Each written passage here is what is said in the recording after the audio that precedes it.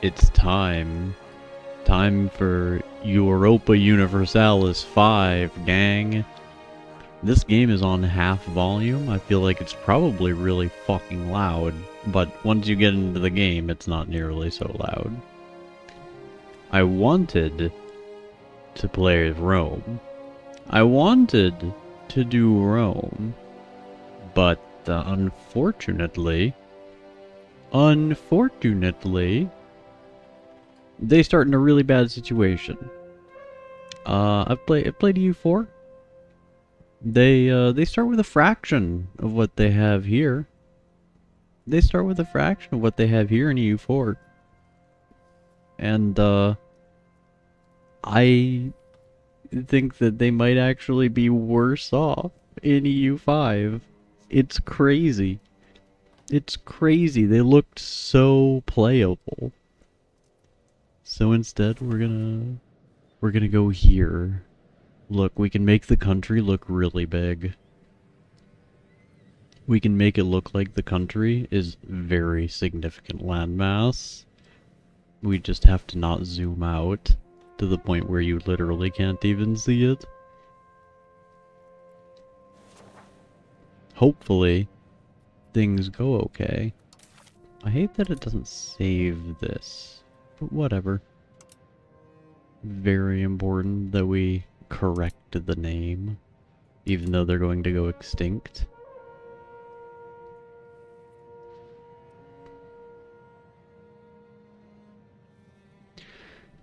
I could start as the Teutons, but, you know, what if we want to colonize?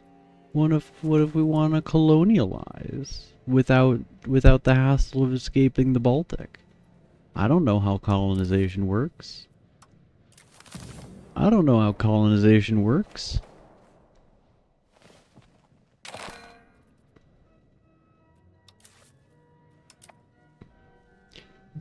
Only having a few hours with this game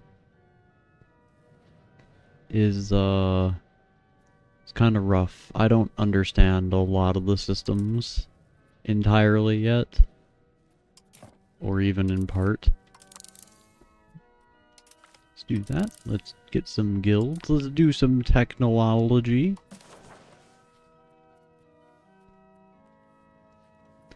Utrecht. I'm declaring my rivalry with you. Okay. So, we have a pending crown reform. I'm going to do autocracy because crown power seems good. Because crown power seems good. And then cabinet. I'm going to develop a province. I'm going to develop North Holland.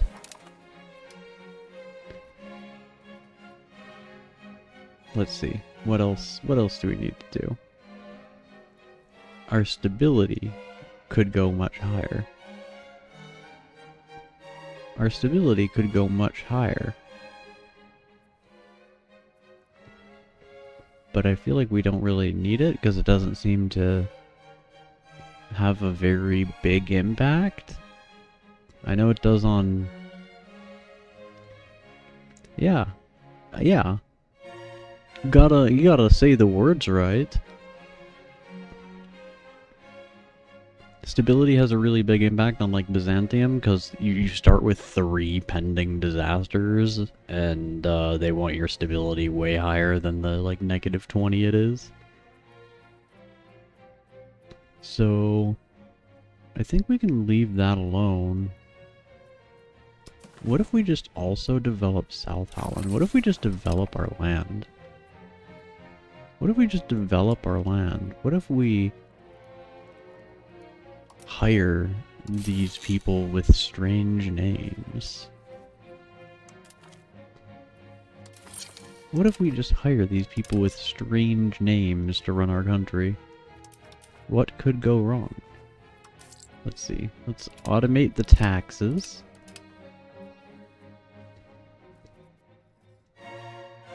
Let's crank down military spending. And this. Let's jack up that. And then not care about our legitimacy. Another thing that was important for Byzantium. You start with, like, no legitimacy, and they want you to have, like, 80. No wonder they're on the decline. Paradox really hates them. Paradox really wanted to set up a situation where the Ottomans could get big and steamroll them.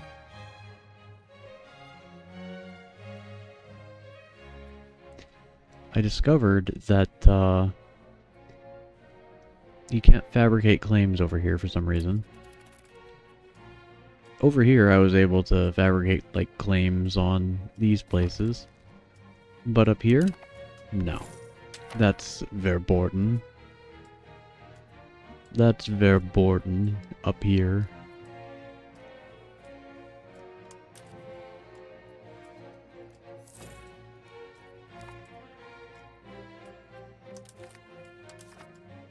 Congratulations, Admiral.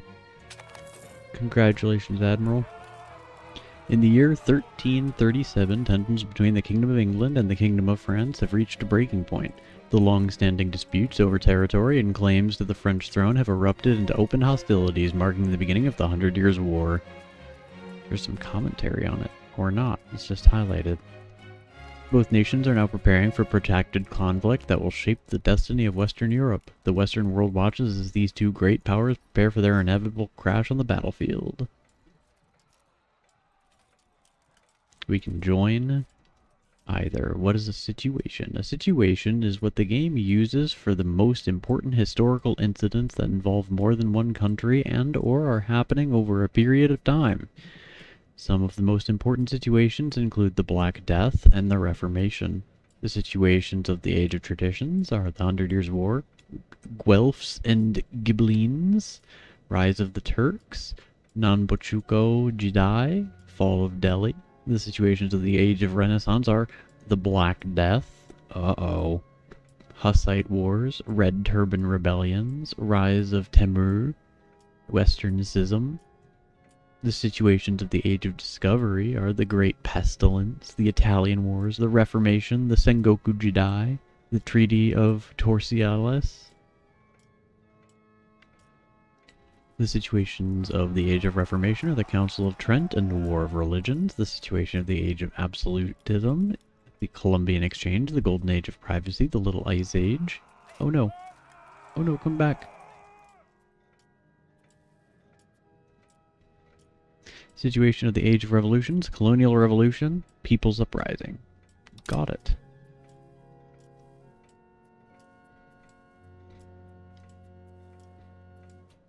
I wonder if there are Hussites?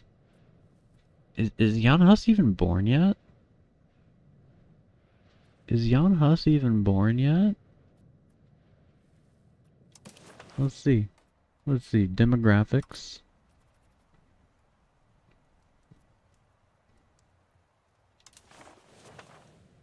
There are no Hussites.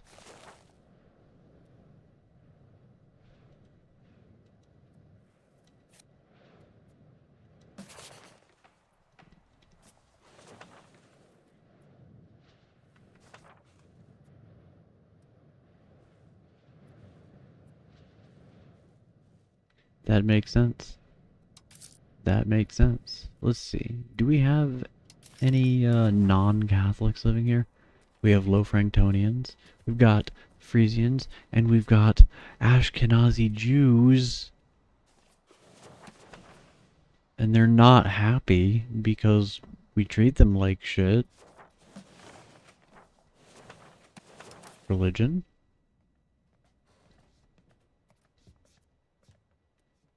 Okay. We have 99.58, and we have counted every Jewish person in the country. There are 883.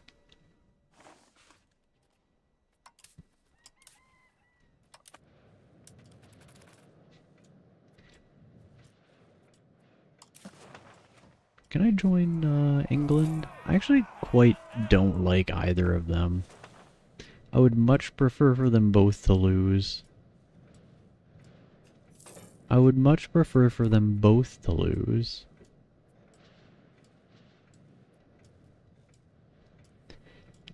Time to sit here and wait until the game will let me, I don't know, do stuff.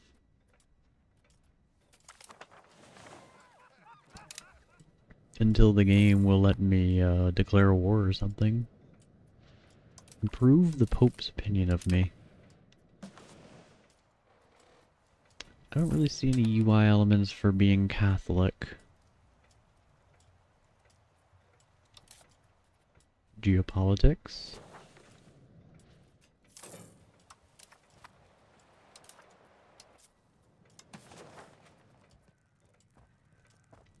Uh-oh. Typhus. Veneration of the Virgin Mary. The Blessed Virgin Mary, Mother of our Lord Jesus Christ, is the Queen of Heaven and mediator of many graces. As the most perfect woman, her holy motherhood grants her a seat at the right hand of God. Or does it? Do-no. Vsauce. Recently, radical theologians have been arguing that there is no need for such intercessions. Are they right, or is the Holy Mother Church in danger from their borderline heretical utterings?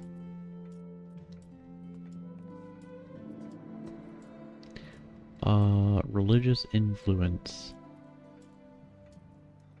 How much we can do things with our primary religion. Okay, is there, let's see, religion, Catholicism. We cannot request aid.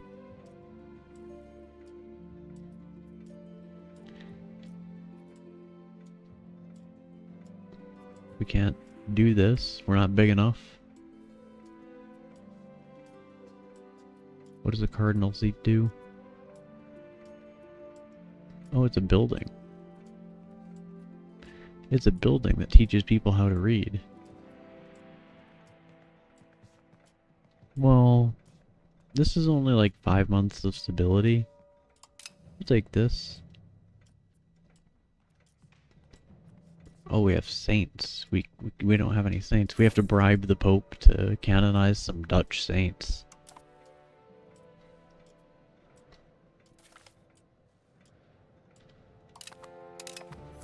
Alright, land being added to the Holy Roman Empire. This is a beautiful Holy Roman Empire. I'm loving this Holy Roman Empire. This is the Holy Roman Empire of my dreams.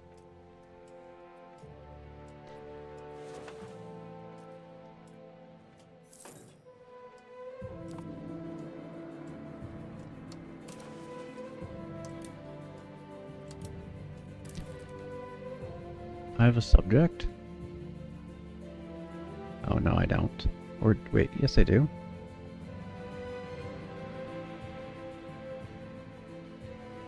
Where's my subject? Is it Middleburg? Is it... okay. We have Zealand as a subject. They don't like us enough to let us integrate them. Let's make nice with Zealand. Old Zealand. Anti-clericalism? What is this? Nobility?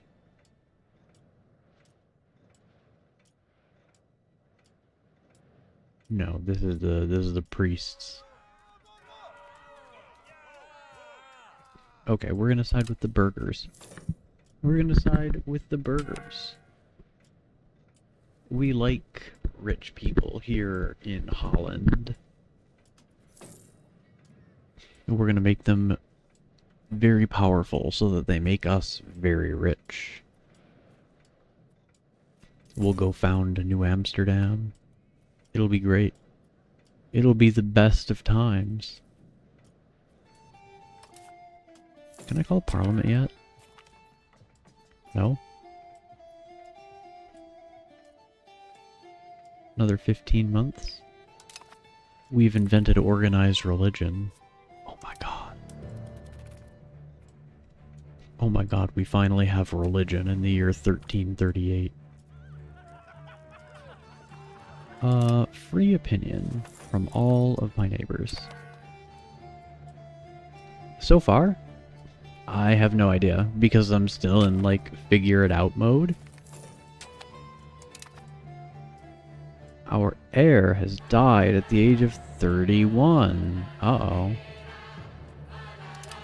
An Utrechtian exile. Alphonse van Gelre, a political exile from the bishopric of Utrecht, has appeared at our court. He's offering his service to the Hollandish monarchy in exchange for protection from the Utrechtian bishop. Should we help him? I mean, why would we want Utrecht to like us? We're about to invade them. Unmarried children. Oh, some people who are exiled now.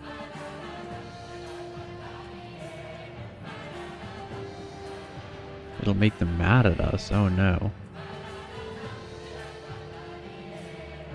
100 per month for the next 5 years? Hell yeah.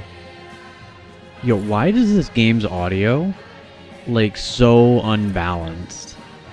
Why is this game's audio so unbalanced? It's at 50%. Usually it's, like, dead quiet, but they're just screaming now.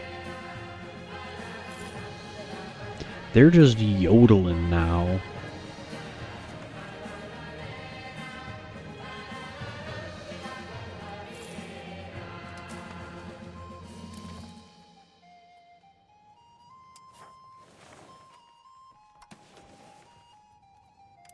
Oh, I can't marry her off to anybody. Interesting.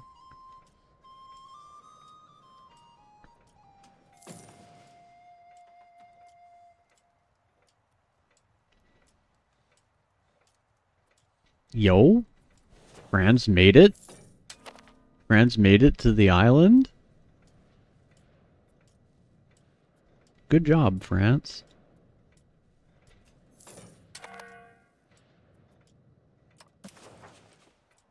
Good job, France. Who's the emperor?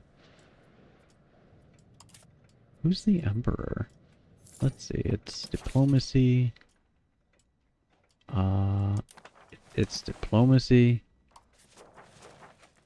Organizations. Oh, there's a Catholic Church organization. Okay, here it is. Can we do anything funny? Can we do anything funny? No?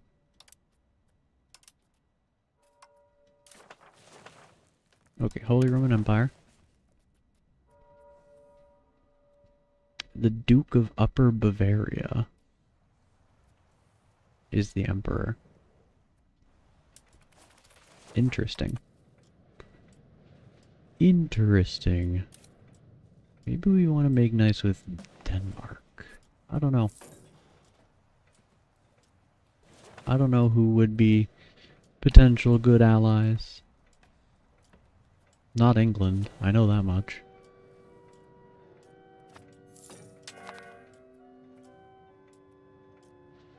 Oh no, we're missing wheat.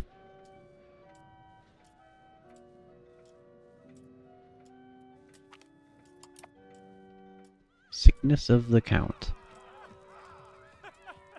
Count Guillaume III, Avesnes, has fallen ill and cannot handle all aspects of ruling Holland for the time being. How shall we handle this?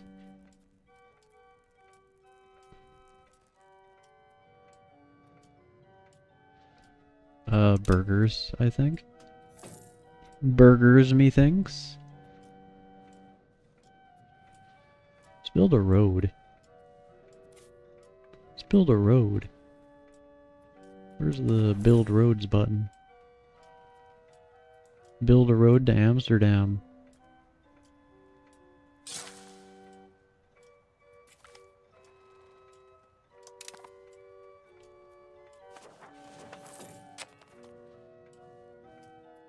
Wait, did that just say Glasgow was added to the Holy Roman Empire? Surely it didn't.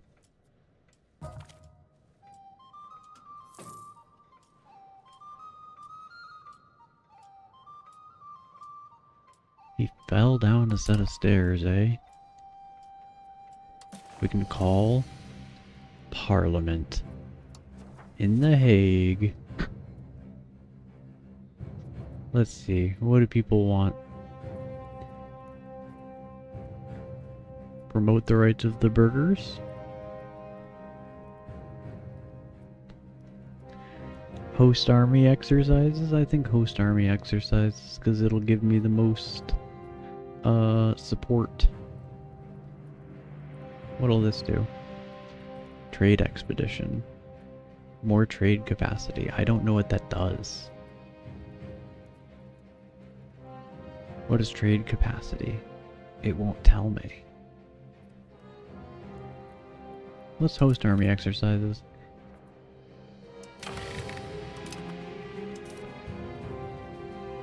Alright, let's get to work on making these nerds support us. Support capital economy? Yes. Serfdom movement? Sure. Support of spiritualist ideas? Why not?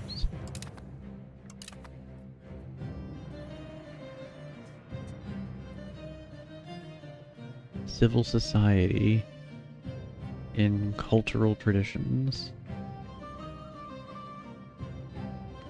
I think we want maritime society.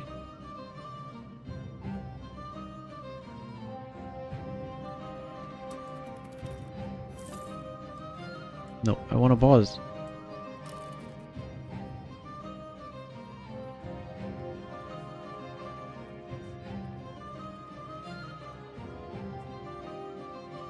We'll accept this. And we'll do this. No, we don't have enough support. We don't have enough support.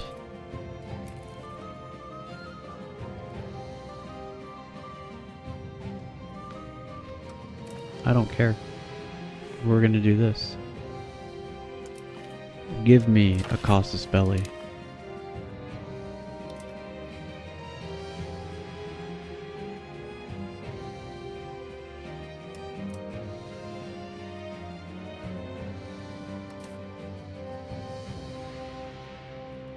Let's see, 29% power.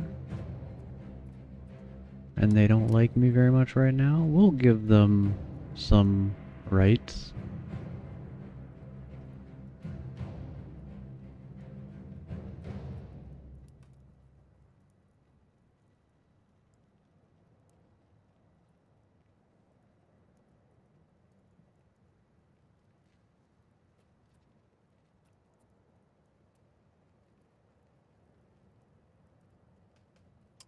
You can be in charge of the serfs, why not? If it'll make you like me and support my parliament movements.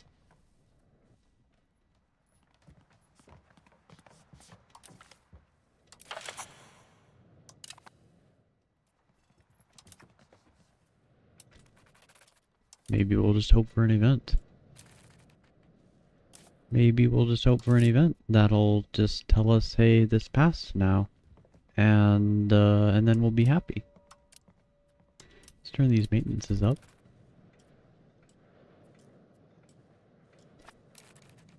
Let's do a silly little war. Let's do a silly little war. Do we have diplomats? We have diplomats. Oh, hostile. Declare war. The big red button. Casus belli? Parliament approved my claim.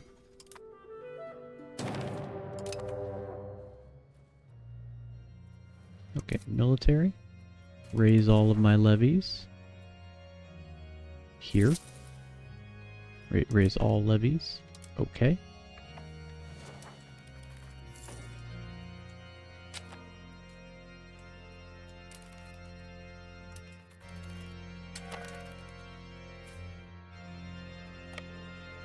Go siege Utrecht.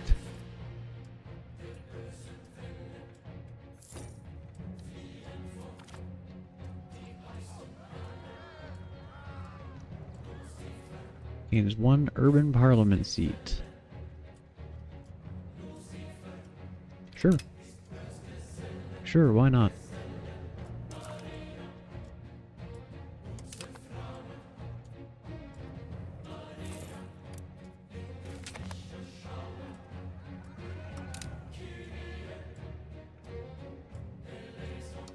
We've invented guilds.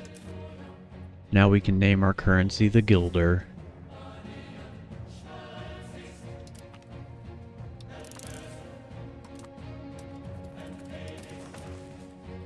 We don't need a navy, I don't think.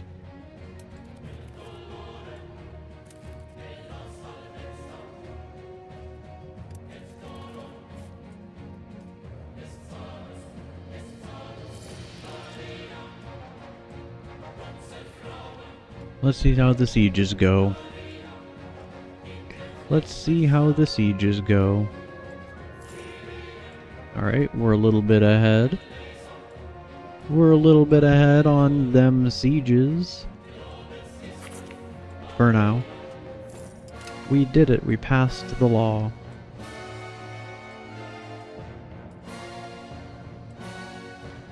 I feel like we want to give up these sieges and just kill. I feel like we want to give up on those sieges and just commit some murder. Yo, look at these numbers. Zeros. Look at that. 23. We killed them 10-1.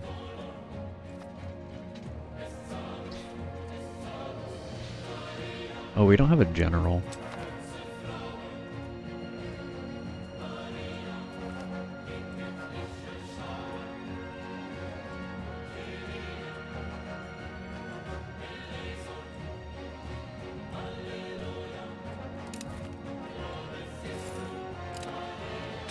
Oh, we have an interregnum.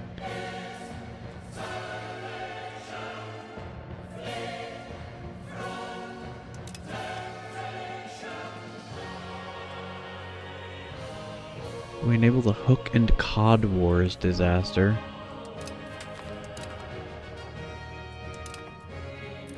We have a claim throne CB on the Emperor? Why? Why?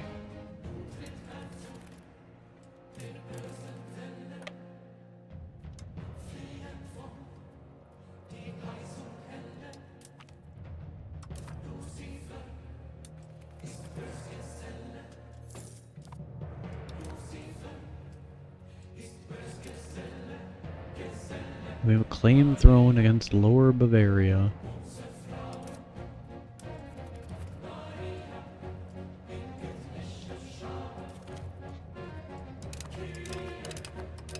That's a lot of Italian places.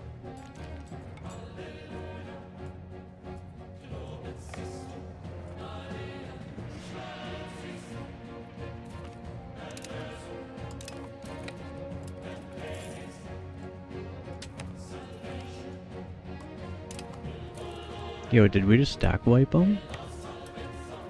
Based? We love a good stack wipe. But we hate a bad stack wipe. Bad stack wipe? Worst thing that can happen. Other than a comet.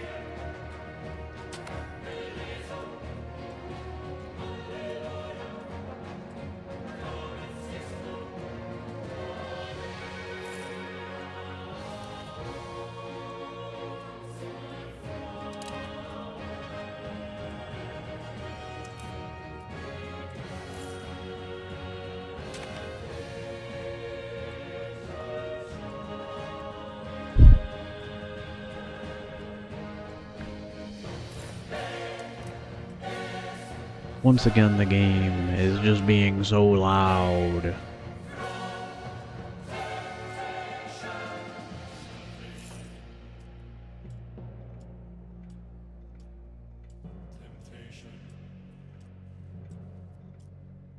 I do like the wheel better than the bar. I like the wheel for the siege progress better than the bar.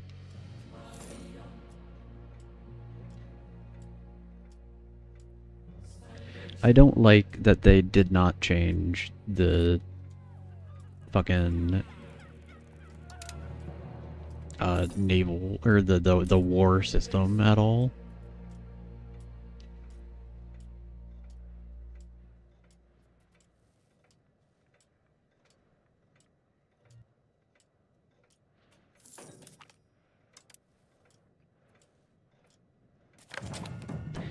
I would have liked the Vicky war system where you don't do anything. I would have liked the Vicky system where you do fucking nothing.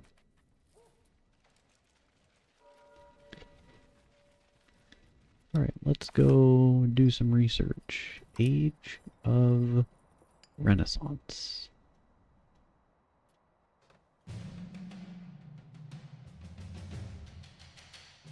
Let's see, improve relations, loyalty of subjects, morale, peasant levy.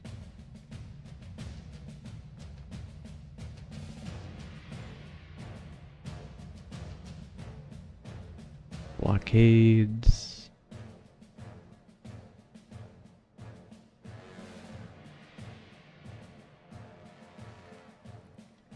No.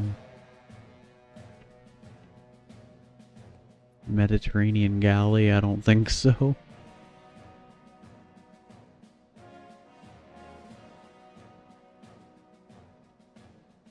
Inquisition.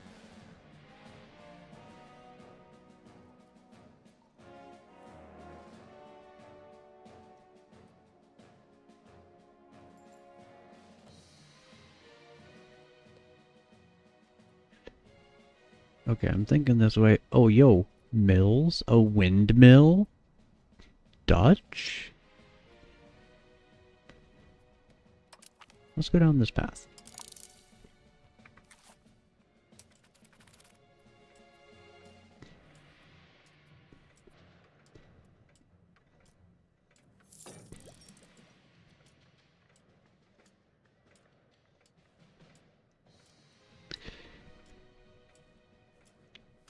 We are the 619th greatest power. Just a few steps away, and we'll be in the big leagues. Not long now, till we're number 1.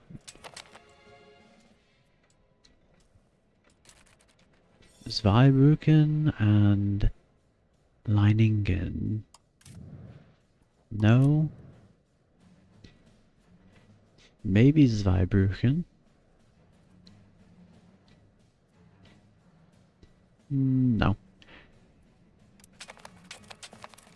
Oh, there's a lot. Okay.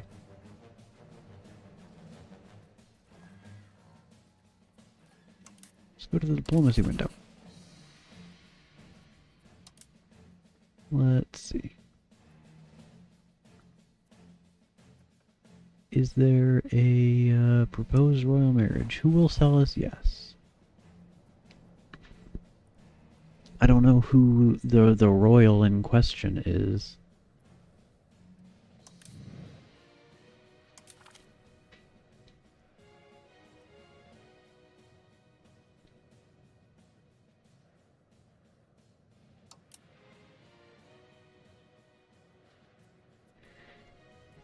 Sure, we'll just take the first one.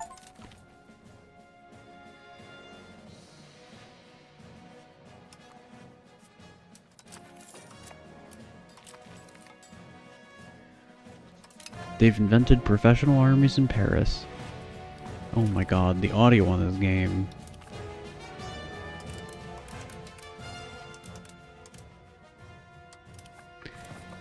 There.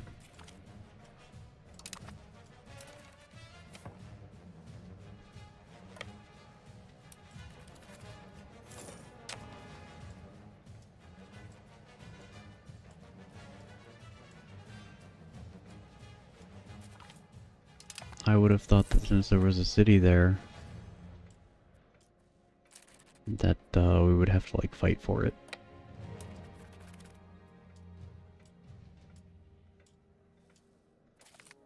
Okay. We did it. We won our first war.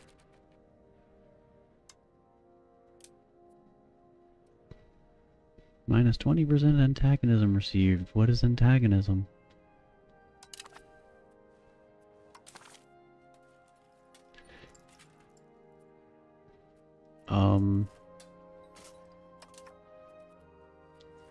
Is there like a peace? Super peace. There we go. It's not in the war menu for some reason. Give me that. And that. And that. And not that. I don't want that.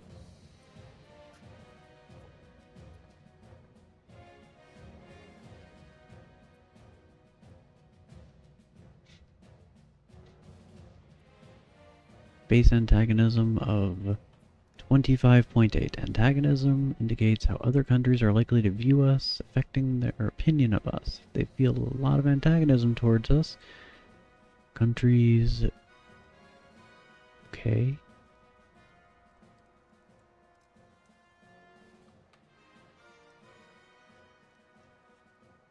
Is there like a coalition number to avoid?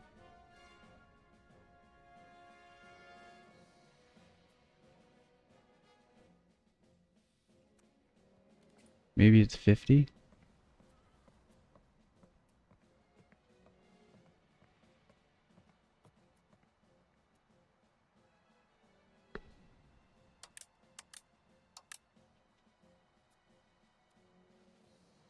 Maybe it's 50?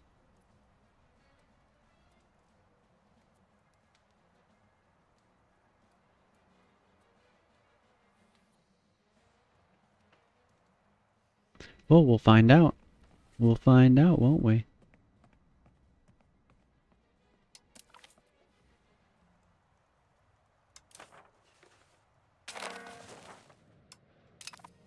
They accepted our generous offer.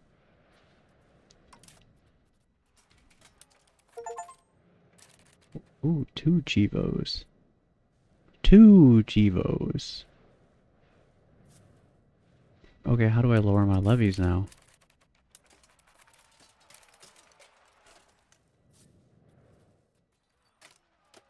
How do I lower my levies now?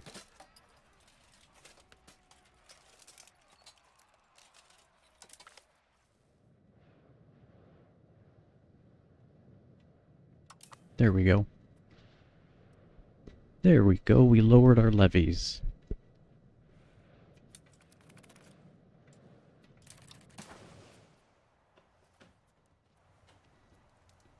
Let's do... Gelders, perhaps. Yeah, let's do Gelders. We need to connect our lands at some point. Let's look at a diplomatic map mode, see how hated we are. Opinion.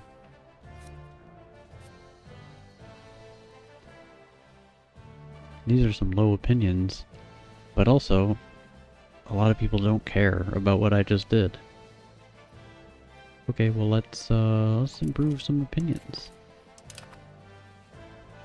Let's approve some opinions.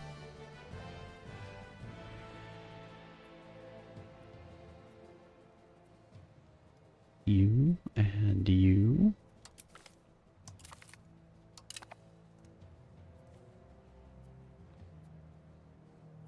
I don't care about your opinion.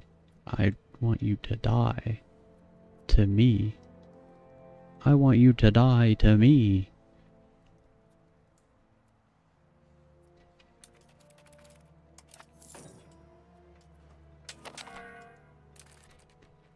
Close to being target of an international organization. Uh-oh.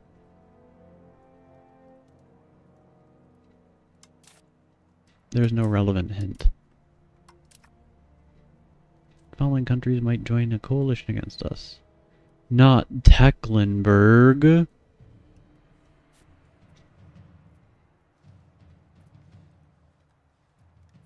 Okay, let's see. We already got you. We already got you. Osnabrück? Okay.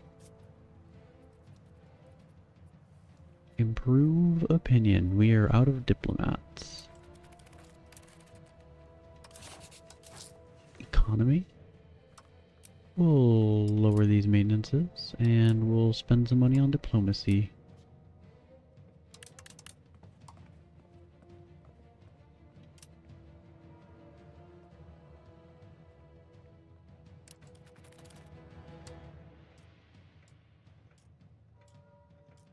And we'll stop stabilizing the government. Why not? We've been insulted.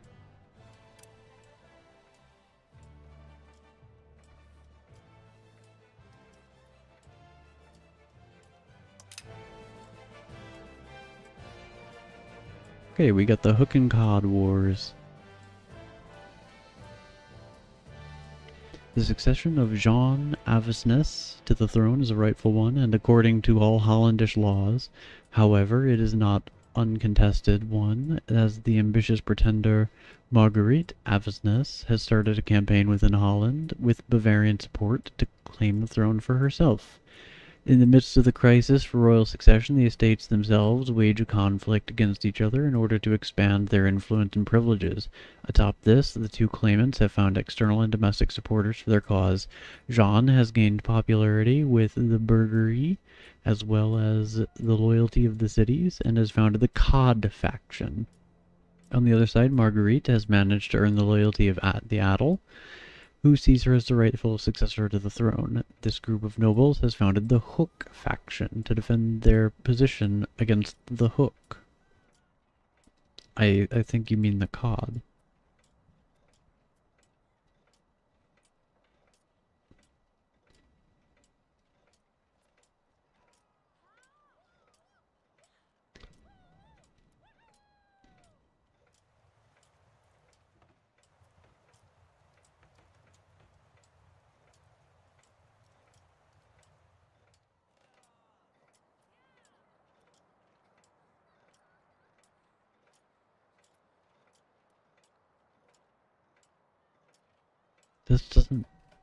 This doesn't make sense. I feel like they flipped it.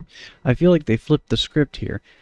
This one makes places with lots of burgers happy and elsewhere mad, but it makes the burgers mad and it makes the nobles happy, whereas the other one, it makes burger places mad, everywhere else happy, and it makes the burgers happy. What gives?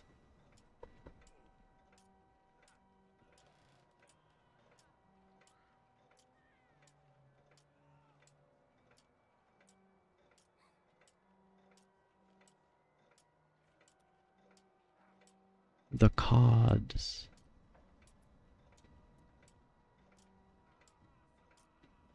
$46, $60, $71. I mean, is it the same? Yeah. Okay. Well, she's the better ruler. And the burger dudes will be happy with this. Allegedly.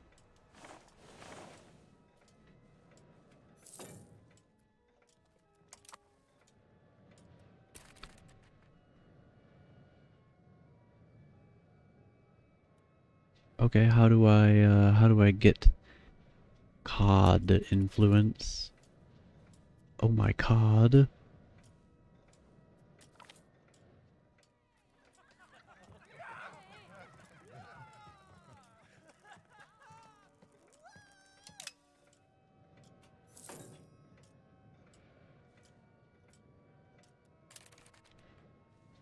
Burgers as in people who live in a city. Burgers as in people who live in a city. Uh-oh, Munster has joined a coalition against us. No, I was improving relations with you. I wanted to be your friend. Our chancellor reports Maximilian von Jülich is an idiot.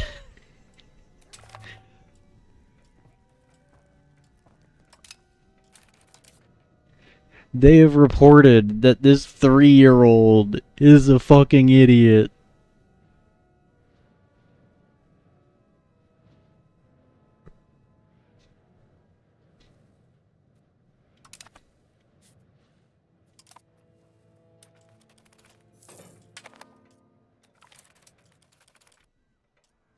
Oh no, anarchy in Gertrudenberg? Not Gertrudenberg!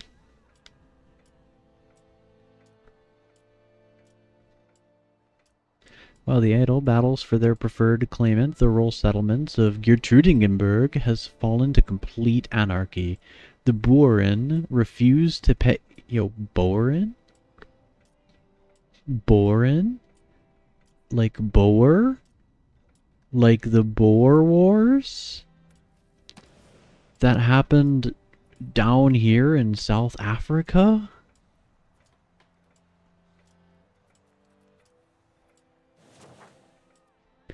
Refused to pay their tribute to our side, reducing the resources the Adel possess to win the wars. Asserting our authority would solve the issue, but assured unrest of the peasants that might come to threaten us. We don't want the hooks, we want the cods. So we're gonna make the farmers mad. We're gonna piss off the farm vote.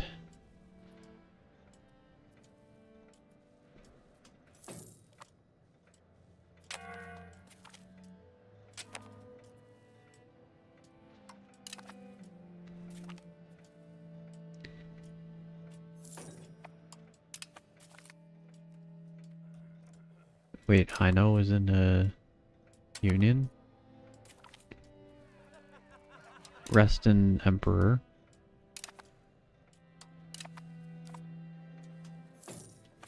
Do we still own Zealand?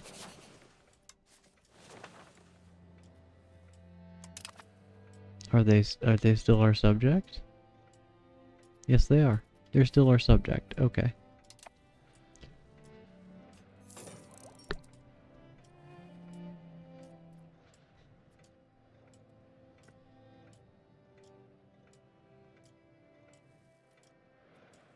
It seems everybody has calmed down on me pretty quickly. Oh, the Renaissance. This changes everything. Let's go back to our cabinet. Let's stop developing. And let's integrate provinces.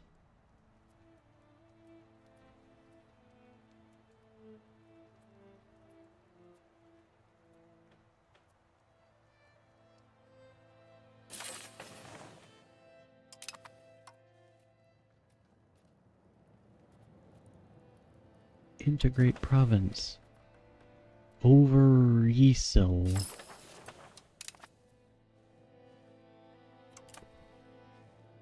Overijssel.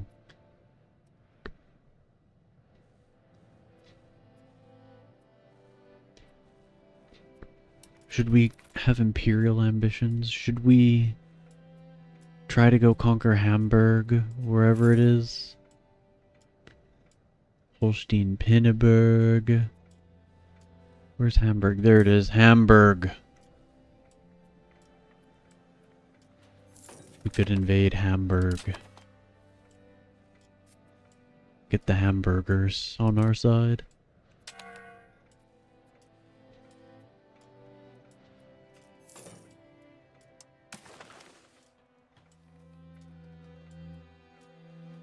Welcome to the reinforced. The Cods have assembled a rebellion force in order to combat the Hooks. Many members of the Adel have seen an opportunity for themselves to force more privileges from the Hooks or face them on the battlefield. More support.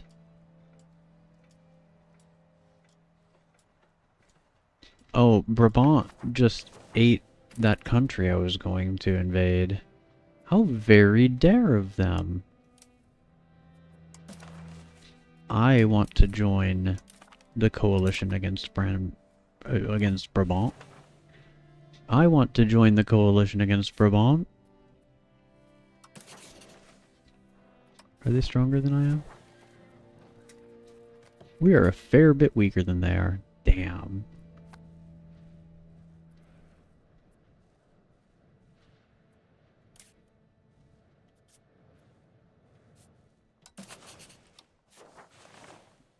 Can I change my rival?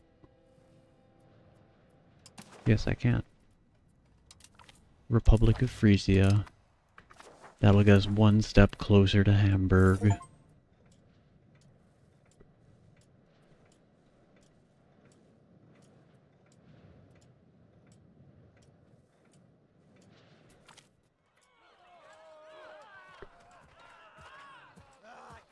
Our efforts to keep the Borin in their place have been somewhat too successful in recent times. So harsh is our rule, in fact, that their destitute are becoming increasingly vocal in their complaints and are turning against their landlords, demanding better treatment and conditions. We can piss off the farmers, move towards serfdom, or, well, the nobility said fuck you to us, so we're gonna say fuck you to the nobility. They're backing the wrong candidate.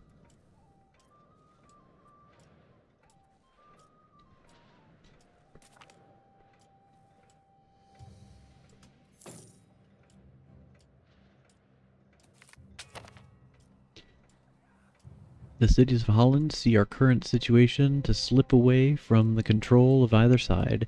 The town of Deventer, in particular, has shown disobedience. While this undermines the current state's legitimacy, this defiance of paying taxes to the hooks comes in handy to us.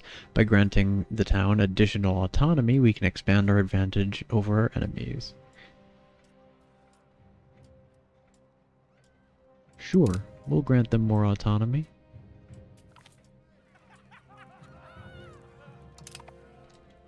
When aristocrats warned us of the secret societies that had supposedly infiltrated Hollandish politics, we chose not to listen. They predicted that we might very well pay with our lives when this conspiracy turned against us.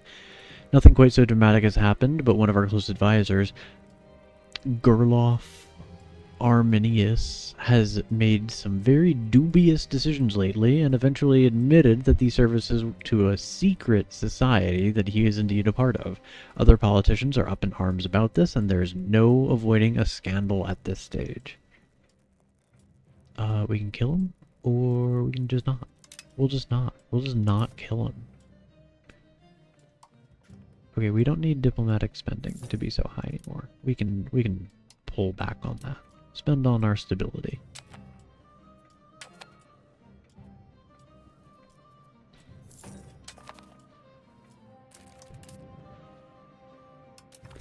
They want a marriage. Marguerite von Wittelsbach. Sure, you can marry that person from a family that's still around today.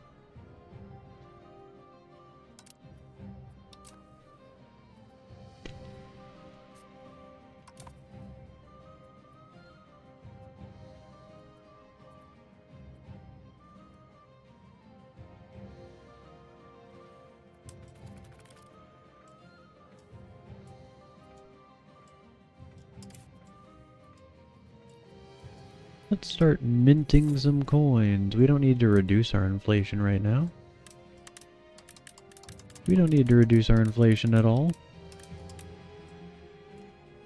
There we go. Turned on the money printer.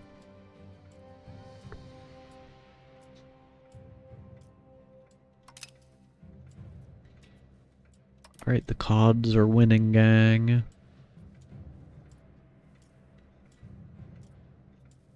Our CODs are winning.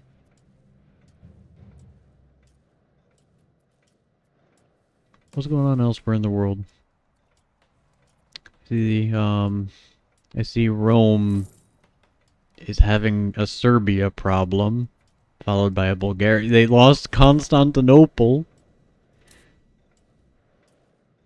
They lost Constantinople.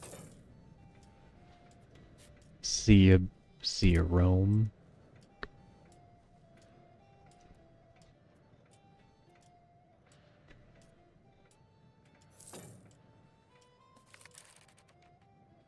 Anarchy in Meppel is the same thing again.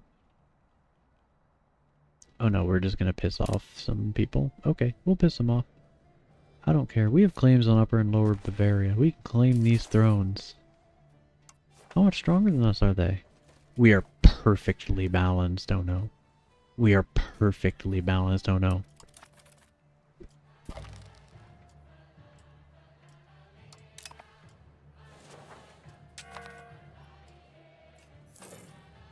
Oh hey, Brabant exploded.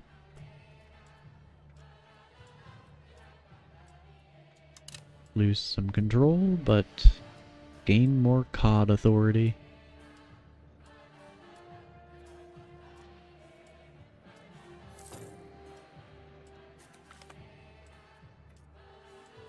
More COD authority. There is no more coalition against me. Hell yeah. Now nobody can stop me. Wait, we can rejoin the coalition against Brabant? They just imploded. Sure. One of the greatest and richest merchant families in the county of Holland has decided to reward us for our just rule with a sizable donation. As well-respected traders who built their fortune from commerce, the family has developed a reputation as generous patrons of religion and the arts. Now, with this newfound wealth, we can strengthen our coffers or give patronage to new talents. One artist, Hendrik van Berg, has recently begun to achieve some renown in local circles, and claiming his services could be quite the boon for the court. We get $24 or 15 prestige. What will prestige do for us?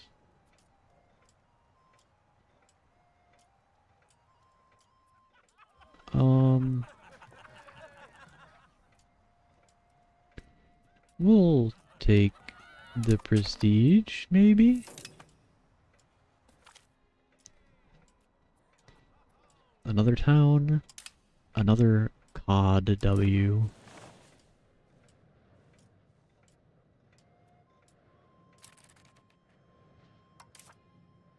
We have too many relations.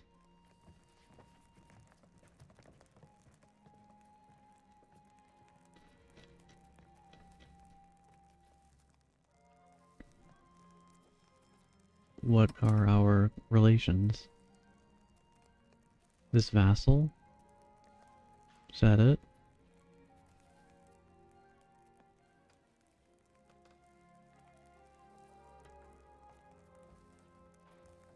What are our relations? Is it the royal marriages? Do these cost upkeep?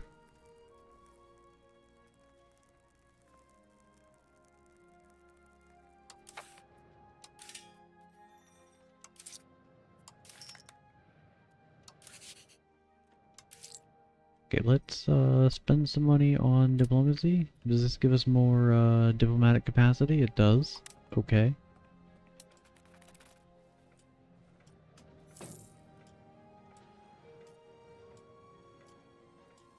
Okay.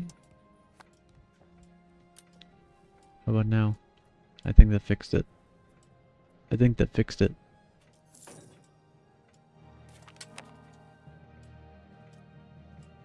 Okay.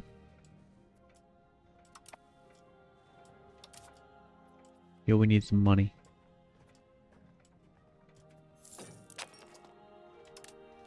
Yo, we need to save some money. Parliament, save me. Parliament, save me. Expand the gravel road network. We get decreased cost. More centralization. Oh, these are very popular.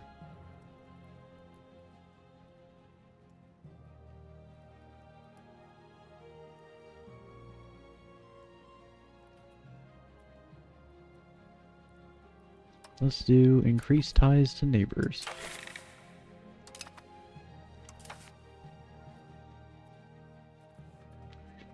Naval supports.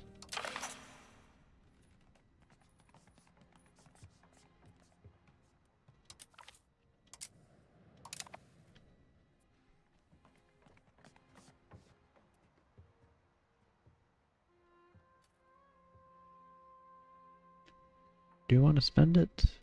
I think we want to spend it. Fabricate me a casus belli against these nerds so that we can connect our country. Give me Gelderland.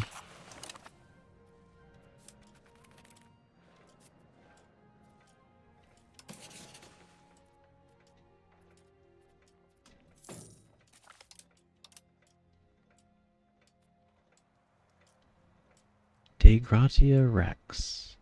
Estates like us more. Okay. Alright. Let's go. Another war. Another glorious Dutch war.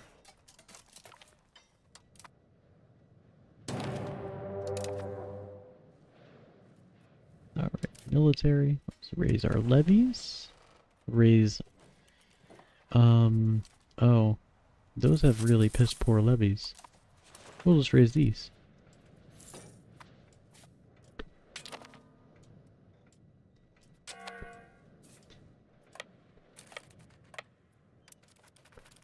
Uh-oh. Save them. We didn't save them in time. It's okay. We're winning the battle. We're winning the new battle. And I don't think they have a fortress here or anything. So I think we'll just, like, take this. Yeah, we'll just take this. Nobody can stop us.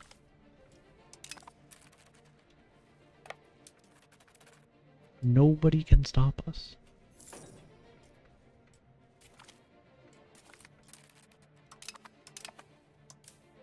Oh no, Zvol! Give me Zvol back! Not Meppel!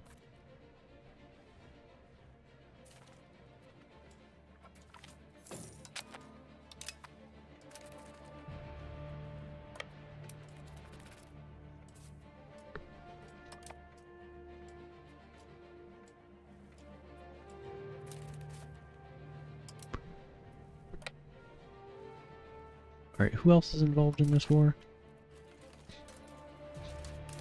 Bentheim, of course. How could I forget Bentheim?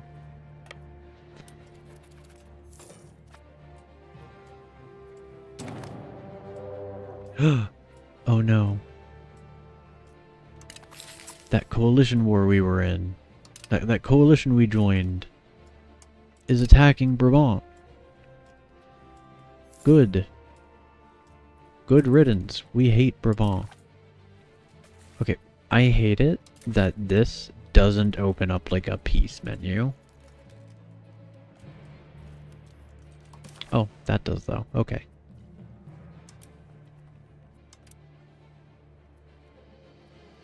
Give me the food. Feed me.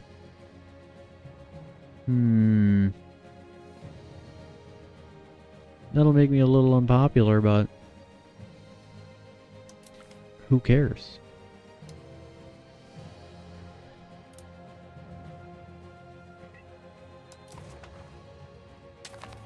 You know, we're still learning. We're figuring out what we can get away with and what we can't get away with.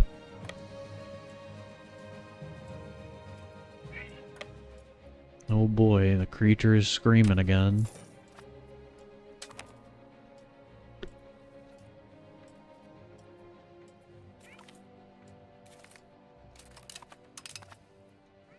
Zufton and Cleves. That's where Anne of Cleves is from. Hence the name. Okay, let's see. Cleves. You're reasonably sizable, right? Right?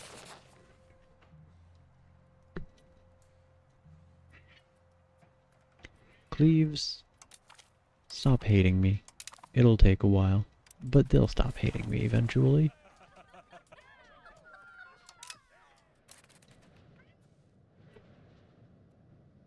What's this? What's this? Request food access? Valkenburg? Valkenburg? What is food access? Allows our armies and navies to gather food from the location of the other countries. No, you can't eat my food. It's mine. Holland has need of it. Damn, they just dunked us. Okay, that's bad. We don't like coalitions.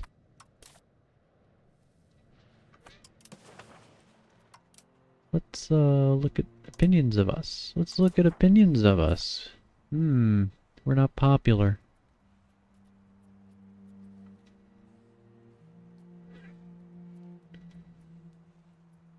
Okay, let's just go say we're sorry to as many people as we can.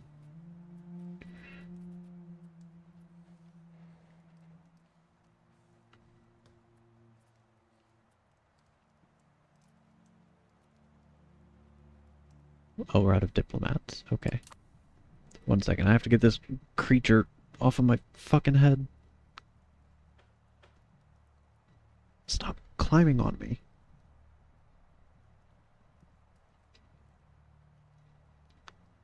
She jumped up on the back of my chair and wanted to be on my heckin' head. I don't know what she wants from me.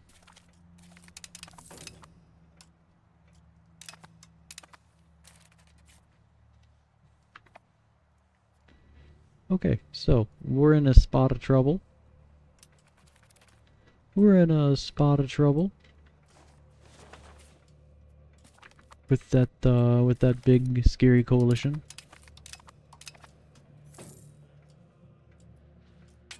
Will we lose everything?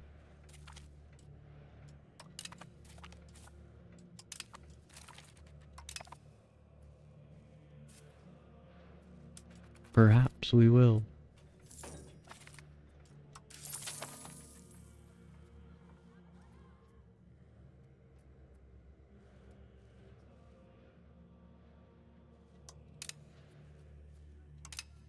More COD points.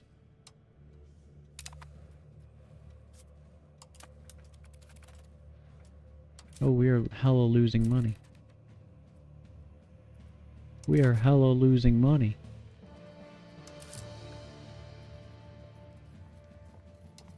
Let's pull back some spending. Let's pull back some spending.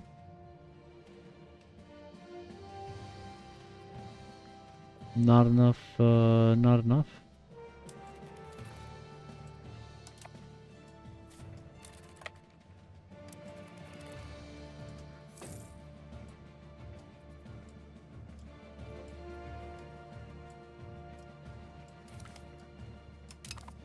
Not the Hansa.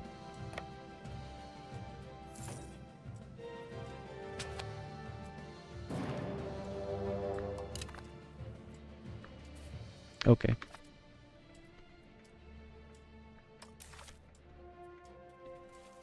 I don't think I can win. What do you want?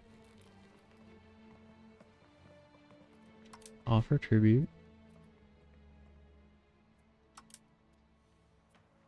They want my capital. That is not enough. Is there like suggest terms? Liberate countries? They don't care about that. What do they want?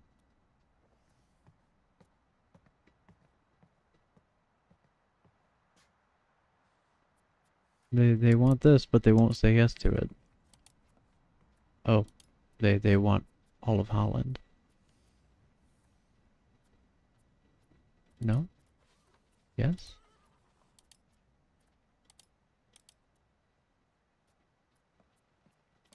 What gives? Is there a suggest offer?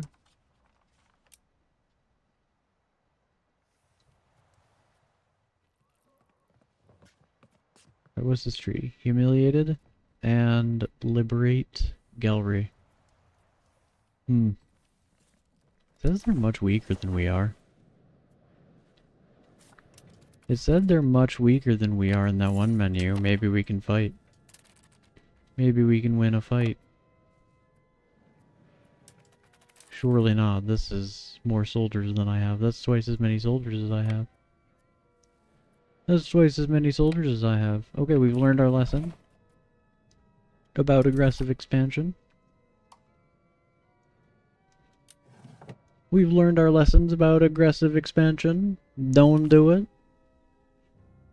It's just as bad as it was in EU4, if not worse, because the HRE clown car. Because of the clown car. Okay. So we'll have a more measured, even-keeled, even-tempered plot for Netherlands conquest. I don't know what they expect you to actually spend your time doing in the game when you can't paint the map. You know? These Paradox games are always paint the map. I don't know what you're supposed to do in this new Europa Universalis if you can't do that.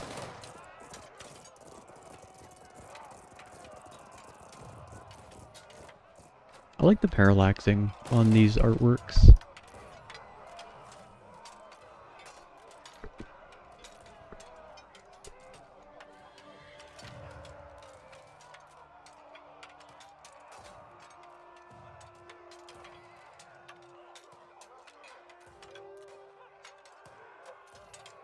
Any day now.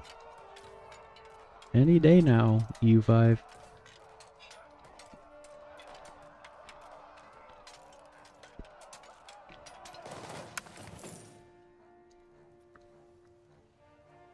Alright, back to the Dutch mines. Back to the Dutch mines. Iron Man plays Holland.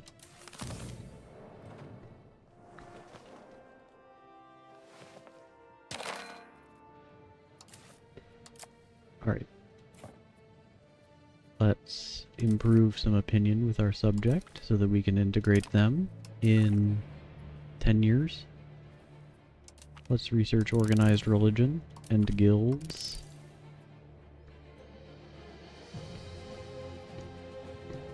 And this. This is, I didn't just start streaming. This is, a brand new, fresh start, though. Because, I just blew up Holland. I just blew up Holland, and now we're going to, start over and not blow it up this time. Alright, let's develop the north and the south.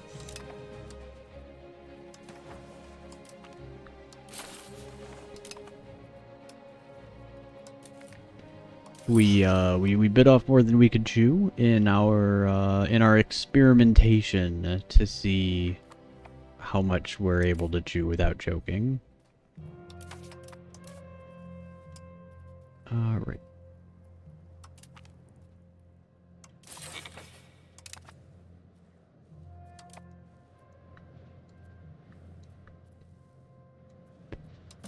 We need a rival.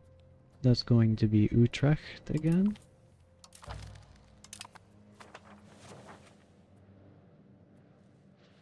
Okay. And economy. Let's print some money. There we go.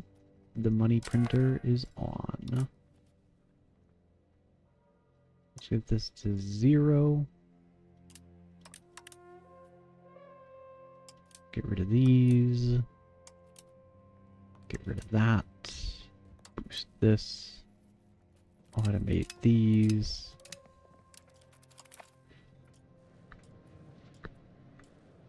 Okay. Oh no. Balliol in Scotland. What is this? What is this? This is disgusting. Scotland, get your act together. Scotland, get your act together.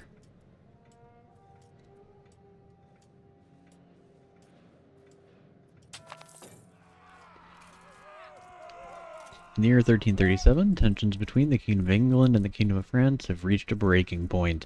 Long-standing disputes over territory and claims to the French throne have erupted into the open hostilities, marking the beginning of the 100 Years' War.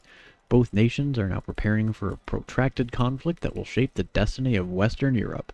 The world watches as these two great powers prepare for their inevitable clash on the battlefield. This will hopefully be over quickly. Hopefully just a quick 100 Years War. It's crazy that they started this war. You know, Britain and France, they're just like, let's go to war. We're gonna call it the 100 Years War.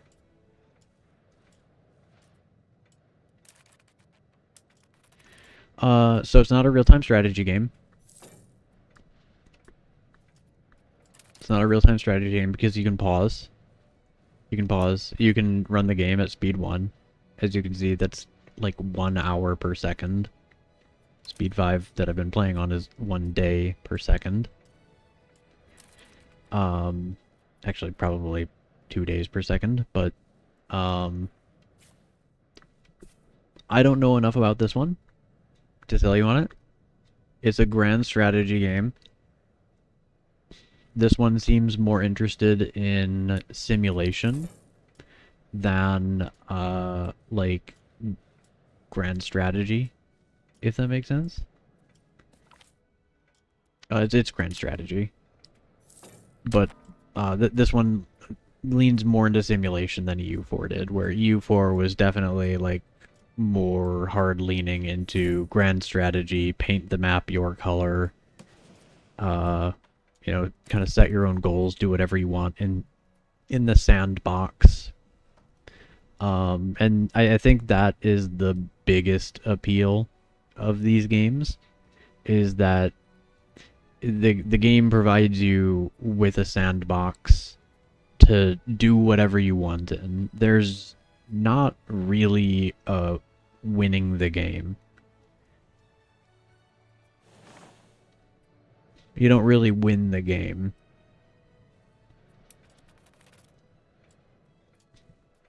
You just kind of are happy with what you achieve. Or you're not happy with what you achieve, you know? Let's do autocracy. Or crown power. I say, pretending I have a firm grasp on what crown power is.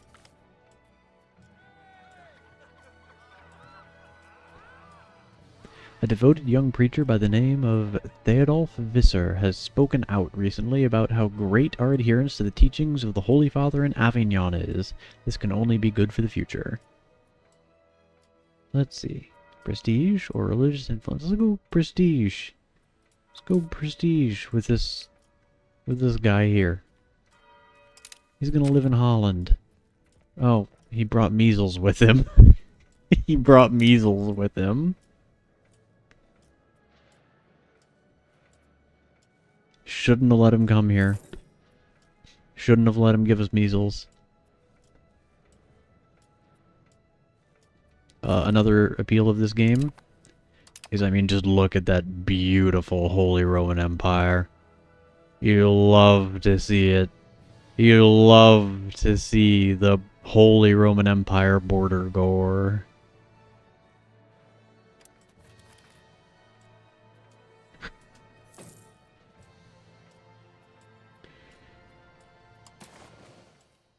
Let's see. Let's actually preemptively start making nice with some of the people who are going to hate us for what we do. So, let's make nice with you. And you, I remember, got mad at me.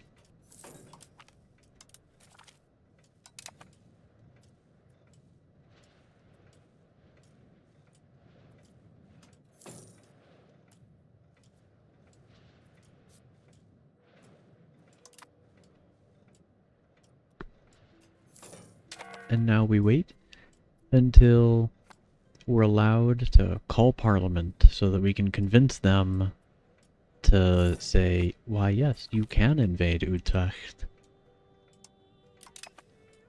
And then we invade Utrecht.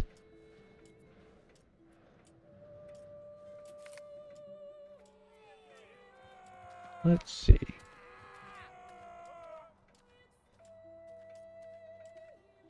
Let's go defense. Let's focus on defense, because we only need to conquer our Netherlands. I don't want anything outside the Netherlands. Well, you know, Benelux. Hendrik de Ruyter's spending habits have raised some eyebrows. He's been spending large amounts of money, far larger than one in his position should have access to, distributing gifts to the local burghers in his home region and improving the local infrastructure. The devil. An investigation has revealed the facts. Rather than serving the Count to the best of his abilities, Hendrik de Ruyter has been funneling state funds to Dordrecht in order to boost his popularity there. While this has been a boon to the local economy, such practices could prove damaging to the state as a whole if tolerated.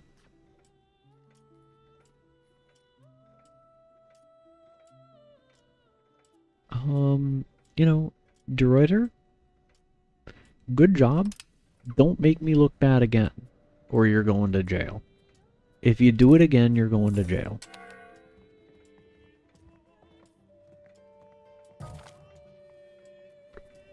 Oh, I died. Leader Guillaume Avesnes has passed away into the afterlife. Luckily, Count Guillaume II Avesnes remains, and on this day becomes the new Count. As he has no eligible brothers, there will be no partition of the titles of Leader Guillaume Avesnes.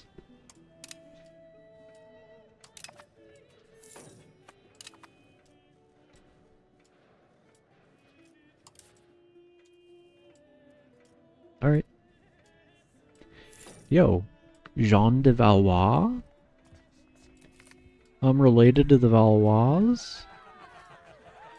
The ascension of Count Guillaume II has been very well received by Picard sympathizers in our country, but many low Franconian locals view their new count with some distrust. To them, he is in many ways a man of strange customs and foreign mannerisms. We will appease the low Franconian people, because they make up all of our people.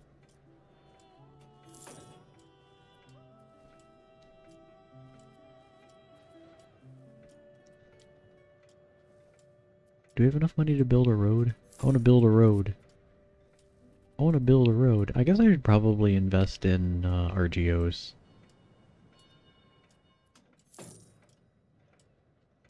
Maybe we should invest in RGOs.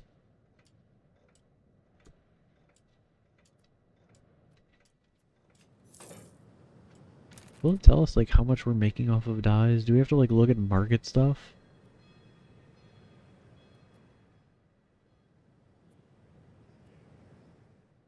Okay, so supply is pretty high, demand is pretty low.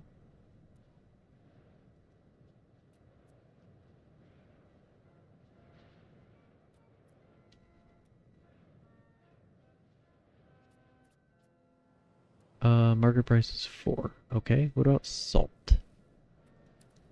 What about salt? Horses, salt.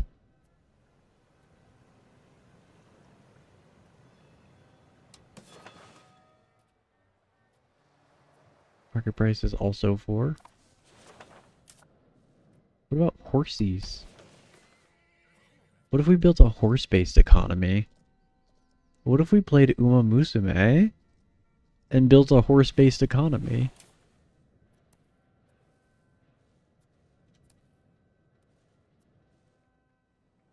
Fish. Market price 1. Okay, looks like salt and dyes are our best bet. Yeah, the horse economy, yo. We got strats. We got strats for days. Okay, let's make more dyes. And more salt. And more salt. Maybe we just keep building salt here.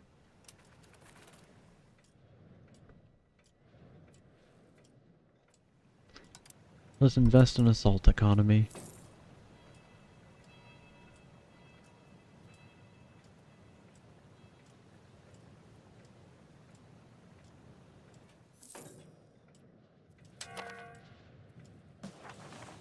Inefficient minting. Our minting efficiency is only 50%. due to lack of needed goods. Uh-oh. It's fine. We're still making money. We're still using the money printer.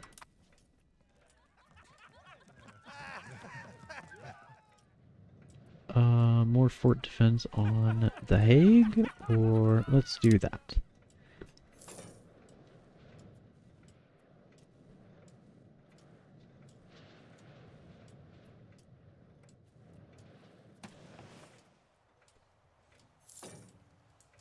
Zoom out. Look at the table. Oh. Not really much of a table. Okay.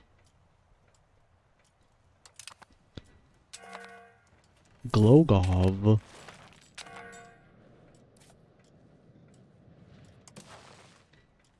Are you impressed how I saw Glogov and I immediately zoomed in and found it in Silesia? It was an accident. It sounded like somewhere that would be near Poland.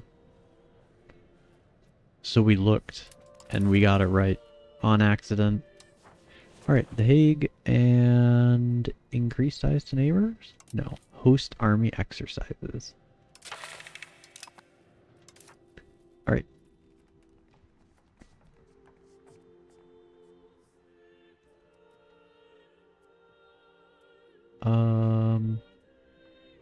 Sure, we'll let the priests be stronger. Sure, we'll do that. I don't really want to, but, you know. Well, let's do this. We'll just piss off Poland.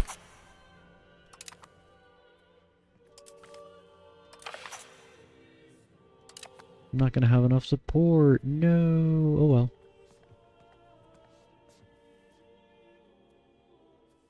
We don't care about that so much.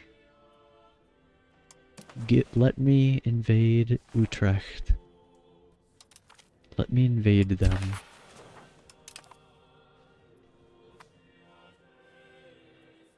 Now let me declare war on them.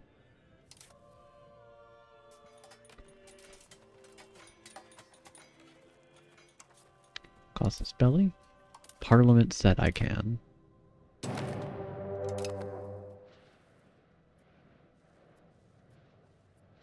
Mom said I can declare war on you. So I get to declare war on you.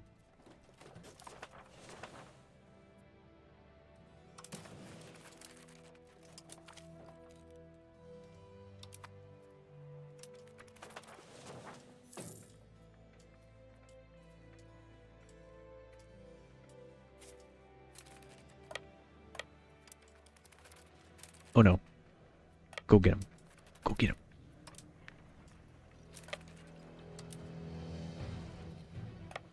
I don't want to fight them in the woods. That would be bad.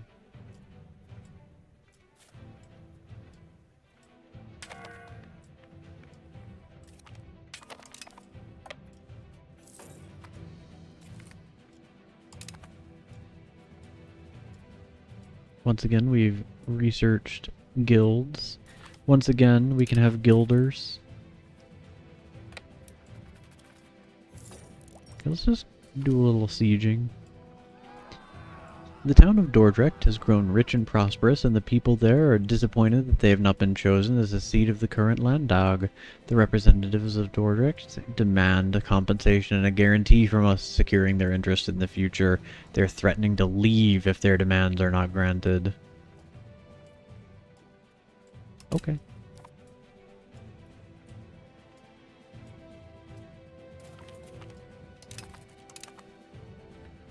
Now let's go fight a war.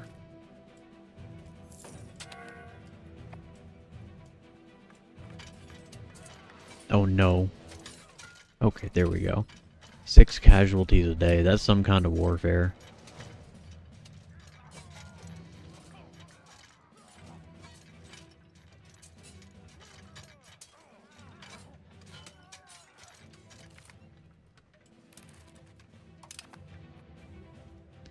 Listen, he's allowed to do a little embezzlement as a treat.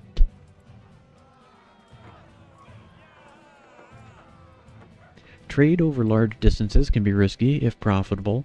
The weather, brigands, and pirates remain a threat on the land as well as on the water. Normally, the Burgri can cope with a certain amount of mishaps, and they have their own ways to protect themselves and ensure their cargo. Lately, however, things have been going badly for a large number of merchant families, and some are on the brink of bankruptcy. It may be prudent to offer some financial compensation to get them back on their feet. They're gonna be pissed off at me because they're going broke, and it's not my fault. Fine, you can have my money. I was gonna spend that on salt and horses, but you know, you can have it, I guess. Hey, our reform passed. Ugh, they're back.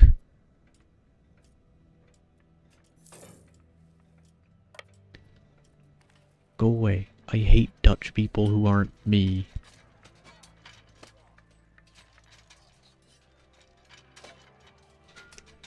I hate you until you become a part of my Netherlands, at which point you are optimal.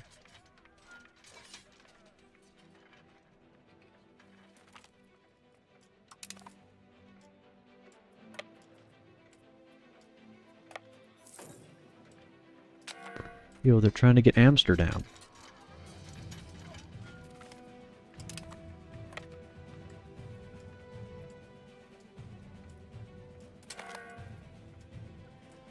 The occasional hostilities that erupt between opposing military schools have become more frequent of late. If we do not intervene soon, we risk further disunity within our armed forces.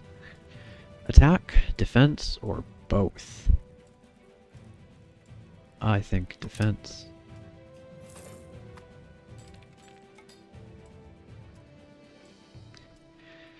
Yes. So you basically you have these armies, you march them around, so like you can have like basically unlimited stacks. Send them around to various places. It doesn't feel as much like campaigning as it does in like Total War, where having an army in one place is a really big commitment. In this, your armies are pretty loosey-goosey, able to more or less go wherever they want.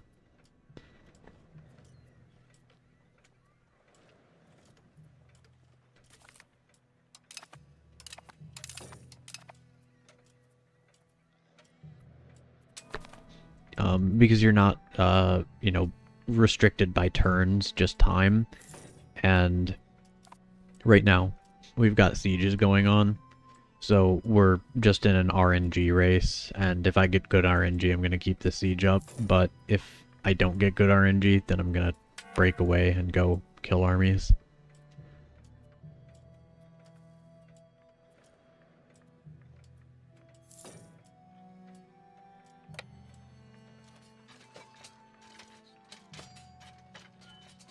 Uh-oh.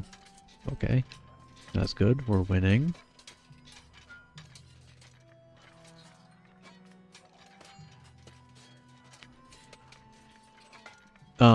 All terrain gets kind of factored in. So there are like forts you can build that will mostly prevent sieges, but crossing rivers impacts the results, the actual terrain. So like we're fighting in like the Netherlands, right? Like the tallest mountain in the Netherlands is smaller than a hill near my home. But like fighting over here in like the Caucasus, right, you're gonna be at a pretty big advantage if you're the defender. There's also some unpassable mountains, so you can see these mountains here, it says are unpassable. And then winter also plays an effect. There's attrition and supply lines.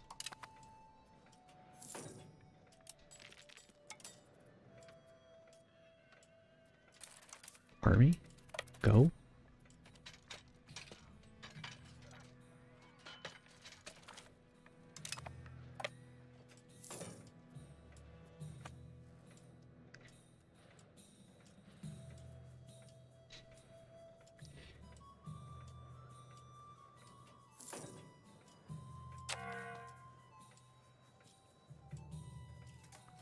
I don't know exactly how it works in this game, but in EU4, I guess we can hover over this and we can look at things. So here's the battle. Are there dice being rolled? Are there dice being rolled? Not that I can really see. Oh, there it is. So there's dice rolls going on up here. You can see you rolled a 0, I rolled a 1. So these dice rolls contribute to the overall stats of your armies and the impact that their various stats have. So unfortunately, much like EU4, this game is heavily dependent on those dice rolls, and I think that the RNG has way more impact than it should. But of course, I just won that battle really, really handily. And you saw that like my dice rolls were just always consistently way better than theirs. A part of that is that they were sieging down my province, where I have a fort. So since I have a fort, I count as the defender on there. So they were getting negative modifiers because of like the river.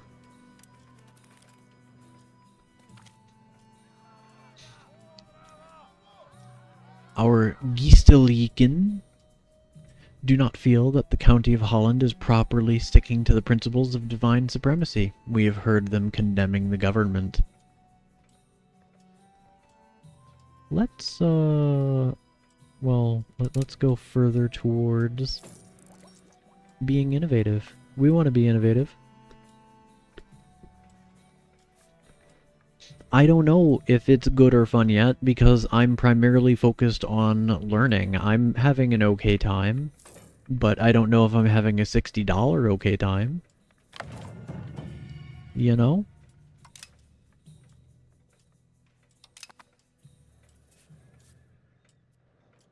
You know? So far, it's, kind of on par with EU4. We'll see how things go as I get to the point where we can be more involved in the game than sitting around waiting for our one stack to siege a province.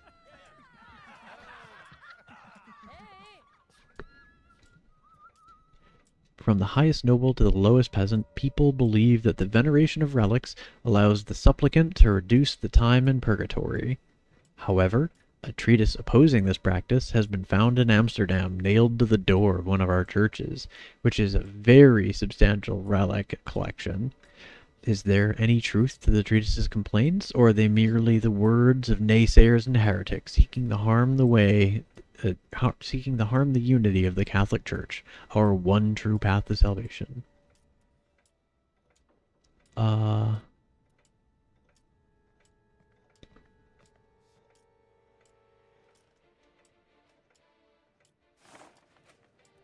I mean, we don't want to make the Catholics unhappy yet. Protestantism isn't out yet. So, we'll say, but we just bought a vial of the milk of the Virgin Mary. That's gross, to say the least. That's gross, to say the least.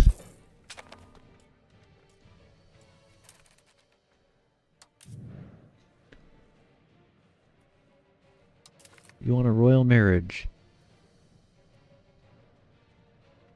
That's our ruler's younger sister. She's like in line for the throne or something. I don't think so.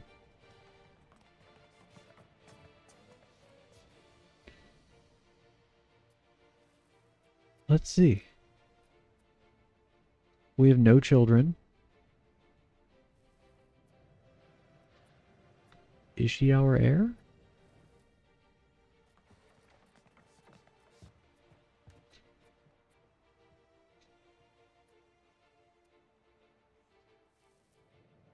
I'm going to decline the offer.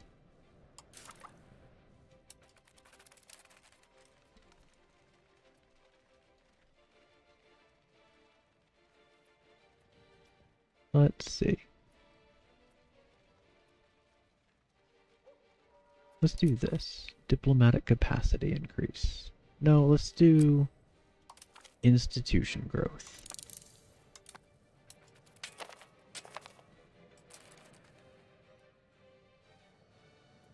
Man, nobody is going to rest until we do it. I'll accept an offer. Just to make it stop. And hopefully nothing bad comes from this. Hopefully we don't end up as the junior partner in a personal union or anything. Let's check on Rome. They haven't imploded yet. Wallachia beat up Bulgaria. Good job, Wallachia.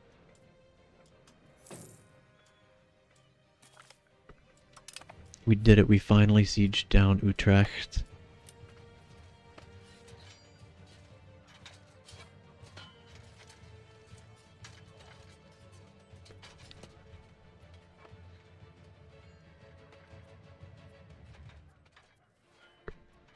Riveting.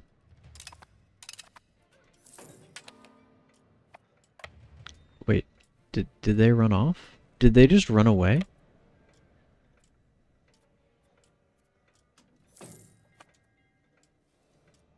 Where did that army go? Oh, there it is. Hello. The people of Amsterdam despair as their families and neighbors succumb to the relentless outbreak of smallpox currently spreading through the area. Neighborhoods once bursting with activity now echo with worry and uncertainty. Unfortunately, there is little we can do to stop the spread of the disease into our territory. America next year?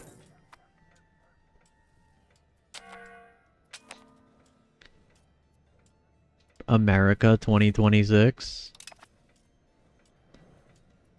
When the smallpox dunks us?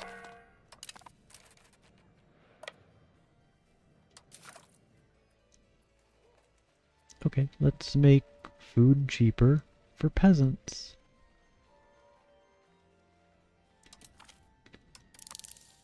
Let's make food cheaper so that the peasants can eat.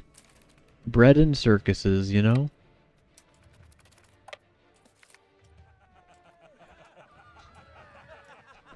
Foreign merchants are increasingly outcompeting our own in our country's ports, flooding our markets with cheap goods produced elsewhere.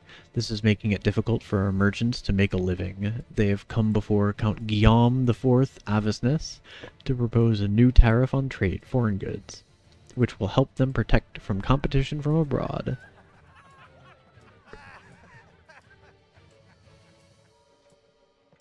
The burghers will like this. I've been clear that we're on the side of the burghers, but, like, I do want to move away from mercantilism. There will be no new tariffs.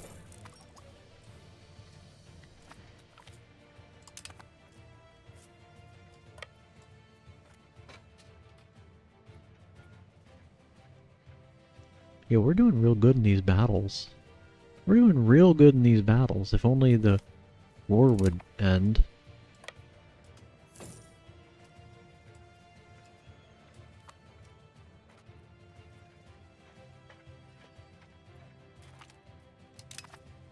Damn, we lost one person in that battle. Very tragic. Who the hell am I at war with? Is it you? No? Who the hell am I at war with? Where's the other guy? Osnabrück, Reitberg, and Cologne. What are all of you doing in my war? Making me march my ass all the way down there?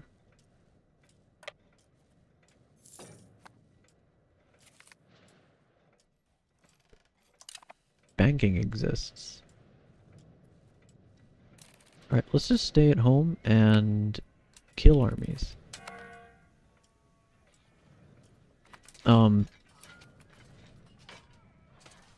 I think it's that they have been mostly outnumbered, and also I'm defending. Because even though I march into them, it's my territory. So they're like stuck between the walls that they're sieging and my army.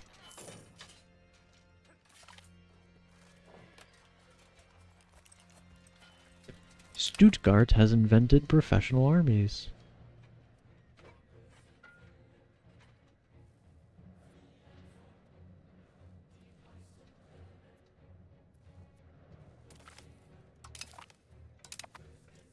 Let's enhance the horse economy.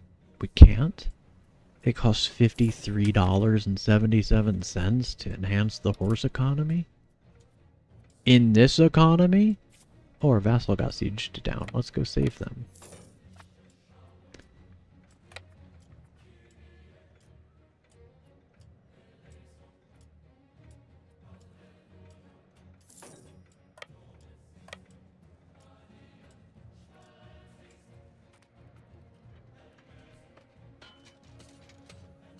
Yo, that was kind of a massacre.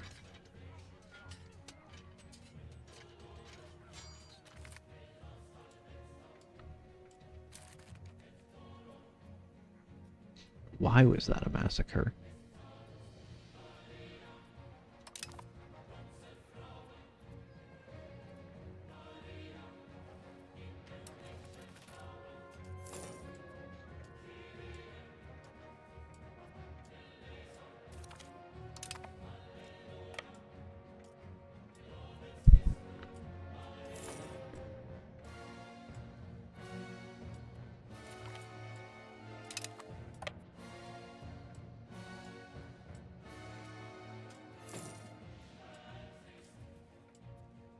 Okay, are you guys ready to surrender yet?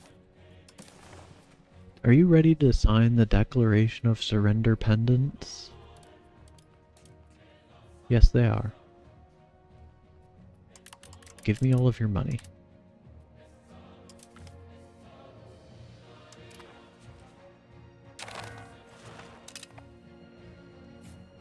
Alright, all of you can go back to your farms. I don't need you anymore. You don't deserve to make any money anymore.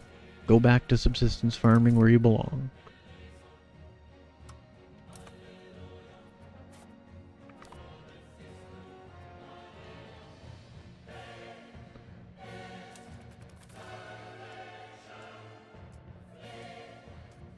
The Hansa.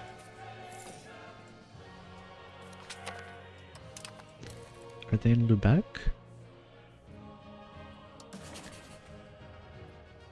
No? Where the heck are the Hansa based? If they're not in Lubeck.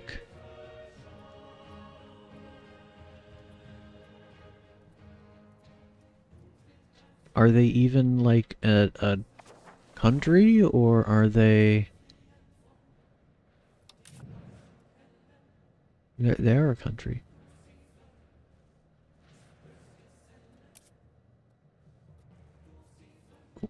What? Huh?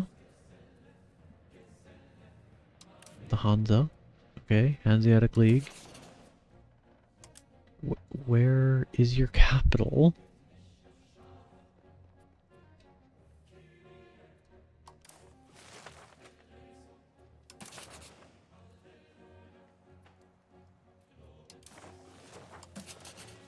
Their capital is in Lubeck, but they don't have Lubeck. Their capital is Lubeck? Okay, it must be like a special mechanic where they don't actually have any of their own land, because that's what the Hansa were like.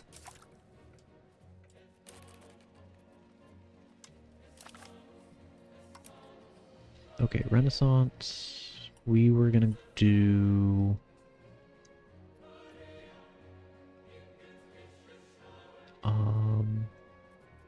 this. I see. I can't wait to play as Volkswagen. Some particularly devout members of the Geistlichen and the laity within our lands have dedicated themselves to helping the poor and healing the sick across our country. We are now hearing that the communities these pious individuals visit are starting to call them saints for their actions, with some even believed to have performed miracles. Do we want that estate satisfaction or the stability? I think the stability is fine. Let's take the estate satisfaction. Let's make the priests happy.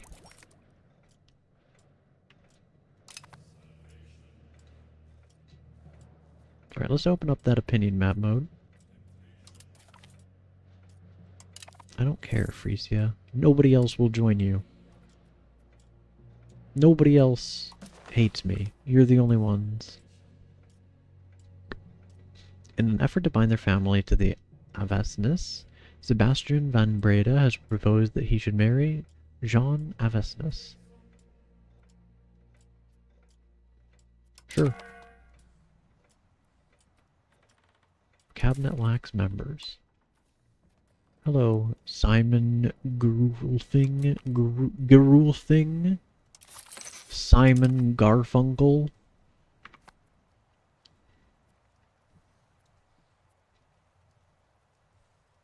Okay, we need to go make everybody happy. We need to go make everybody happy.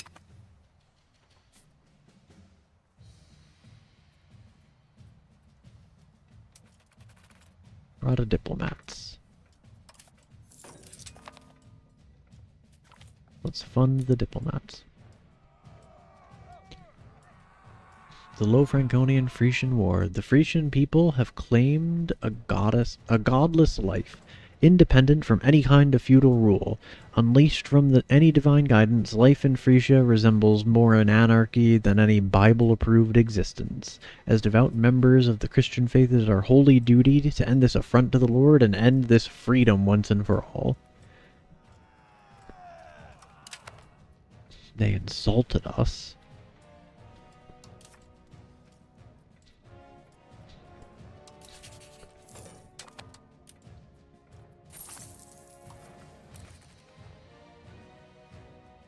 Uh-oh, we ran out of money.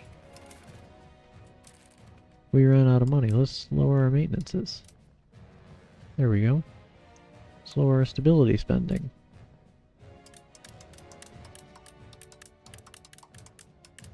There we go. And lower our diplomatic spending. Let's keep our diplomatic spending up.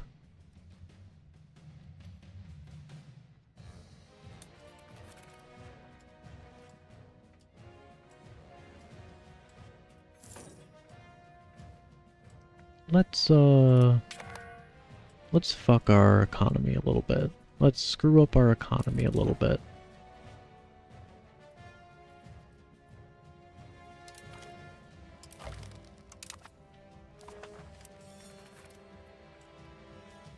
Let's print a lot of money. That's not as much money as I thought we would be printing.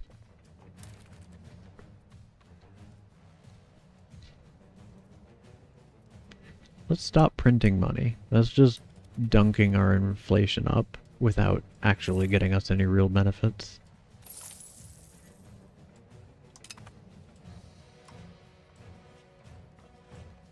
Yo, why are we losing money so badly? Diplomatic spending can't be that painful.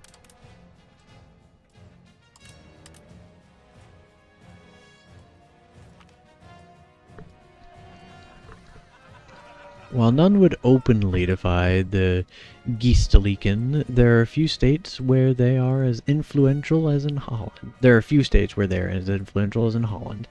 not a single institution in our country that is free from the influence of the Geestelijken, and the power of our count depends on them now more than ever. It is perhaps only natural that the Geestelijken now also wish to take more active role in the practical ruling of our country. Lately, their representatives have made a number of suggestions to further harmonize our laws and traditions with those of the spiritual realm. Their ambitions is to cleanse our court culture of any unorthodoxy and ensure that the country is governed according to religiously sound rules and ideas. Either we put them the hell in charge, or we tell them to get bent, and I think we'll tell them to get bent. We've acquiesced to them enough Our estates are quite happy with us, actually. I wonder if we can abuse this.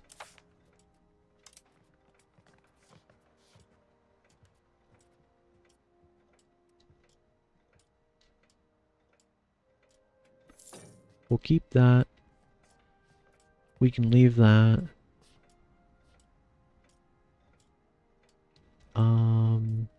We'll get rid of this.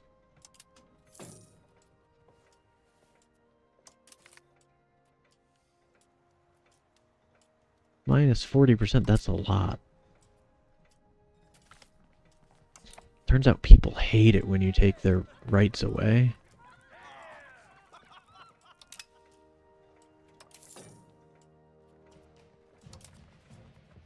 Okay. Stop developing South Holland. Go, integrate the provinces.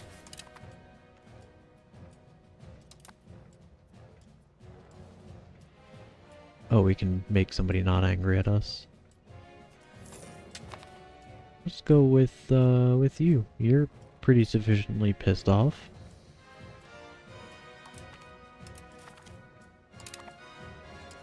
We can call Parliament. We're not going to trick them into giving us a casus belli again. Not while the HRE is pissed off. Alright, Parliament.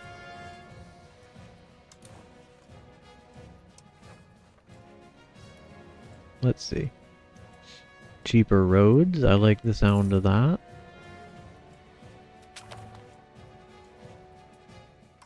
I'll just not call the Parliament until they get pissy. I'll just not call Parliament until they get pissy. Okay, we can go back. Our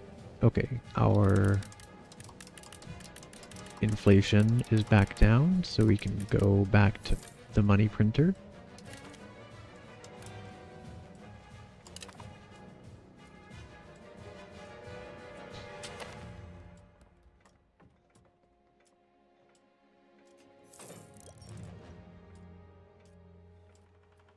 We're losing legitimacy.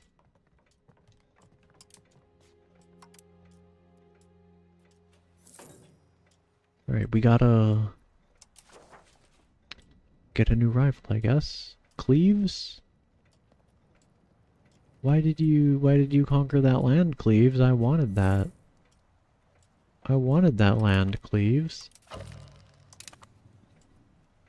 I guess they're on the chopping block next. Oh, get rid of these levies. I don't want boats. I don't want the merchant marine.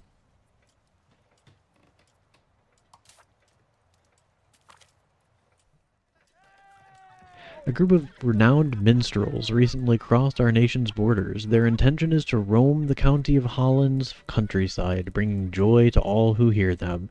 But some say only the ears of Count Guillaume IV of Esnes are fit to hear such wondrous music. Let them go wherever they want. No, bring them to our count.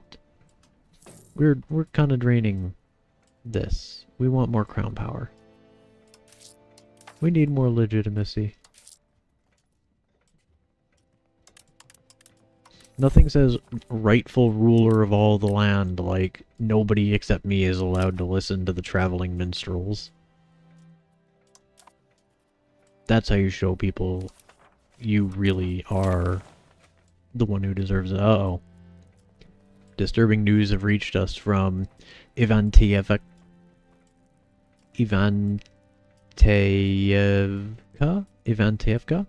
as we recently received the following report from there. Alas, our ships enter the port, but a thousand sailors, hardly 10 are spared. We reached our homes. Our kindred and our neighbors came from all parts to visit us.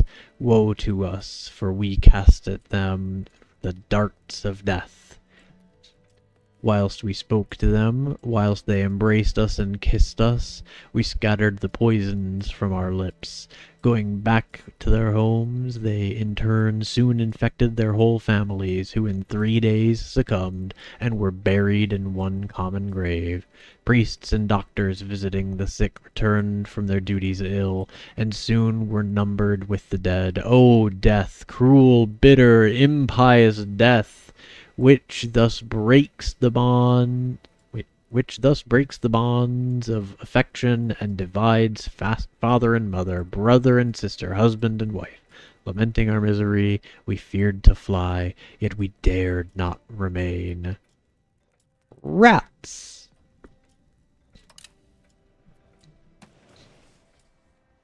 Alright, well, that's like over here somewhere. It's over here somewhere. Just keep it away from me. Oh no, the Wallachian nobles. We have a vacancy in a high position in the church administration of Holland. There's a churchman from a rich family by the name of Daniel Grotius, who has made an enticing offer. If we approve and back his election to the position, we will gain a large contribution to our coffers. Some more devout people claim that this practice is a sin called simony, but what did they know? Okay, $20. Or some legitimacy and religious influence, and the Pope will be happy. And this guy dies. This man dies. If we don't help him get a job as a priest, he will die. I want to expand the horse economy, so we're doing that. We're taking the bribe. We're saving this man's life. Saving this man's life so that we can expand the horse economy.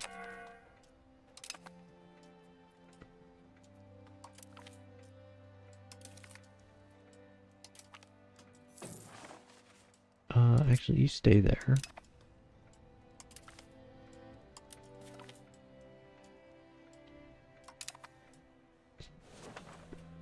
It is his own problem, but you know what? My problem is the lack of horse economy. We've got to expand the horse economy. Look, it won't let us do it. We're $2 short. Boom. We're doing it. We're getting more horses in Gertrudenberg.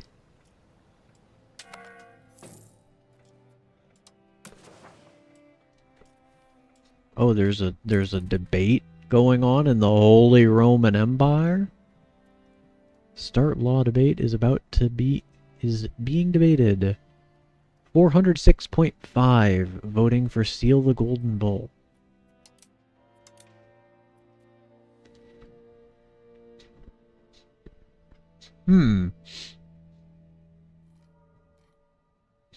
Looks like this is pretty popular.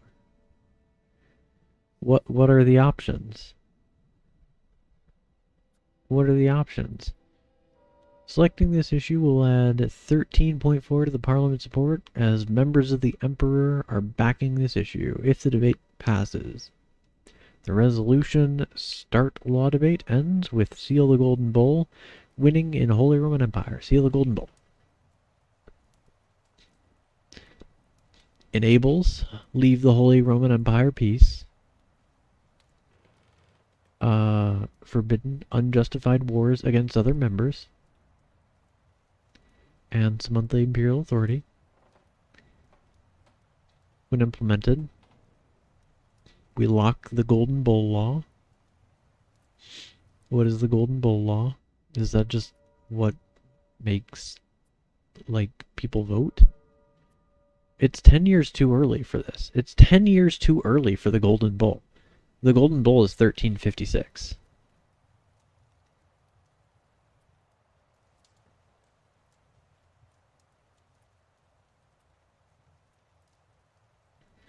Okay, formalizes the Electoral College, voting behavior, enables all laws for the Holy Roman Empire.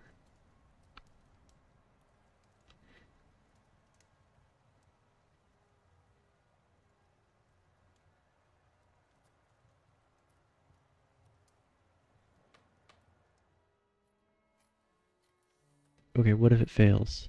If it fails...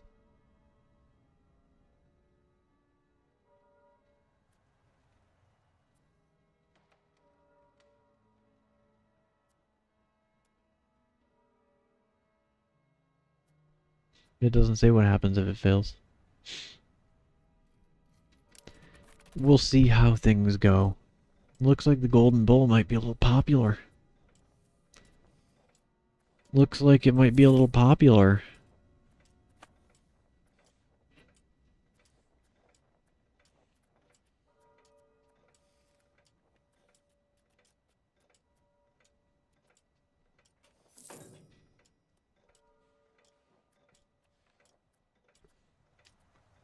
Well, I don't want to vote for it unless I get a bribe. Are you going to bribe me to vote for this thing that's already for sure going to pass?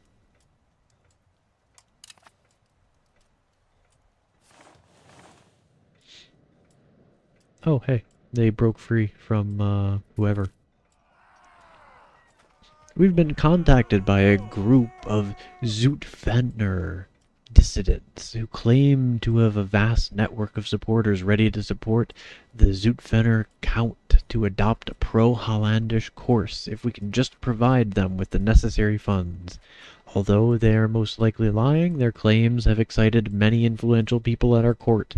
Supporting these dissidents probably will not accomplish anything other than antagonizing Zootfen, but turning them down could give a bad impression for a more bellicose Adel.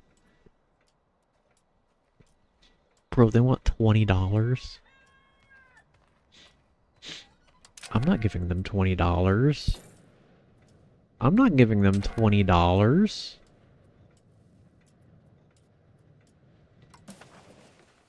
The Black Death is happening. Uh-oh.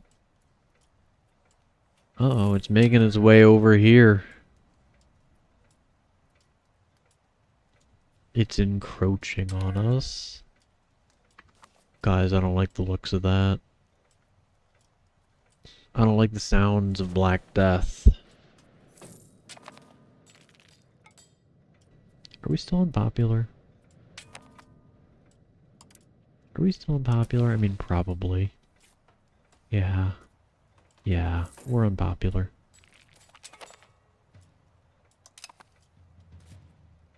Brabant, stop hating me.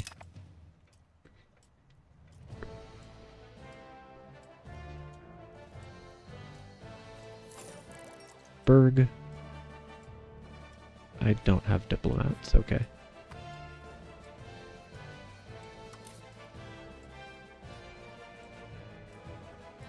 Can I... Okay, we can cut this spending a little.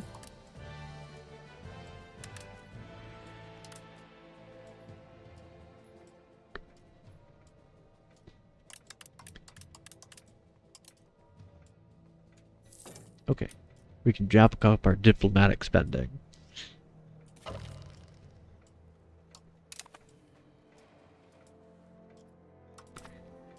Uh-oh. English nobles. Not English nobles, I hate that country.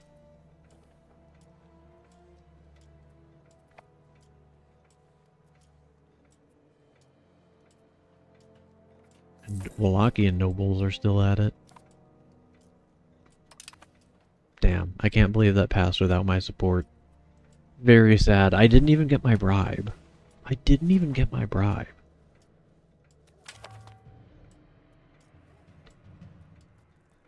The Black Death, the killer of mankind, the punishment for our sins, has arrived inside our country. What can we do other than pray? Another one bites the dust. Oh no, not Simon Gruelfing. Who was he the count of? Bentheim.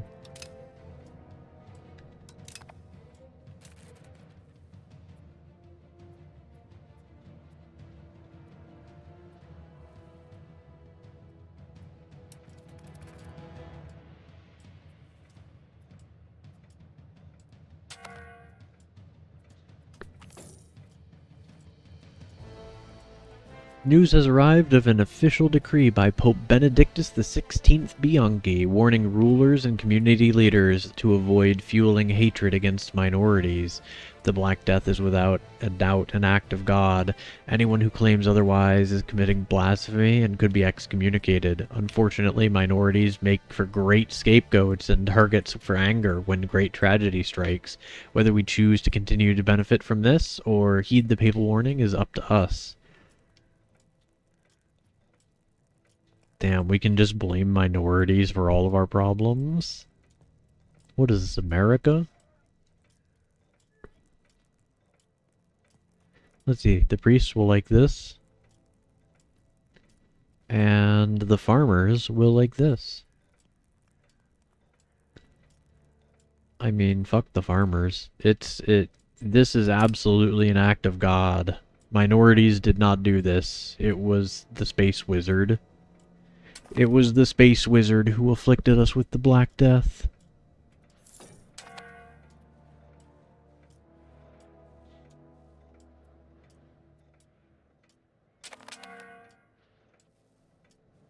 Can I integrate Zealand yet? Our policies are evoking widespread discontent among the Adel. It seems they are misinterpreting them in a way contrary to our intentions, to the degree that our opponents hold them up as proof of the government's ill will and lack of interest in the welfare of our country.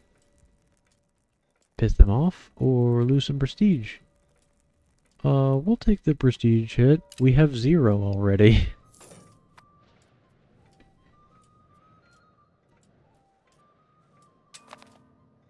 English nobles. Look, English nobles is winning against England.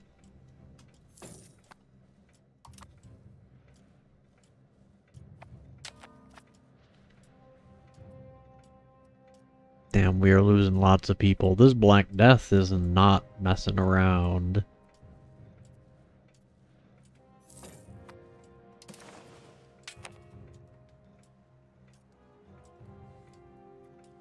It just, like, skipped over all of Hungary except for Budapest.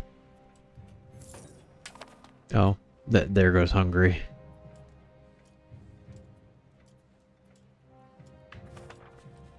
True, they are very toothpaste colored.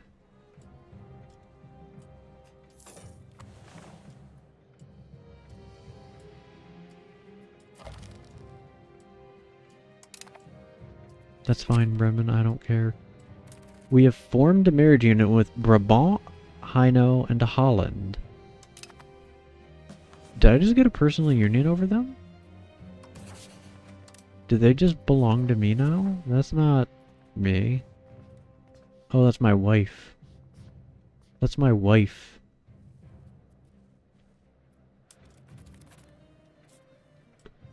Okay.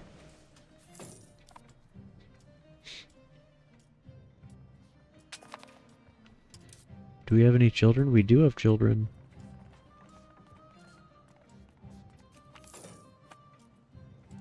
Oh, I died.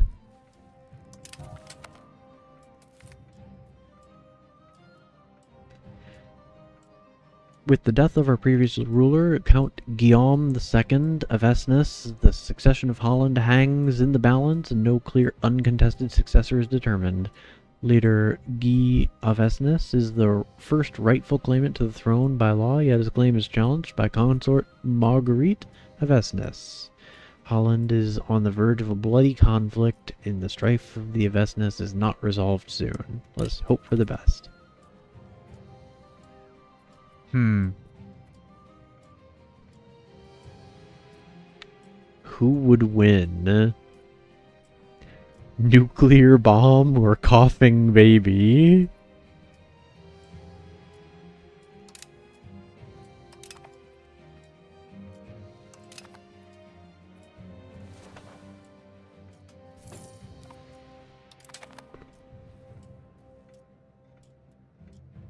The Hook and Cod Wars disaster.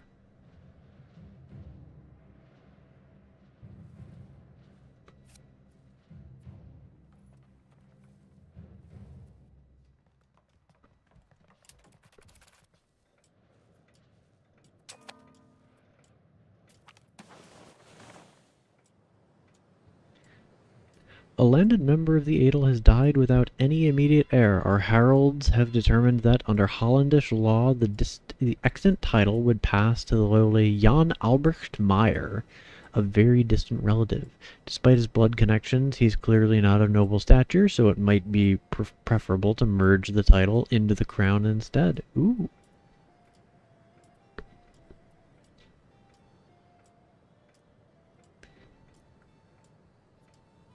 Let's see. Why would letting this guy... Why would not... Why would supporting the nobility and not taking the land for myself piss off the nobility? I'm just going to take the land for myself.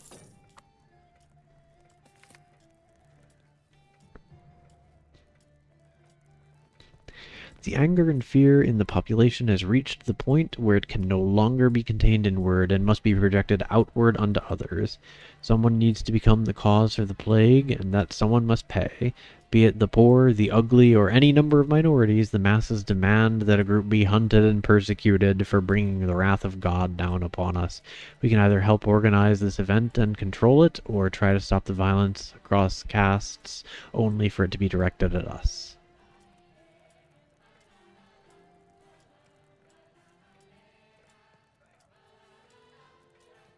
Let's piss him off.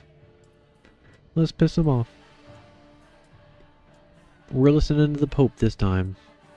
Okay, so her heir,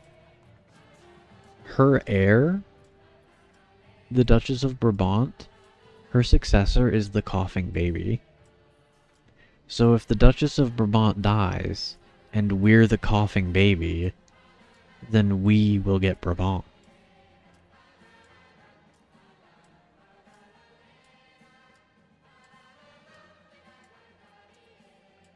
So, which one?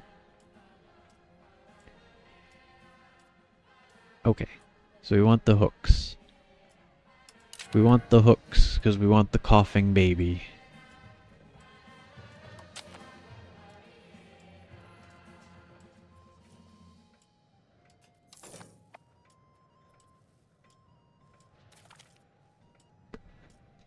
Oh no! We're no longer part of the Reinhard Zun Avesnes marriage union. What happened? Did the coughing baby lose his job?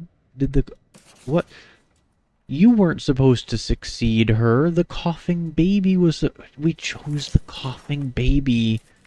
And she died, and the coughing baby didn't even get the title.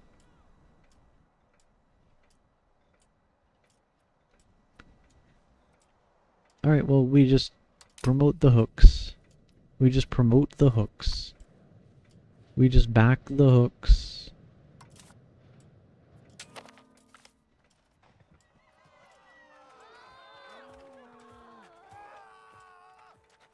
Let's piss off the nobility. We want free subjects.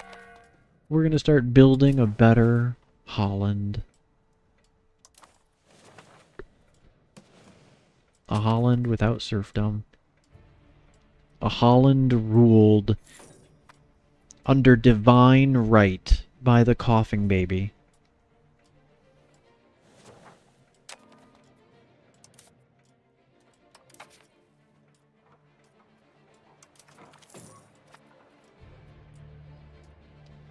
The end of times are upon us, or at least so claim the ever-growing groups of flagellants that wander through the countryside, processioning and preaching of apocalyptic events to come as punishment for a pride, which only through Christ's ire as flagellation can we can dispel. While originally having the support of the Church, these groups have strayed too far from doctrine to be sanctioned anymore. The Geistlichen believe they must be stamped out to prevent them from undermining stability.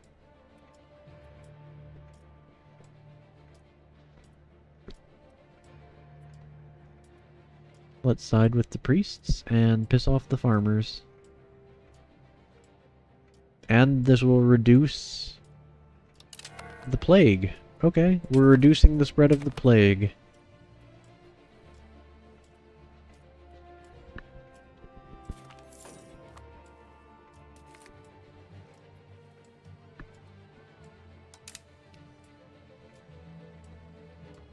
Repay our loan. We don't have the money for that one.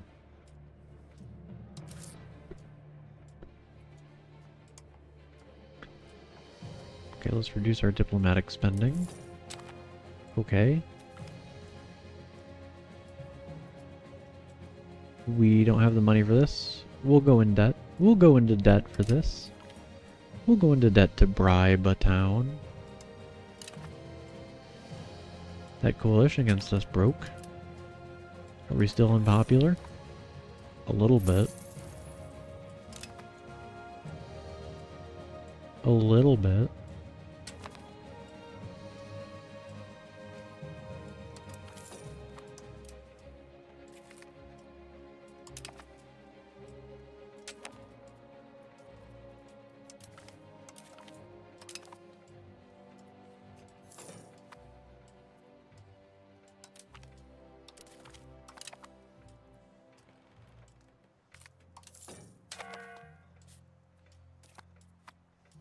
HRE has just too many bitches to manage.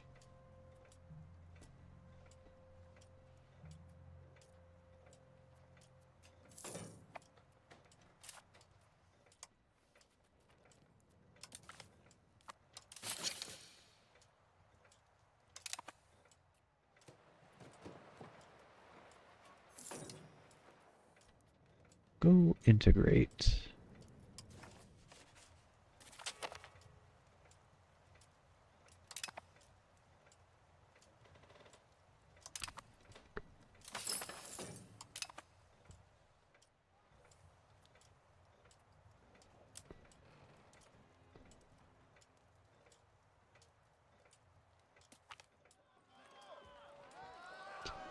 Conflicts and protests with the burgery over taxes, state-owned businesses, trade laws, and customs policies are becoming quite frequent.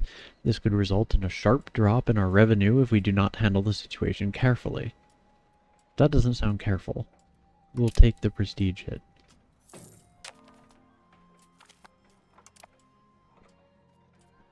Grant them more autonomy. We want hook points. We want Coughing Baby to emerge victorious, because that's the side we chose, and we're sticking to our guns. Yo, why are these guys pissed off at me? Why do these guys hate me? Minus 115? Minus 115? It's because we're Catholic. They just hate Catholics over here. They just hate Catholics over here.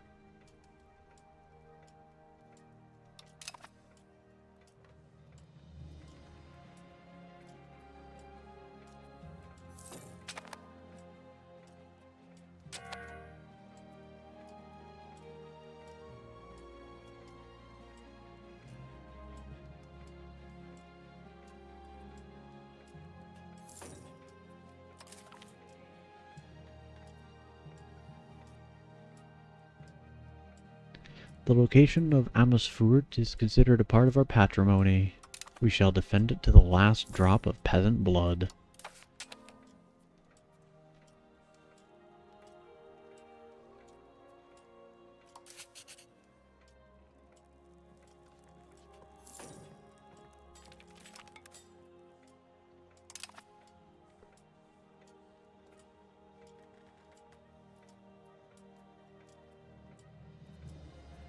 I wish I knew how to address these things. Yeah, we'll go into debt for more hook points. We'll go into debt for more hook points, why not?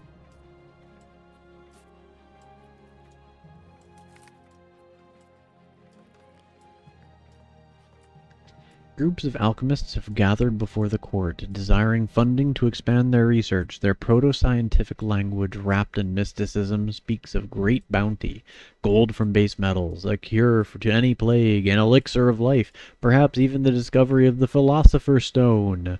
Of course, court experts advise against funding this group, as they have no track record of useful alchemical discoveries. Funding the alchemists will probably lead to some kind of discovery, though it is hard to tell if they will actually meet their stated research goals.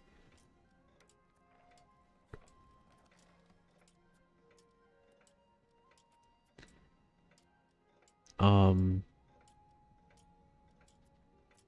hmm. Cure any disease?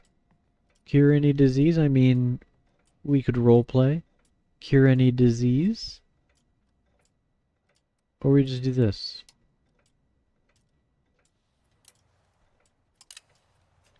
Go, cure. Oh, I will go into horse debt. I will go into horse debt for you to cure the Black Butt Death. You've never done anything useful before, alchemists. It's high time you cure the plague. Invent penicillin. That is what you are tasked with.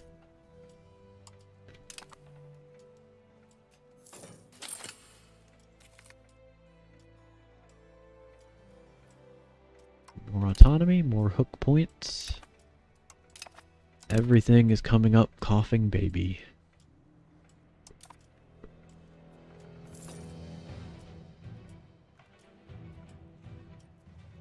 I so dearly wish we didn't have to go through the border gore, HRE, one country at a time, begging them to stop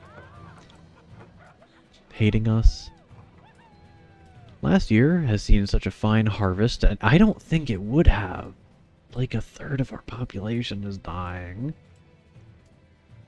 Last year has seen a fine harvest and an excellent environment for traders and entrepreneurs. This has proven a blessing for our tax base, generating higher income for the country. Stability? Money? Or research? We'll take the money. We have horse debts to settle. Let's repay some horses. Let's repay some of the horses we borrowed. As you know, in the Netherlands, horses are the main currency.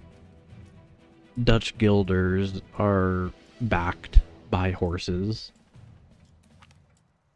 At any time, you can go. You can turn around and you can go to the Dutch government and trade them guilders for horses. The alchemists have come back empty-handed, wasting an incredible amount of state funds in search of a delusion. In fear of punishment for their folly, they have escaped to a neighboring country, presumably to ask them for funding too. But this was not an entirely fruitless endeavor. Their workshop is littered with unrelated but otherwise useful research, alongside a large amounts of raw goods that were presumably used for the alchemical task we handed them. We've already repossessed them, even if they may not make up for the costs incurred. That's a lot of gems. And medication.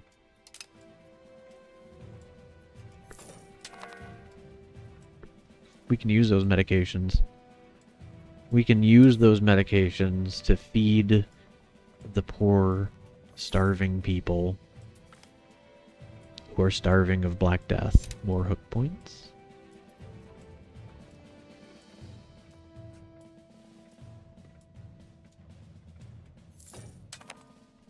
Will this make us decent money? Can we crank this up now? No, I won't? Okay. We're gonna leave that back down there then.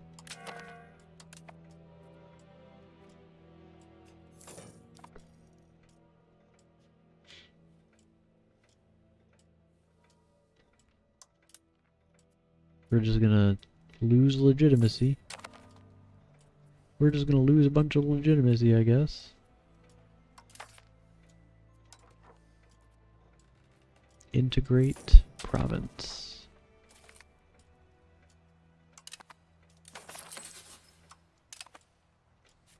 Go integrate that, if you would please.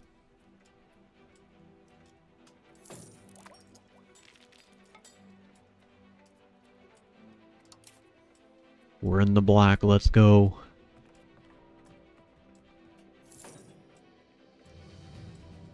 We can cut stability funding, we don't need that at all.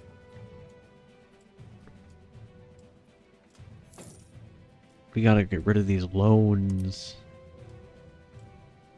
These interest payments are killing me.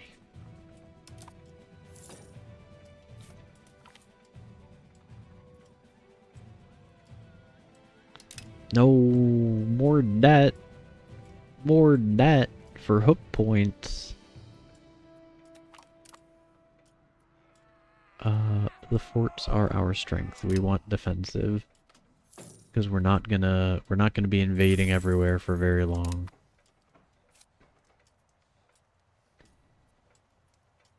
I wonder if we could get away with a war now. I wonder if we could get away with invading Gelders.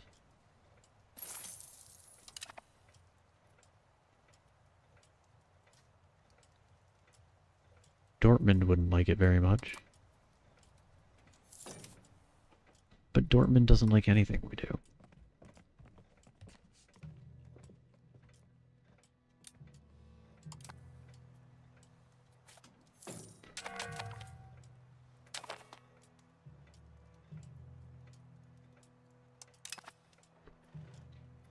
Oh, we're at war now.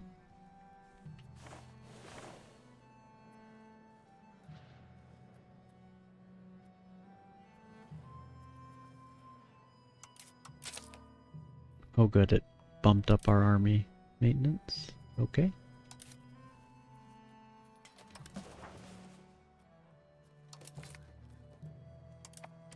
This is not a lot of soldiers.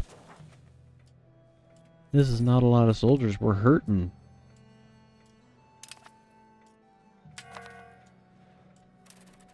We're bleeding out. Oh no. Battle where 0 people are dying per day.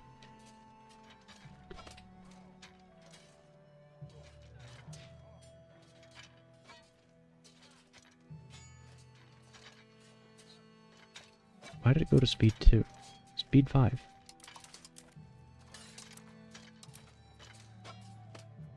Hello?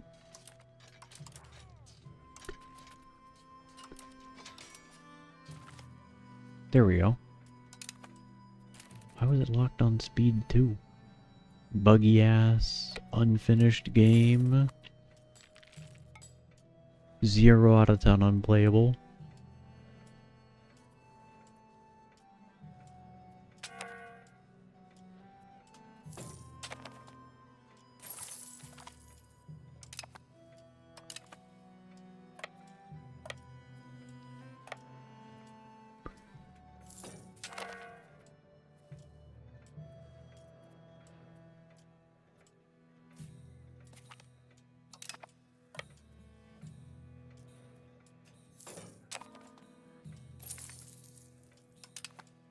Yo, we are hemorrhaging money.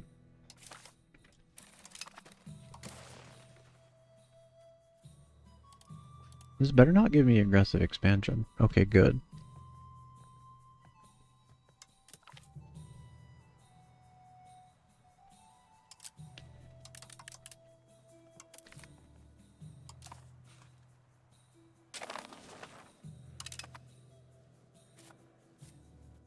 Okay. Now we can send these nerds back to do what they were doing before.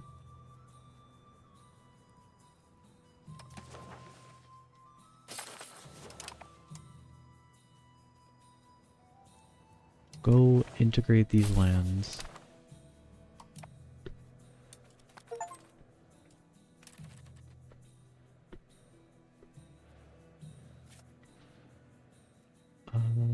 And then we want to annex you. We don't have any diplomats ready. We don't have any diplomats ready. Yo, cut that. Cut that.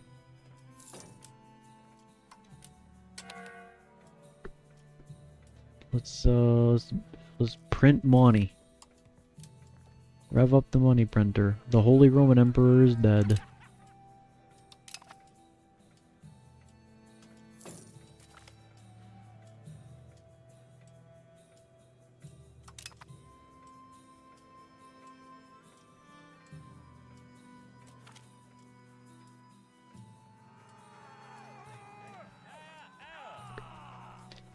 one of our provincial governors has figured out that under our current decentralized policies, he could go into business for himself.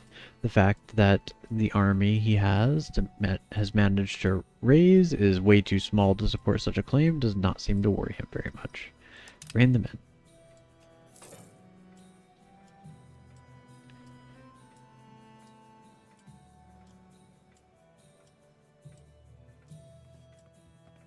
Yo, Black Death really dunked our economy. Like, really bad.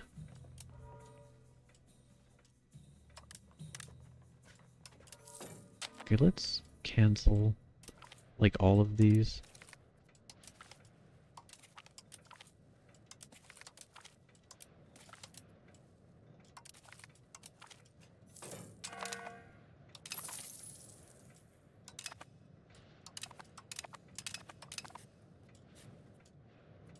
Okay. Yo, we're still losing money? We're not paying for anything. We're not paying for anything, and we're minting tons of money. And we're losing money. Like a substantial amount, too.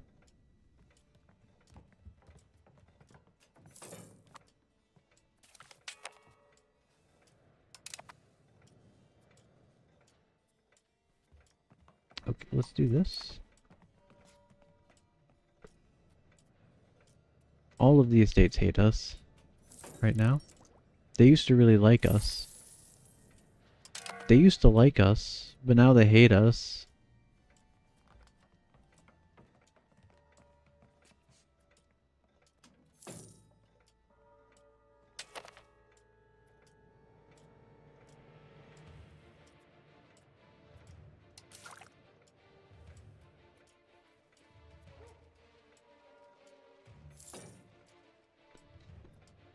Yeah, but like the estates hating us doesn't have anything to do with our money.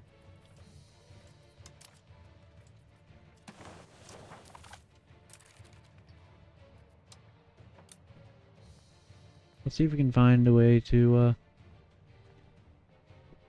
improve our economy.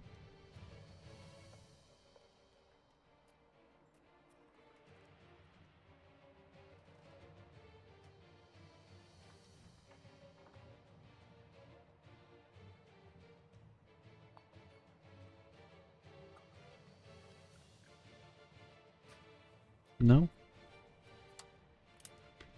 How about here? Improve relations, loyalty of subjects, navy morale, army morale. So that's army.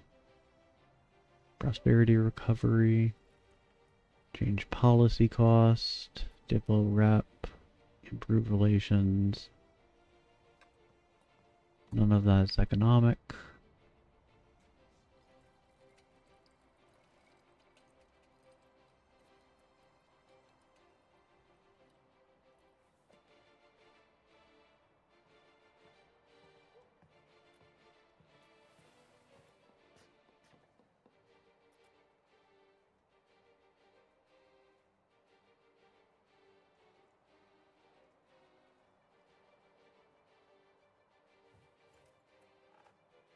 We already have that.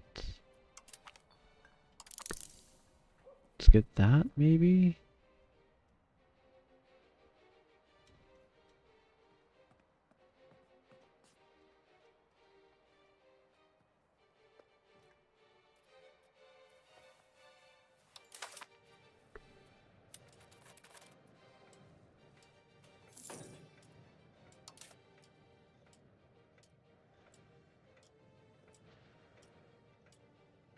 The longer we do this, the further we go into debt, the more that we have to take out, the more interest we pay. This Black Death is really hurting us. 99 million people have died.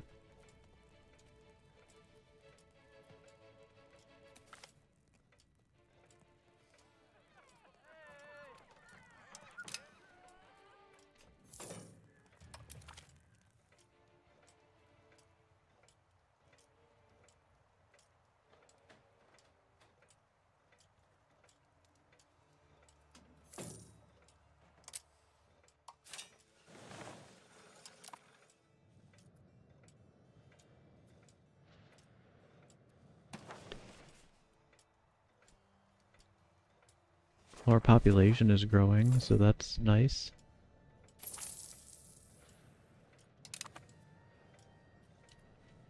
I wish I had any idea how to fix our economy, because we are on the way to bankruptcy. Okay, that is one way to help fix it.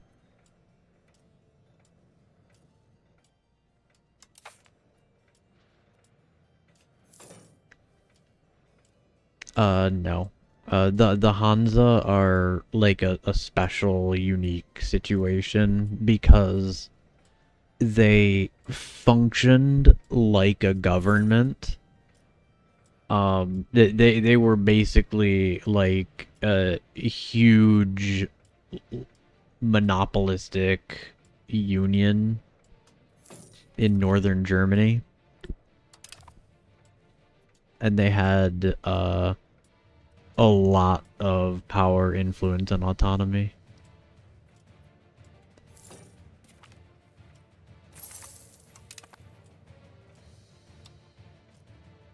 Holy Roman figurehead.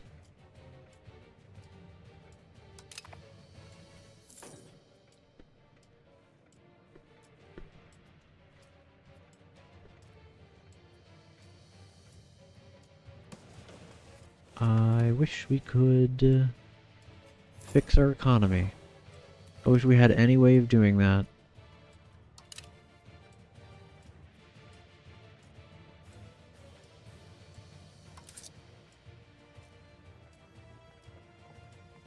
Because printing money is not, it's only mitigating the disaster a bit.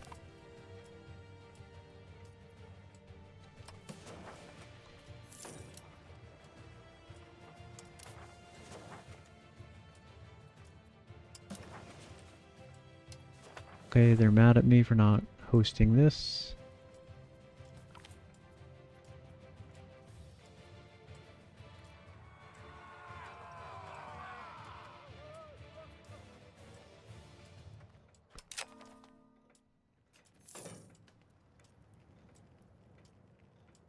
Okay, that will cost us money. That will let us spend money on shit. Let's just do this. We need the diplomats.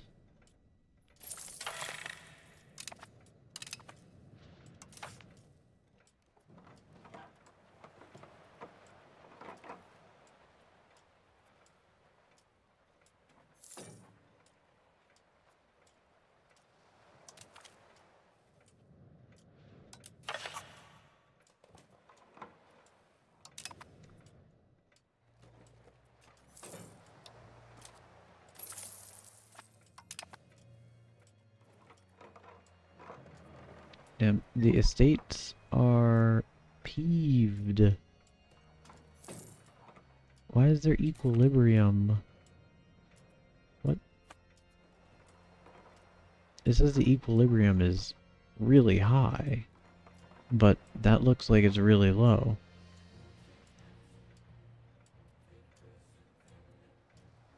I guess I don't know what these green arrows are. Oh, it's an up arrow. It's not pointing at the wheel, it's pointing up. Okay.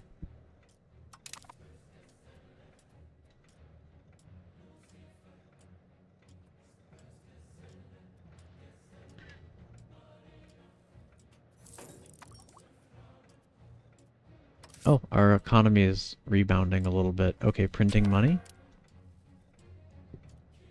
Okay. We're just gonna have insane inflation. The Black Death is over.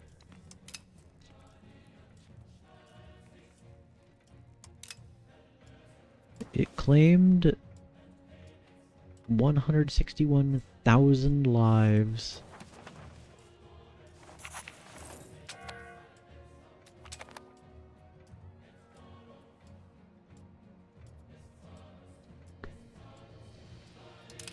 I don't want to go any further into debt.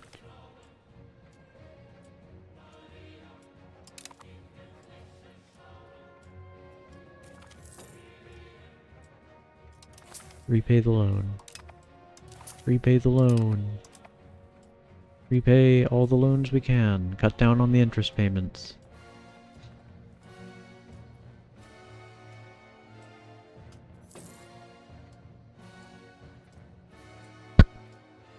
We need to recover. We need to recover.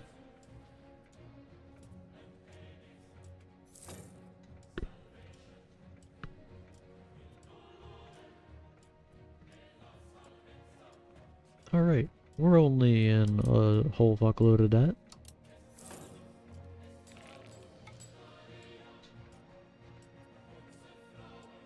And our economy is only sustained by an incredible amount of printing money.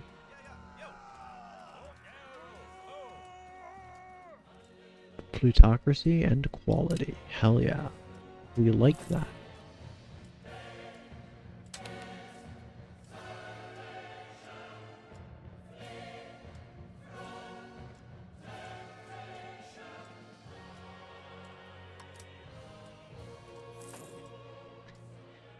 Look at that. Our economy is going up. I don't want more debt. Stop asking for money.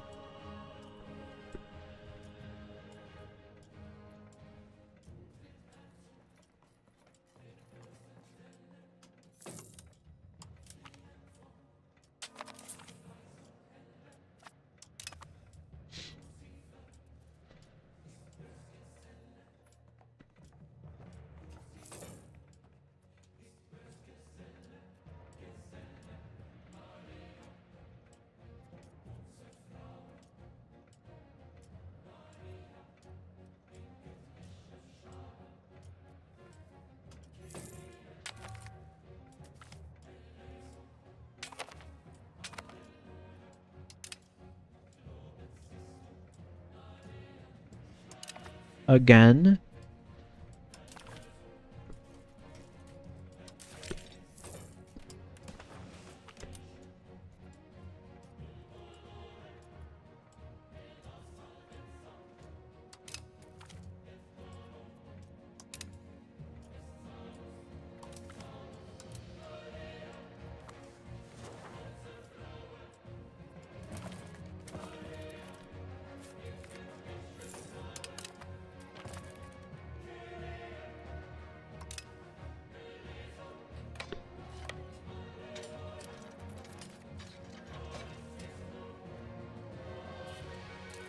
Let's get annexing these guys.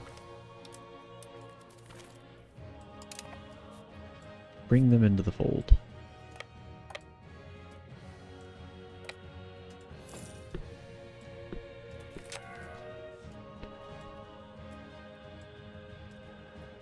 Why does it keep giving me this event? Is it because I keep choosing that one where I don't spend money? Because we're in crippling debt?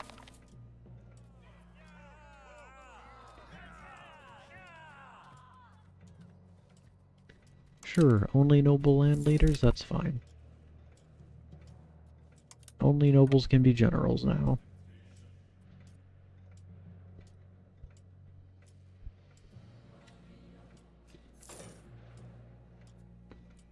You know, the people who tend to actually, like, spend a lot of time studying warfare and shit.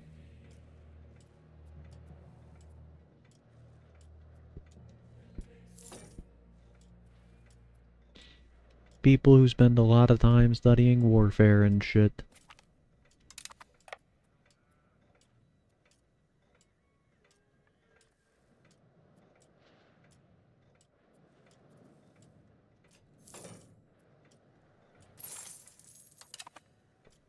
More debt. More debt.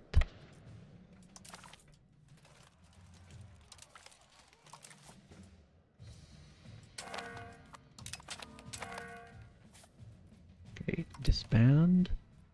What? Disband.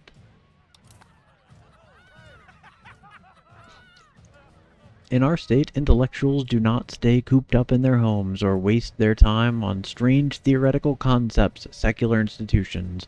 Rather, they attend monasteries and use their gifted minds for the good of all that is holy. In practice, this means that we are blessed with practical knowledge from our religious institutions for the good of the people, the state, and our faith.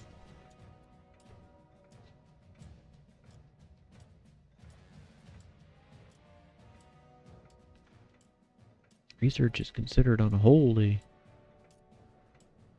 It gives us prosperity, control, but it costs research progress.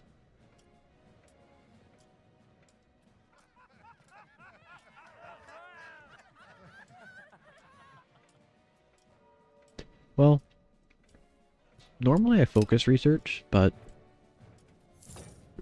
normally I prioritize research in games like this, but, you know, we need money. So we need to bump up that, prosperity. Okay, go integrate the land again.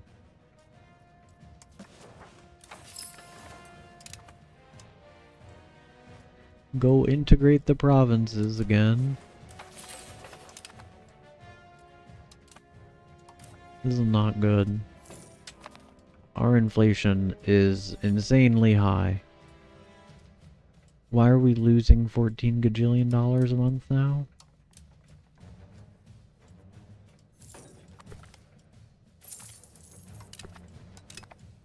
Okay, we're back in the black.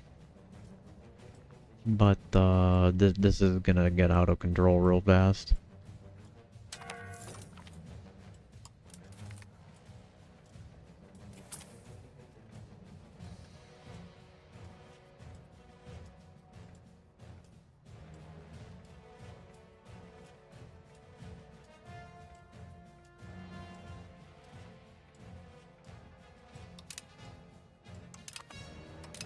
Yo, this cod and hook war is dunking me. This hook and cod wars is dunking me. I would really like my crown power back so that we could make money. Without having to mint a whole ton of money. And drive up our inflation to obscene levels. Oh. I see Byzantion has broken free from the Empire. Interesting.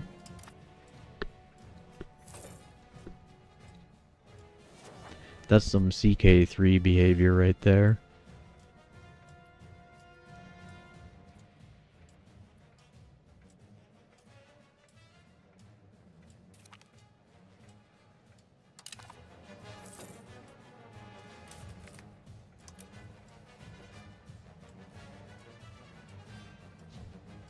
Our allies of the Hook faction is in need of further resources against the Cod faction.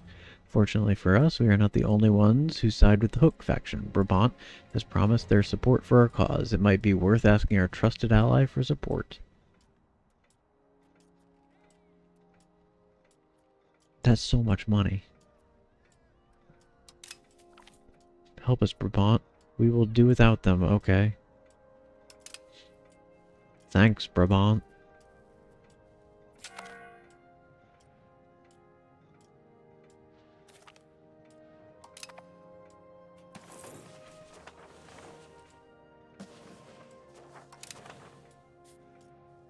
Am I in a personal union under them? I shouldn't be, right? I have no idea who this is. He's a regent. Oh, the coughing baby is in charge of them too. Okay, so I have a union over them, it seems.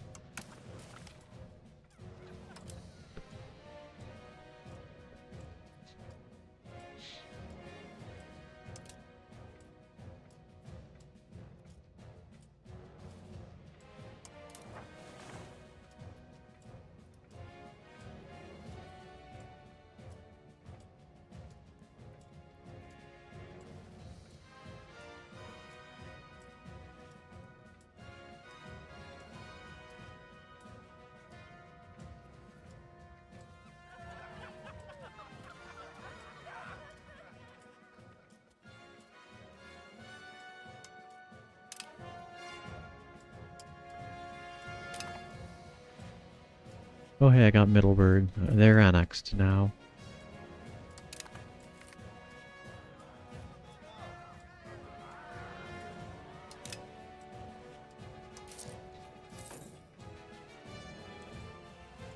Yo, why did our money just tank? What is this? Why did our money just tank down to 9? -9 per month. We're not spending on anything. Why did it shoot back up?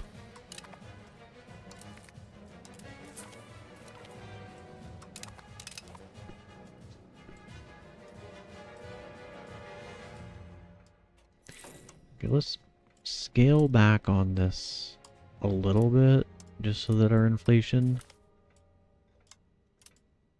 doesn't keep soaring like it is.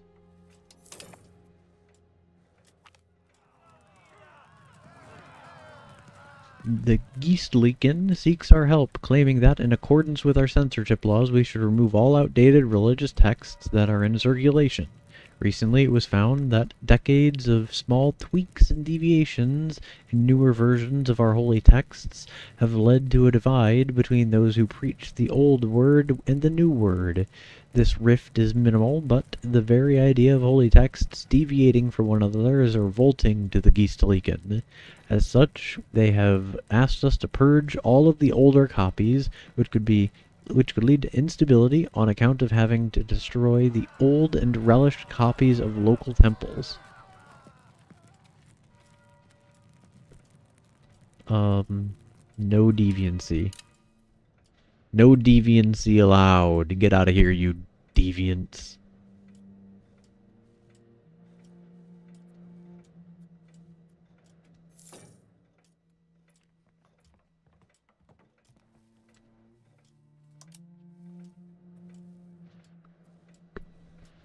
Oh, we have absolutely no legitimacy.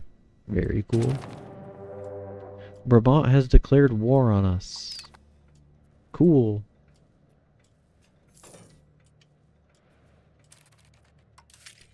We can't afford this. We don't have the money for this.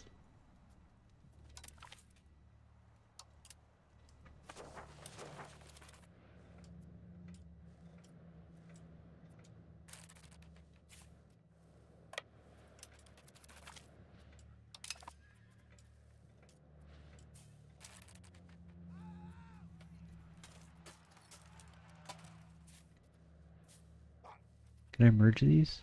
There we go.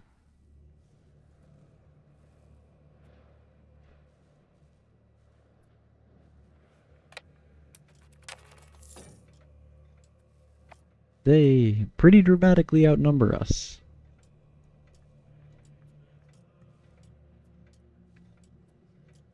I don't favor our odds. What is this war even about? What do they want out of this war?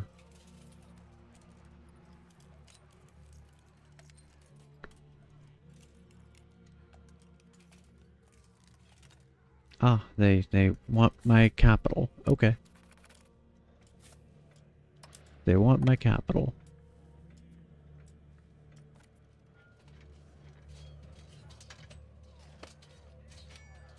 And they're showing up. They're showing up to dunk us. They have shown up to dunk us. Why is this a recommended starter country? Why is this a recommended starter country?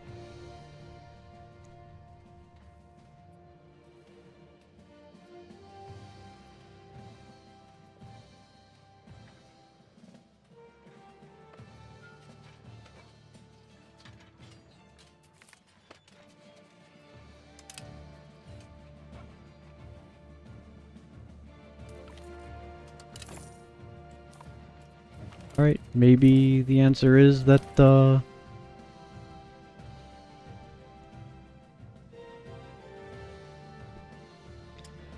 yeah, I have no idea what I'm doing. I have no idea what I'm doing. So if it's a recommended starter country, it shouldn't put you into situations that we just found ourselves in. Where, you know, events just happened and they took away what little prosperity we had built. And then we got invaded by somebody directly neighboring us who is twice our size.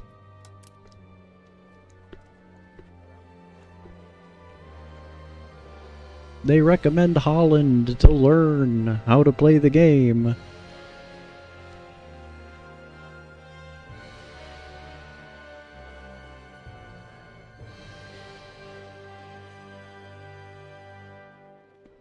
We're going back in.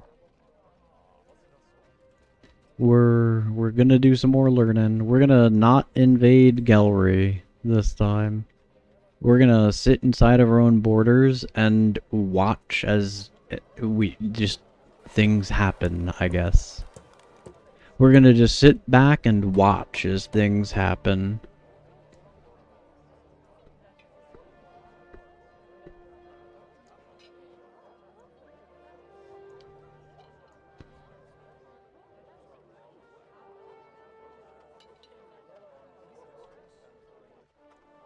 I don't think it was.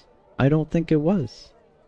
Because the big problem grew to be the economy. We were in crippling debt. And there was nothing we could do about that.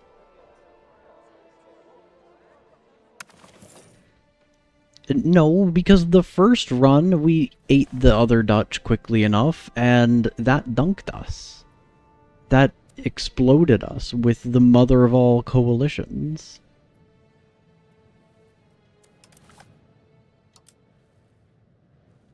That blew us the fuck up with the mother of all coalitions.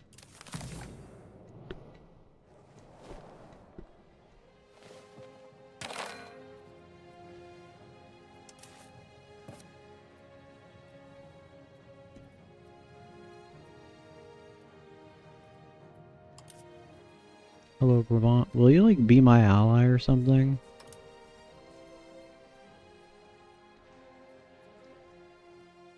You do not want to be friends with me? I don't know what average great power score means. It seems to just be the same as it was in EU4, basically. They just changed the name of it from aggressive expansion to animosity. Because the coalition we got was, like, literally the entire Rhineland.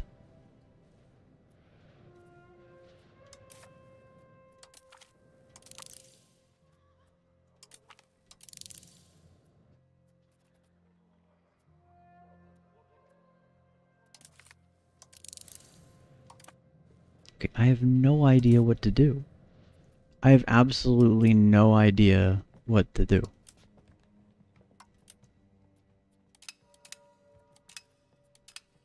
I have absolutely zero clue how to be successful here. Do we attack Brabant? I'm pretty sure the answer is a very firm, yeah, we are much weaker than them. I feel like playing as the Aztecs to learn this game is a garbage dogshit idea, and that if anybody did that, they would refund this.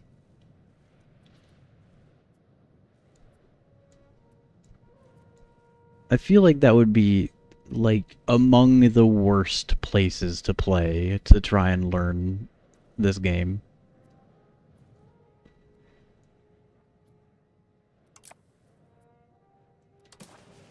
Who do we rival?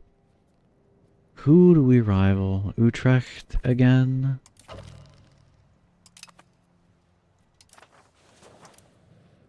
I have no idea what like to invest in either. Like, do I invest in my RGOs? Do I build buildings?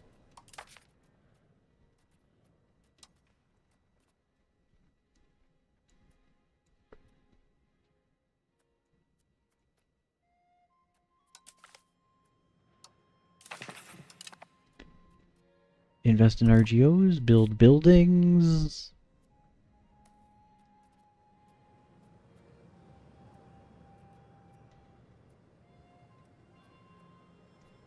Build roads. I really just have no idea.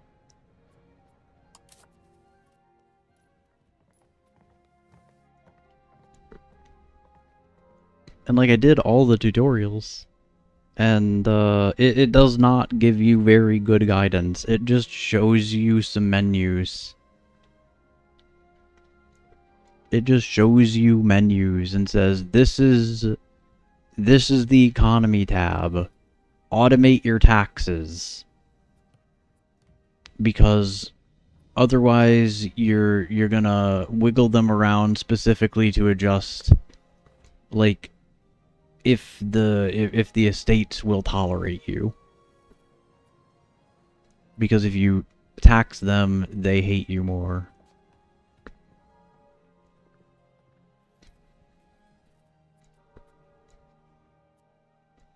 It tells you automate this. It tells you you can do minting, but that increases your inflation, so don't do it.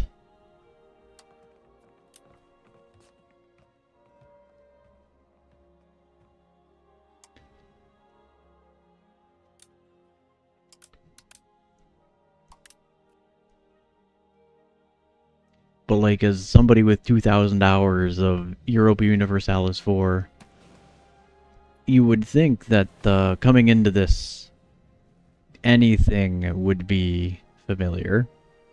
Like, anything would be familiar. I don't think that this game should be called Europa Universalis 5. I don't think this game should be called Europa Universalis 5. There's the same ideas behind it, but like, national ideas don't exist. There's no national ideas, there's no idea groups. Trade has been replaced with Victoria 3. And I don't know how to play Victoria 3.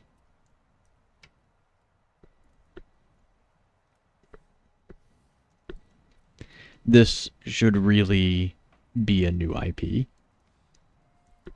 to supersede Europa Universalis 4.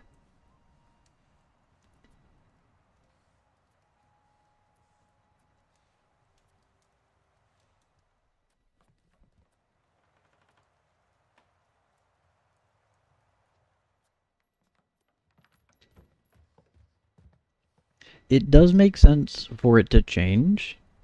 It does make sense for it to change, but like, this is a completely different game.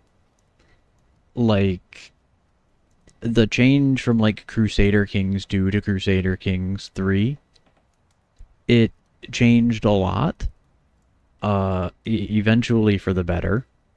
It changed a lot eventually for the better, but the fundamental gameplay, the core of what you were doing moment to moment, and the systems that existed between CK2 and CK3 were all fundamentally the same.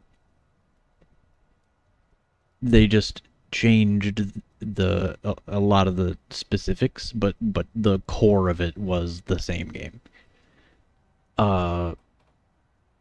EU4 to this is like night and day.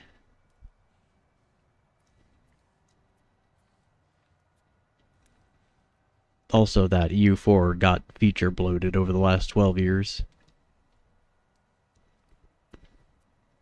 But like, all of the features, you know, were kind of cohesive. So there was a lot going on, but at least it was all building on that same core. This is a completely different core game. This is a completely different core game. Like, this, like, estate privileges existed in EU4. So estate privileges aren't new. Their loyalty equilibrium, that that system is the same. But EU4 had no levies. So, like, relying on your state to be able to raise estates to be able to raise any armies or anything, that's brand new. That's brand new. This parliament thing is brand new. In EU4, if you want to declare war on somebody, you, like, build a spy network, and then you get a CB. But, like, there's no, like, fabricate claim CB here. If you want to do the equivalent of that in this game, you have to call Parliament, and then you have to give them a whole fuckload of, your estates a whole fuckload of concessions, which piss off the other estates. Like, giving an estate concessions to get them to vote for your stuff pisses off the other two estates. So this is completely different.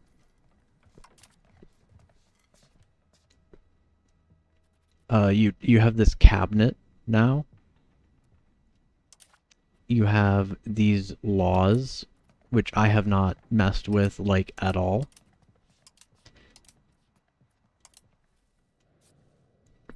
I don't think pops are the biggest change. The economy has been really, really, really built out.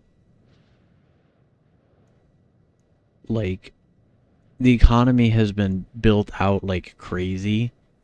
Like, there's no more, like, straightforward way to understand, like, where your money is really coming from. Like, this goes through it. Is like, here's your taxes from these different dudes. Here's your minting. Here's your money from your vassals. But, like,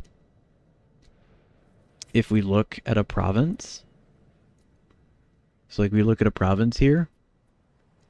This is our tax base here. So we have a tax base, right? And this is what the estates get from it, not what you get from it. And then you have your taxed amounts that the estates get the tax income, and then you tax a portion of that from the estates.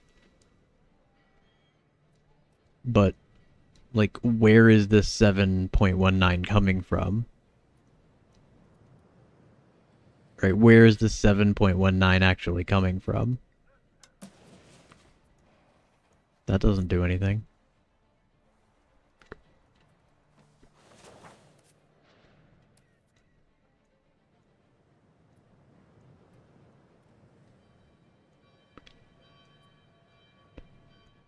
So, like, there's this potential profit here. There's this, here's their cost, here's their income, here's their potential profit. But, like, how much of this turns into tax?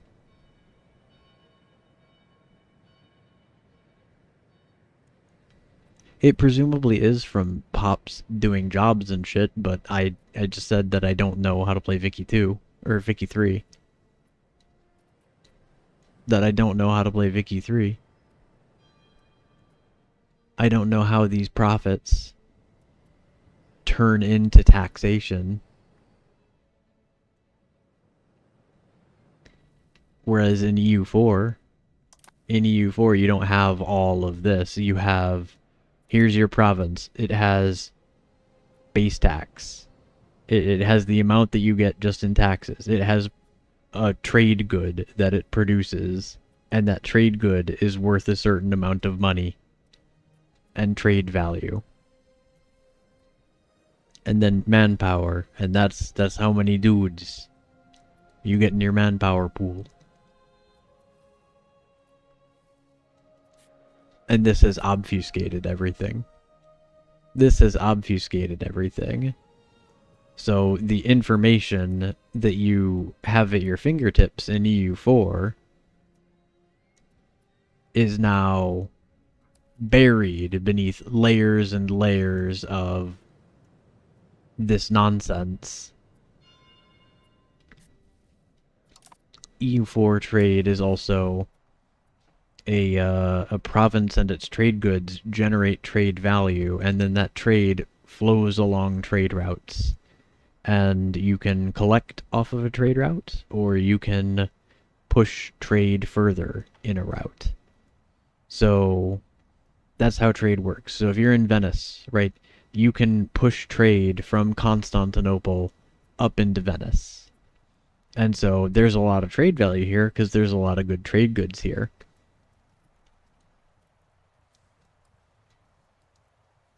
And it's also getting trade from like up here and the Near East and Egypt, all flowing into Constantinople, plus all the trade goods that they have here. And then you can push that into Venice and increase the trade value in Venice as you collect from that. In this, there's there's not even trade nodes anymore. There's not even trade nodes anymore. Because they replaced it with, let's see. Can I not do the map mode from here? Hello? I have to use this stupid thing to get the map mode?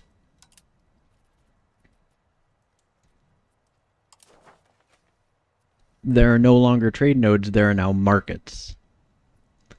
And I don't know how to play Victoria 3. This is just...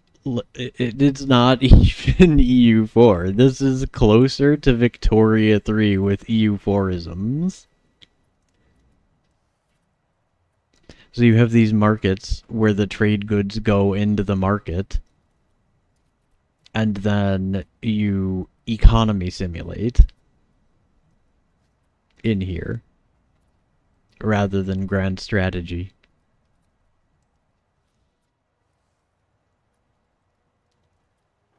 And then it explains that markets aren't isolated, but I don't know in what way markets exchange amongst themselves. I don't know if it's just the markets that are next to your markets that they will exchange with, or what. But like, this is just a really, really dense system. They've taken the information that you used to use to play EU4, and they have hidden it behind layers and layers and layers of stuff happening in the background. And you can turn off, like, the trading automation. Like, they literally, like, automated this system, right? So this is it like buys and sells from your market, like, to just get you the best deals all the time.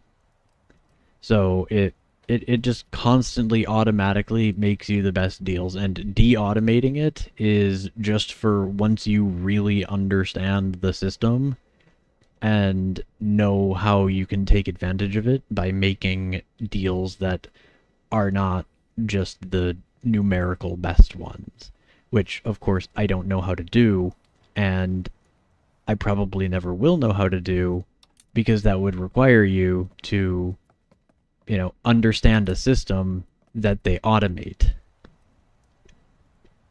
And it's automated to optimize. So, like, where is your incentive to come in here and understand it better? Right, just at a base level, right? Because you instead need to completely understand all of the nuance going on here and achieve a level of mastery over this that you're never going to get when your baseline option is to automate it, and that will be better than what you can do and better than how you can perform in that by trying to manipulate it manually.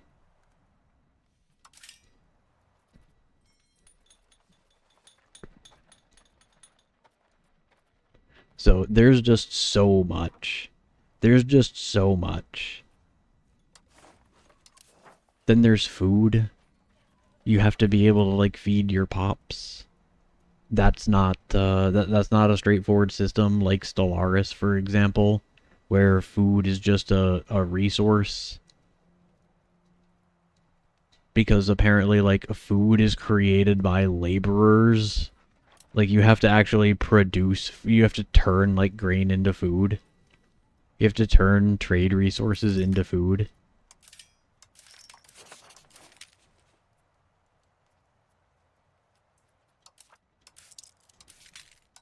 The armies and navies work the same, but again, you're now reliant on levies. And I assume as the game progresses, as you start to get into like the probably late game, levies go away and you end up just with regulars, which is how it is in EU4.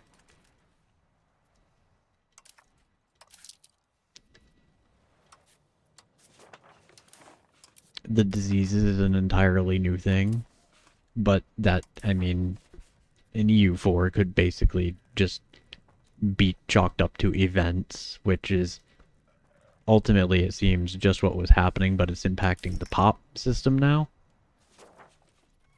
And this is like the only system that I understand because it's just Victoria 2 all over again. So I understand the pop system because it's the Victoria 2 system again. But I never understood the intricacies of like the whole trade goods thing going on in Vicky 3 and streamlining productions. Vicky 2, it was just, hey, you know, build factories. Build factories of goods that people will need. Build machine parts factories. Build vodka factories.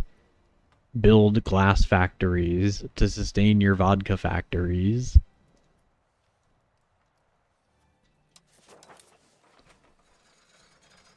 Whereas this, I have no idea how I'm supposed to get a good sense for, like, which buildings do I want, if any? What value do I get out of my RGOs?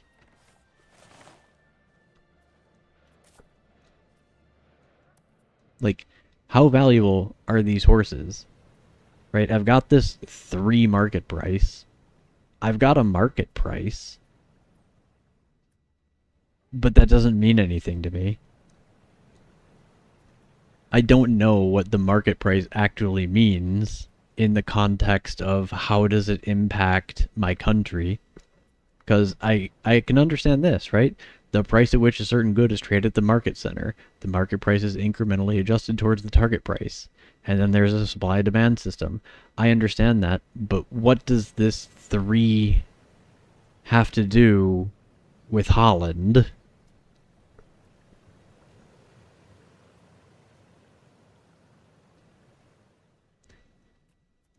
Yeah, I don't actually know. Like, I know that these generate income.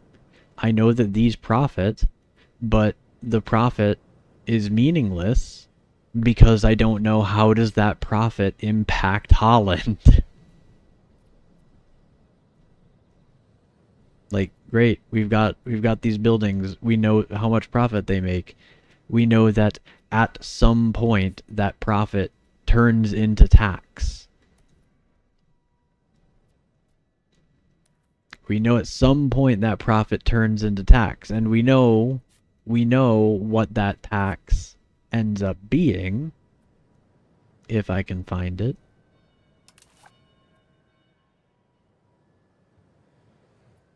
Oh, here it is. We know what that tax ends up being, but like, where are these coming from? Obviously the buildings. Obviously some of it is from the RGOs. I don't know if any of the market system impacts my taxation. I mean, I guess it has to, right? Because, like, these have to be selling their goods on the market. These have to be selling their goods on the market. But again, I don't know how this profit transforms into tax. Do I just want to maximize the profit of these buildings? Do I just get rid of anything that's unprofitable? Do I min-max? Do I try to go find whatever is most profitable and that I have access to the resources for and maximize building that? Do I expand my RGOs? Do I leave my RGOs the same and ignore them while I build buildings elsewhere? Do I ignore buildings and invest in RGOs?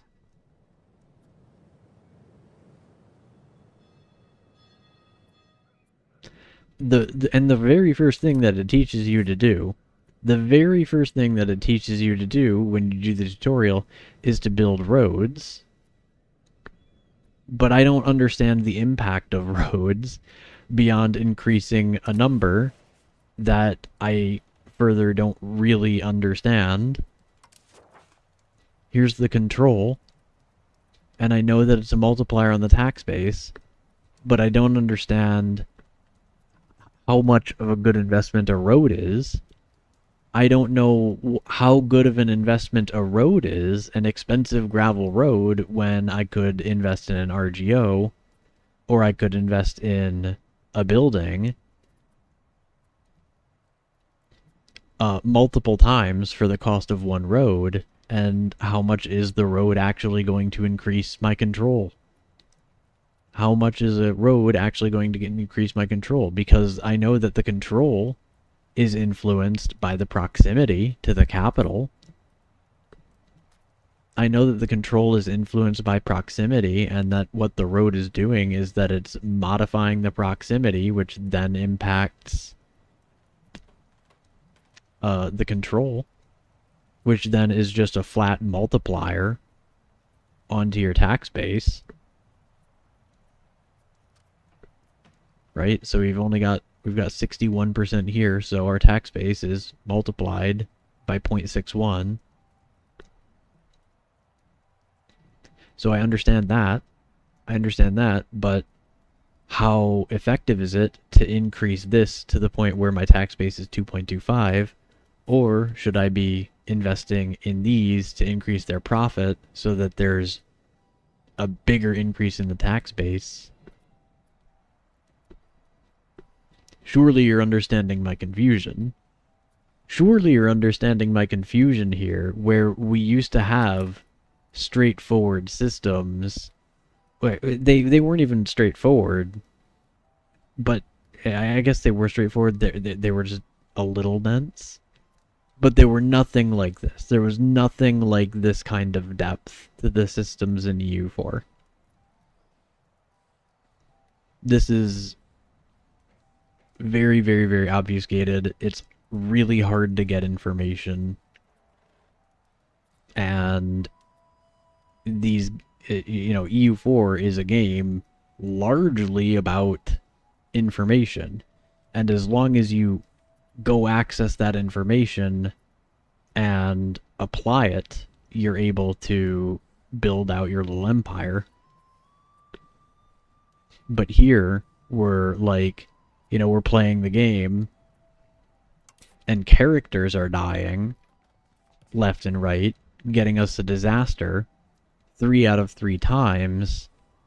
The hook and cod war, so that's clearly got to be scripted. That's clearly got to be set up, like, for Holland. So I get that. But here we are playing this game. We get the hook and cod war. And then our economy tanks, because between that and the negative modifiers it's giving us to be able to get out of that disaster in the first place, and the Black Death sweeps in and murders our pops, I have a really hard time understanding. And also, like, how is it that the Black Death impacting our pops from a game mechanic standpoint, actually changes things. How do I inoculate my country against that? Is it something where you just it just happens and you deal with it, right? Or is it something that you plan around and build out your economy in a way where you're going to be able to sustain yourself even after it kills a third of your population?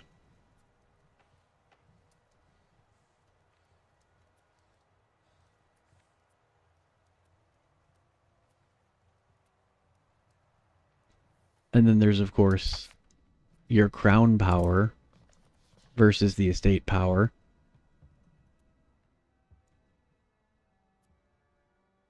And this does a myriad of things. You know, we've got trade income. Look at that. We get an increased percentage to trade income. Whose income is that? I couldn't tell you. I couldn't tell you who is getting the income from trade. Is it the pops doing the trading? Is it the buildings who are selling their goods on the market and the RGOs that are selling their goods on the market? Are they getting that extra percentage? And then that extra percentage goes into the tax base? Or is there some system in the game where I'm getting trade income?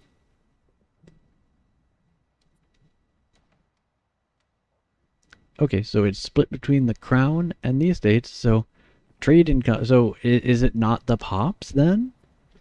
Is it not the pops doing the trading? Is it just is that only talking about our automated trades? And if so, like, why do we have automated trading? Why does it need to simulate this if it's the crown buying and selling goods?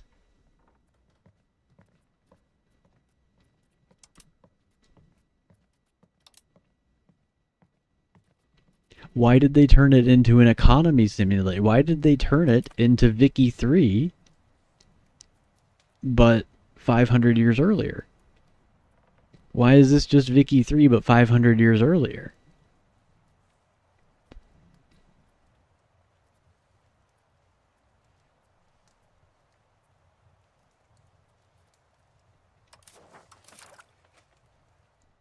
That's my that's my soapbox speech. That's my soapbox speech about my first 10.5 hours playing EU5.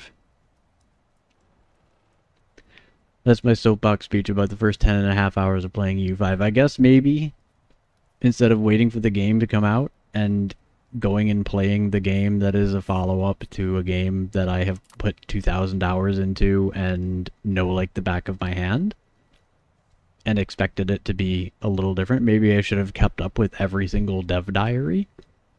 Maybe I should have just read every dev diary. Maybe I should have watched every YouTube content video out there about EU5 before coming into it. Maybe I should have done that. I don't know.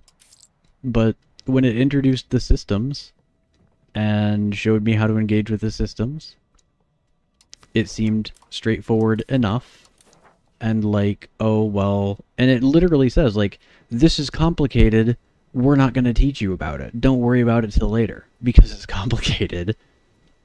And they literally just tell you in the tutorial, we are not going to teach you how to do this because it's complicated. Just leave it alone. So, like, why would I touch this if Paradox Interactive, if Johan Anderson himself is literally looking me in the eye saying, don't mess with this. I start playing the game, they introduce me to a new system, and they say, leave it alone.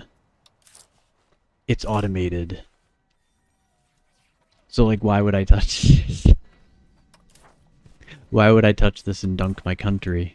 Because I know that's what I'm gonna do if I try to take this over.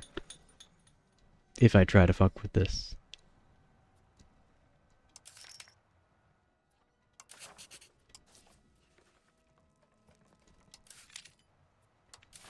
What else is different?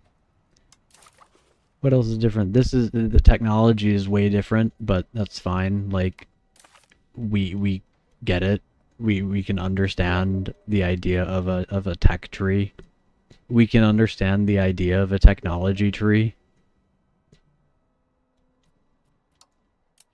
Like this is not that much deeper than, you know, EU4's technology system, which is just click on one of 3 technologies. So that's fine. That speaks for itself. The Aegis system returns, but it is clearly different because there are multiple institutions that appear with Aegis specifically. I don't know anything about institutions or how they work in this one. In EU4, an institution pops up in a province based on a handful of criteria, like Renaissance is going to pop up somewhere in Italy, and it's biased in favor of provinces with high development. And in fact, this game has development. This game has development, and I have absolutely no idea what it does. I have absolutely no idea what development does. In EU4, it's just numbers that go directly into your base tax, into your production, into your manpower, and the cumulative total of those 3 things is your development. In this, I have no idea. Let's see if we can find it. Let's see if we can find out. Is it on the infrastructure tab?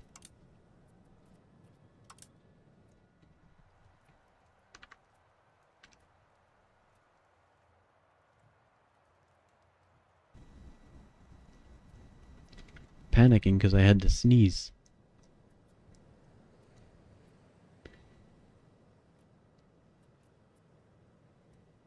I don't see a development, population, market, control, the RGO, the tax base, information on the forts, proximity.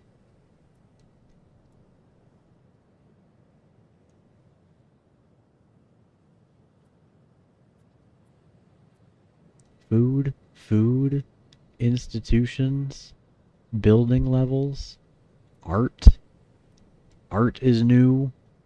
There's a whole new, like, culture system. Instead of a province just having a primary culture, each pop has cultures, and that's great and all, but then it's affected by a system of, like, how much art you have versus how deeply ingrained their system, their traditions are. Here's your defense in the context of culture war power, your cultural influence, which is affected by art. That affects your integration. Okay, we have harbor capacity, something that it never brought up. It never brought up harbor capacity in any way. I'm just now hearing this phrase for the first time.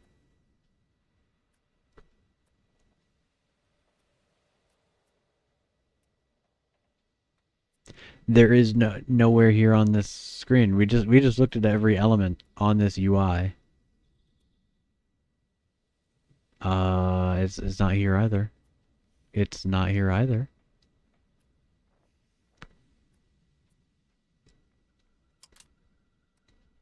No, that just cycles provinces. There is literally nothing here that says development. There is nothing here that says development. We can see the number on this map mode. We can see the number on this map mode. Oh, here we go. Here we go. We had to zoom in. Development represents how cultivated the land is and how much it is used by the pops living there. The higher the development, the more people can live there and the more it can be exploited. Okay. So here's all the modifiers that we get from development.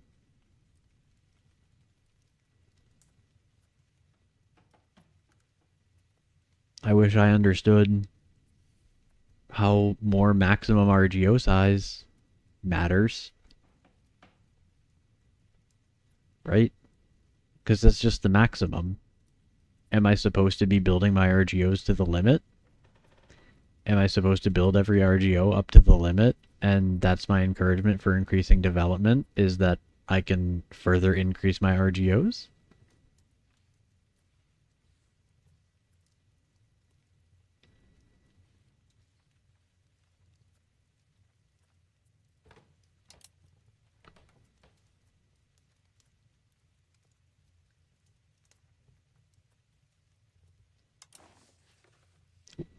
Why does market language matter?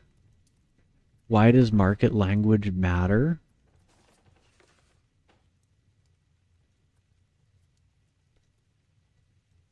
This is the language spoken by the majority of the burgers in the market center. Why does this matter? Why is there a market language? Does it impact like which markets will trade together? Does that determine which markets will trade together? Is it just based off of the language? Or the language and which countries are there in that market?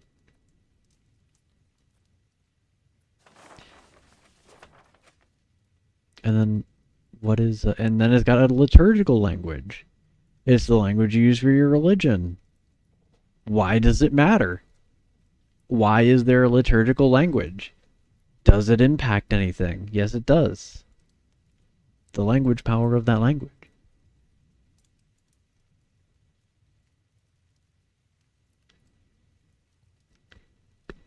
I wish this was like looking at a spreadsheet, because spreadsheets make sense. Because databases are comprehensible. A database is comprehensible. This is just all over the place. It's disorganized. It's super disorganized.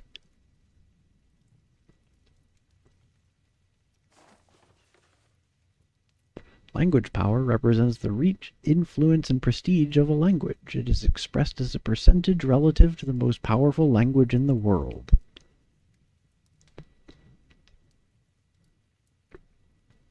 This doesn't say anything about court language.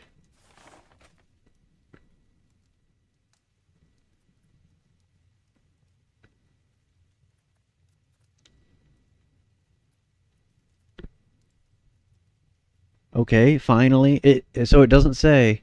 You have to go under the court language tooltip, right? So here we are. We're looking at German from the market language view. We're looking at German from the market language view. When we look at language, it doesn't tell us anything. When we look at market language, it doesn't tell us anything. When we look at language and language power, it doesn't tell us anything. But when we go to court language, finally we learn using the market language of our capital will increase the trade efficiency. How much will it increase the trade efficiency by? What does it mean to use the market language? Does it mean if your court language is the market language, is that the only time the market language matters? Is that the only time that the market language matters? Is if it matches your court language or not?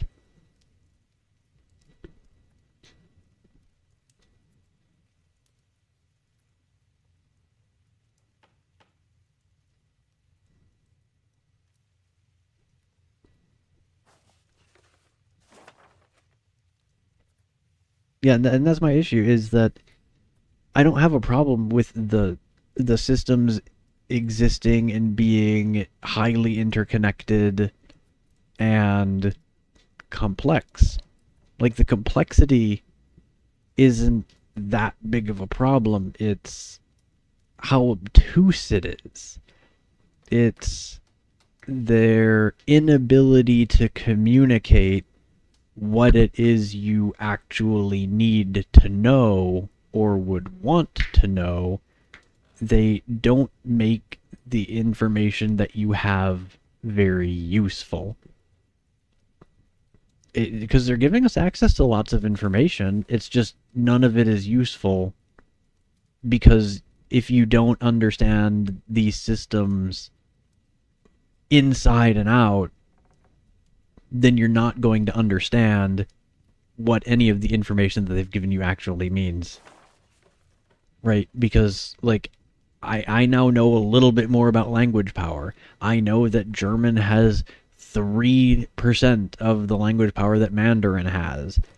And for some reason, the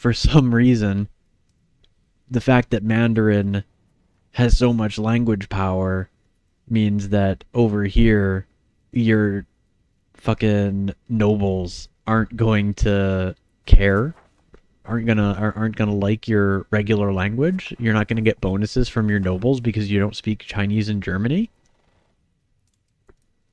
You're not gonna make the noble estate happy.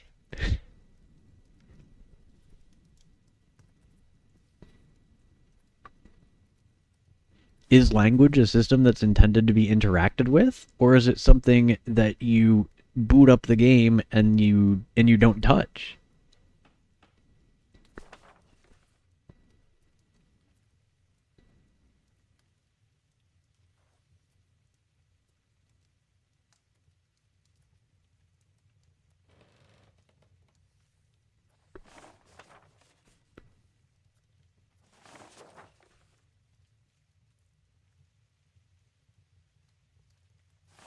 We're looking at more menus. We're looking at more menus. We're gonna look around.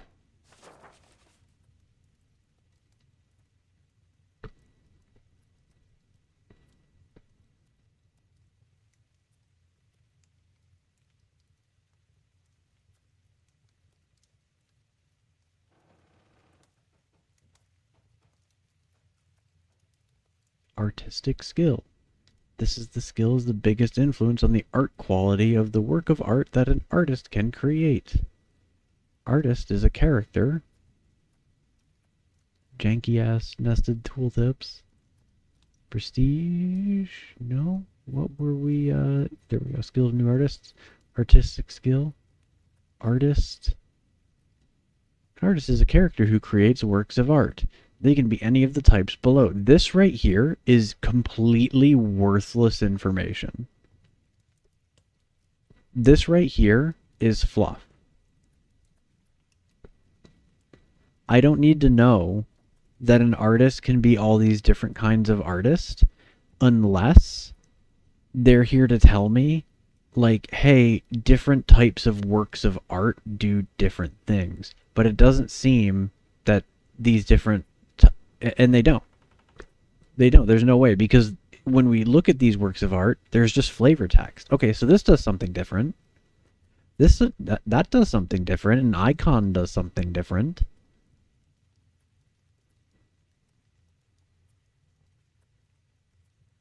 But it looks, by and large, they don't do anything different. They do nothing different except for icons. So they have one special kind of different work of art. We have one different kind, special kind of the different works of arts. This is the only tooltip that actually matters, and how are you supposed to have any idea that it does? Surely there will be like a pop-up or something in an event or whatever that produces the work of art when an artist produces it that says, hey, this is you can get an icon or a painting, right? But like here in this menu, where every single one of these other ones, there's at least 20, right? 1, 2, 3, 4, 5, 6, 7, 8, 9, 10, 11, 12, 13, 14, 15, 16, 17, 18, 19, 20, 21. There are 21. There are 21 different types of works of art, and 20 of them are functionally identical, it seems, and one of them is different. 20 of them are functionally identical, or so it seems. Maybe they are different, and one of them is different. What is the process by which an artist creates a work of art? Who knows? Who knows? We know that artists are characters. We know that characters exist in the world. We know that we can have characters like in our court. We can have characters who we can assign to different things, right? We can have them as advisors. But like, do you have a special slot that you need for artists? Do you need like, if there's an artist in your territory, do you need to like give them a job, or do they just passively exist in your land and sometimes create a work of art and just hand it over to you? Or do they prompt events that give you the opportunity to get a work of art?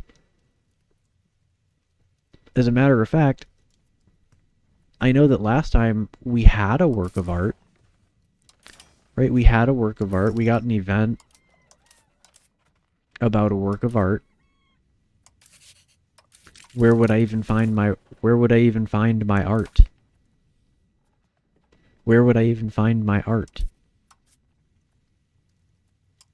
It's not our countries.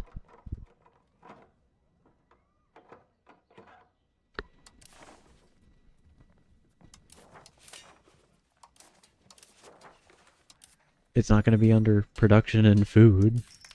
Society? Okay, surely it's got to be under society, right? Okay, works of art. Okay, we don't have any. Artistic skill in Holland. It's impacted by these things. Artist's salary. None. This is so helpful. The amount of ducats an artist will earn. Is an artist a pop type? We can support 0 artists. There are currently 0 artists in our country. How do you increase this? How do we get more artists? Where do we get access to artists? Why is this a 0? Right? Usually, when there's a number, right, they tell you to some extent where it's coming from, right? Like income right here. You know? We've got, we at least know that these are our tax rates and this is how much we're getting from them at the end of the day. We don't know how they got the amount that we're taxing, but we do know this.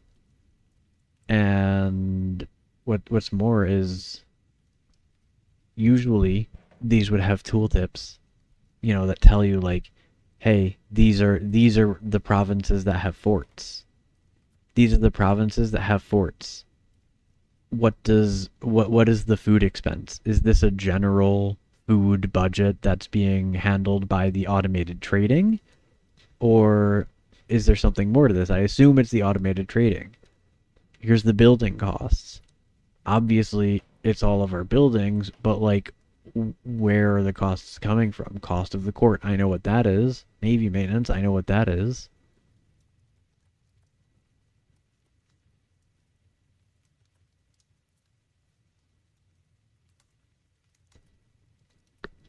See, here's one of those nested tooltips I was talking about where you get the number and now it tells you where that number is coming from.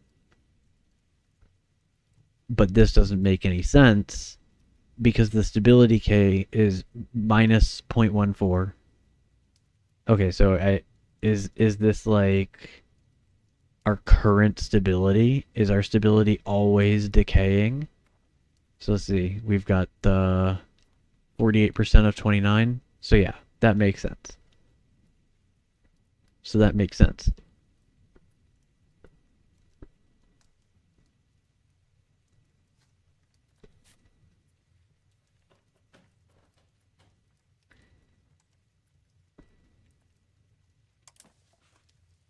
We've got our tax base.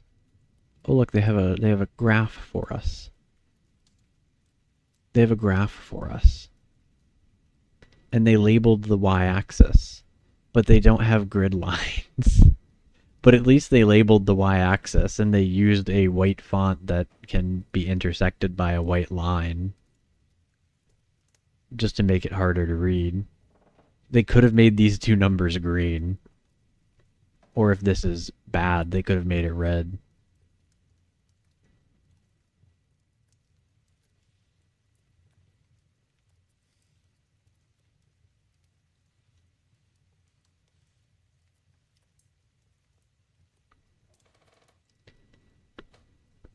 Tax base of let's look at one of our provinces, not there. Let's look at one of our provinces. Due to potential tax base. The potential tax base of a location is the combined profit of its RGO and its buildings from selling their goods on the market. Okay. Alright. This is a little helpful. Right? Potential tax base, 7.19. And it tells us that we get this from them selling their goods on the market. But then we have potential profit. We're not getting their contribution to the potential tax base. We're getting their potential profit. And their potential profit doesn't tell us how it turns into taxes.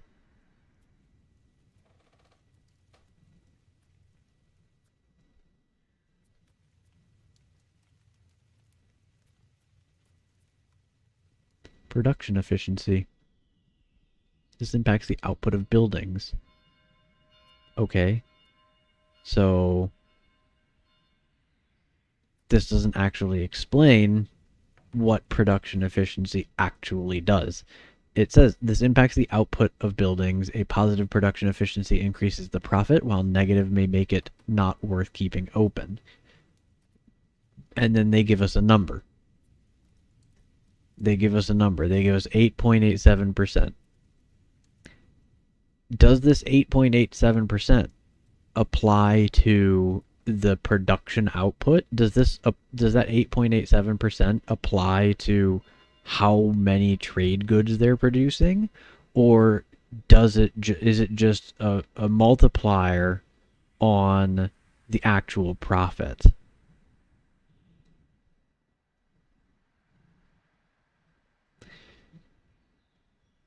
Okay, so if profit turns into income for pops, who are in turn taxed, right?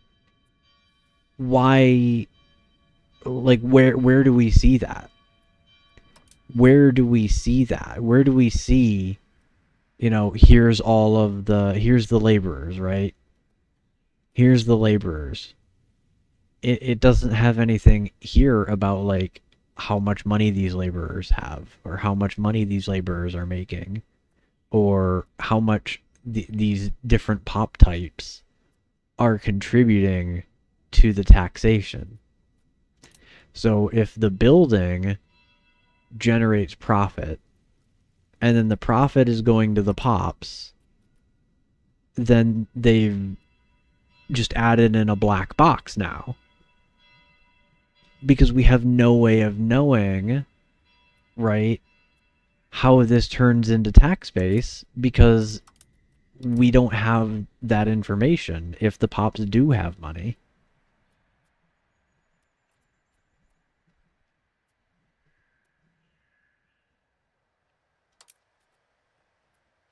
Right here, the buildings.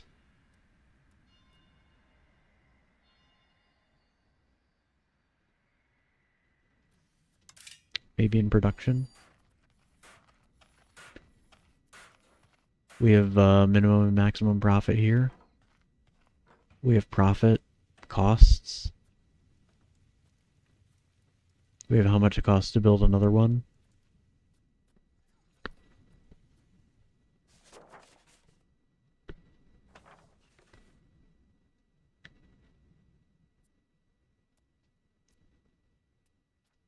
We have upgrades to the type, it seems.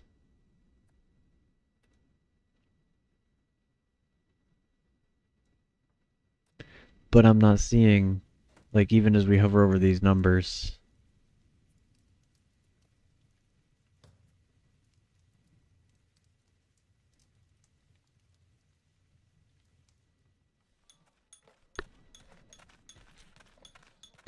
So I'm not seeing where I'm having I have no idea where this is turning into tax base. Right, because it's this and the RG and the value of the RGOs. Is this and the value of the RGOs? And we've got, right, the RGO level, right? So we've got 2,000 RGOs. Profit per level. Okay. But how does the profit turn into taxes? How does this profit turn into taxes? How does this 1.56 actually interact with the number we care about, which is this? How do we go from everything that's happening on this screen here, because this is just where everything is. This is where we can get all of the information. It doesn't seem like they've hidden anything anywhere else. So we've got their profit, but we don't know how that number turns into the tax base, which we have right here. It's some percentage, obviously. It's obviously some percentage, right? Because this tax base is 7.19, but like this building here is 10. Is 10 profit. That doesn't lower it by a full 1. That doesn't raise it by a full 1. We're about breaking even. It should be higher now. It should be higher now. It should be higher now.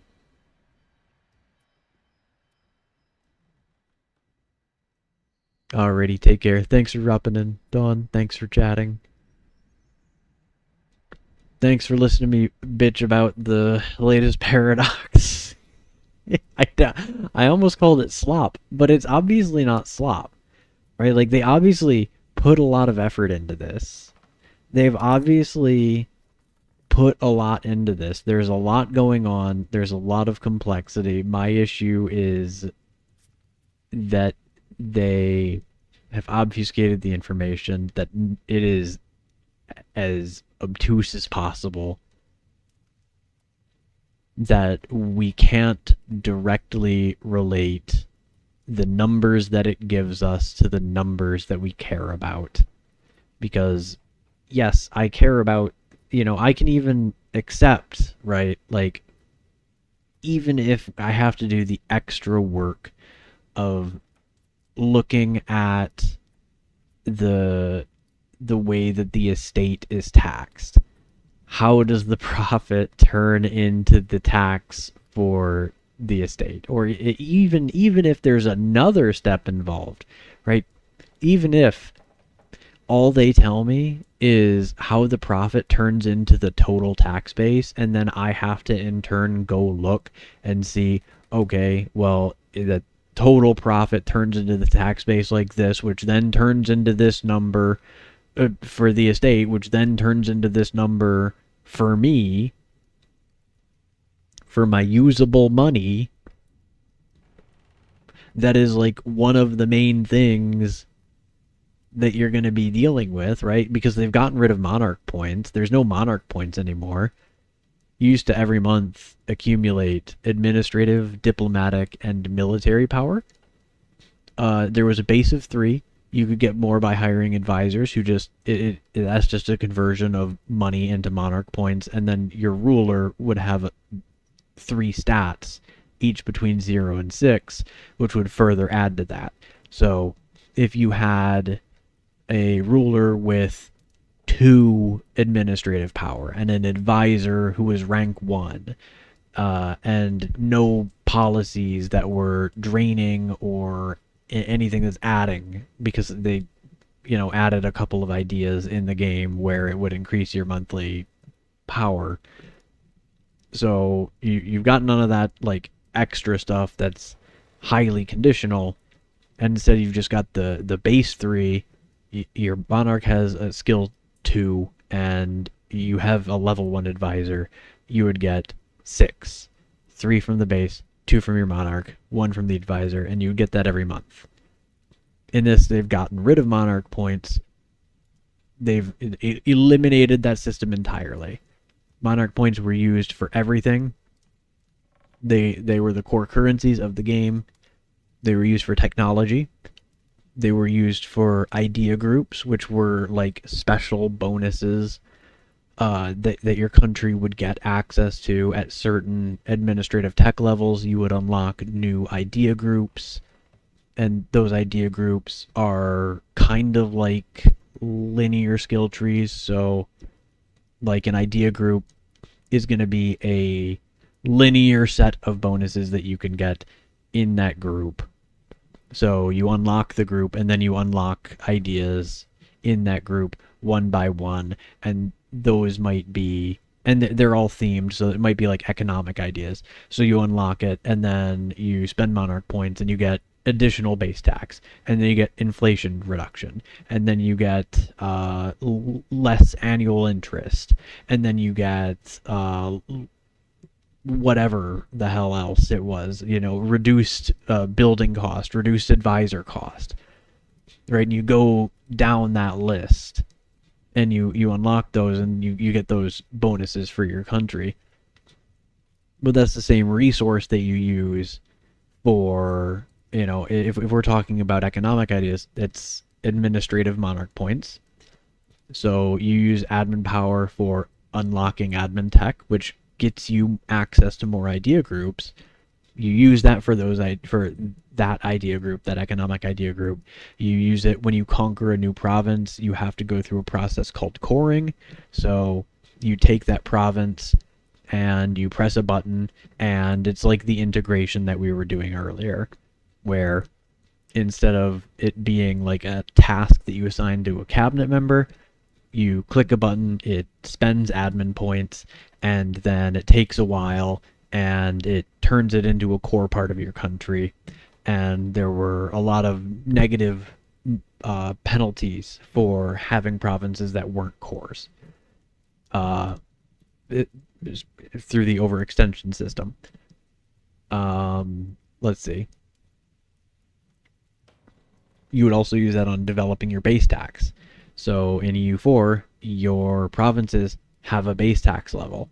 So when you contribute to the development through admin, you increase the tax amount, and it just tells you how much on that province you get from taxation specifically every month.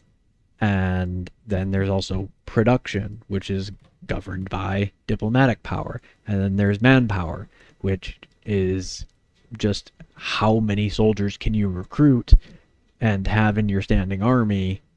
Not have in your standing army, that's governed by force limit, but like how many people can you recruit and replenish your armies with. And all of that was just right there. All of that was just right there. And it was straightforward, right? Because you had the information. It wasn't obfuscated. You didn't have to go digging and digging and digging to know what was going to happen if you did something. So one of the buildings in EU4 is a temple. You unlock temples at Admin Tech 4, I think. So once you get Admin Tech 4, now you can go spend 100 ducats in any given province that has a building slot available, and you can build a temple. and that temple gives you a percentage increase on your tax income. And when you went to go build that temple, what it would do in the macro builder, right? Because you had a thing, you would click it, and you could just select a temple from a list of buildings, and then you could just click on your provinces and build temples all over the place. But it would tell you on that list of provinces that where you can build a temple, how much additional monthly income you would get from that temple. So not only is it telling you outright, this is how much money you get from this province, and then it also tells you, here's a temple, here's what it does, but when you go to build that temple, you'll see, oh, if I build a temple in my capital, it's going to be 0.2 ducats per month. Oh, if I build a temple in these 10 provinces, it's going to be 0.15 ducats per month. Likewise, even when it came to something as complex as trade goods, where trade goods contribute to the overall trade value. So it wouldn't tell you that outright, but it would tell you the additional value you would get from building a manufactory or something that increased your production efficiency in a province. EU4 just tells you, hey, this is how much extra you're going to earn from producing these additional goods. Here in EU5, we don't have that. We don't have that in EU5. What we have in EU5 is, hey, and I think of this right here as being substantially similar, right? Because each province has its own trade good, right? In the form of the RGO, right? Each province has its own trade good in the form of an RGO. These aren't complete trade goods, so like EU4 would have like naval supplies as a specific trade good. You didn't have to like have a factory built. A province would just build naval supplies. So I see where they're going with turning it more into a simulation and taking it to the point where, okay, well, you can't just have a province where naval supplies just show up, right? So they've done away with that so that you have to actually like get the shit that you would need to make naval supplies, right? You need like wool for rope, or metal for anchors, and wood for boarding up the ship, shit like that. And instead we've got the RGOs, the resource gathering operations, and so, but these are substantially similar conceptually to a trade good in a province in EU4. It's just you don't get the completed trade goods. Fish was a trade good in EU4. Salt was a trade good in EU4. Dyes were a trade good in EU4. Those were trade goods in EU4. Horses are new. Horses weren't a trade good in EU4. Clay is new. Clay wasn't a trade good in EU4. But EU4 had things like paper and textiles. So, we've done away with the completed goods. Those have moved entirely to the building system. But in EU4, it gave you, here's the value of this trade good, and here's how that value actually converts into money in your pocket every month. Here in EU5, we look at this trade good, it's the same shit, it's the same idea, but it's done completely differently, right? Because instead of being a trade good that's just sold automatically, and you get a percentage of that value, or you get a set amount of that value, and it goes into the trade value in your trade hub, or not your trade hub, in your, what is it called? Trade node, whatever it's called, your trade region. Instead, now we have this market price, but then we have absolutely no other information. We have no further information about how that market price impacts anything. Right? We have the market price, if we hover, if so in EU4, if you hovered over the number, the meaningless number of a trade good, it would tell you, here's how much you're making from this trade good based on your current production development in this province and the value of this trade good.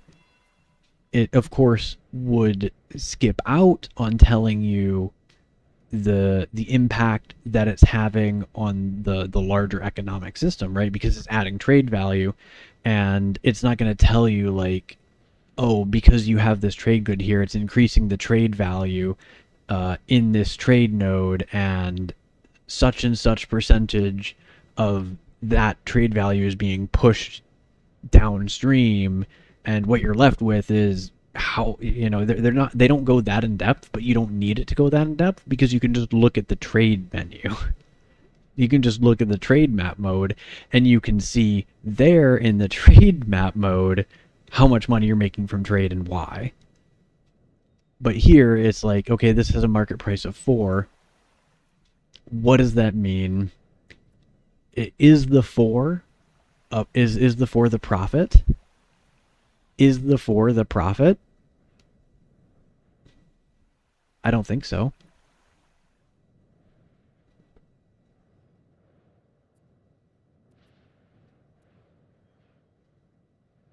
Okay.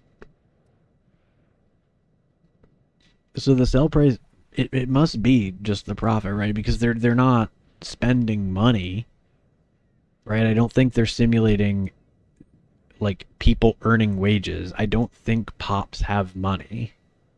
Maybe they do.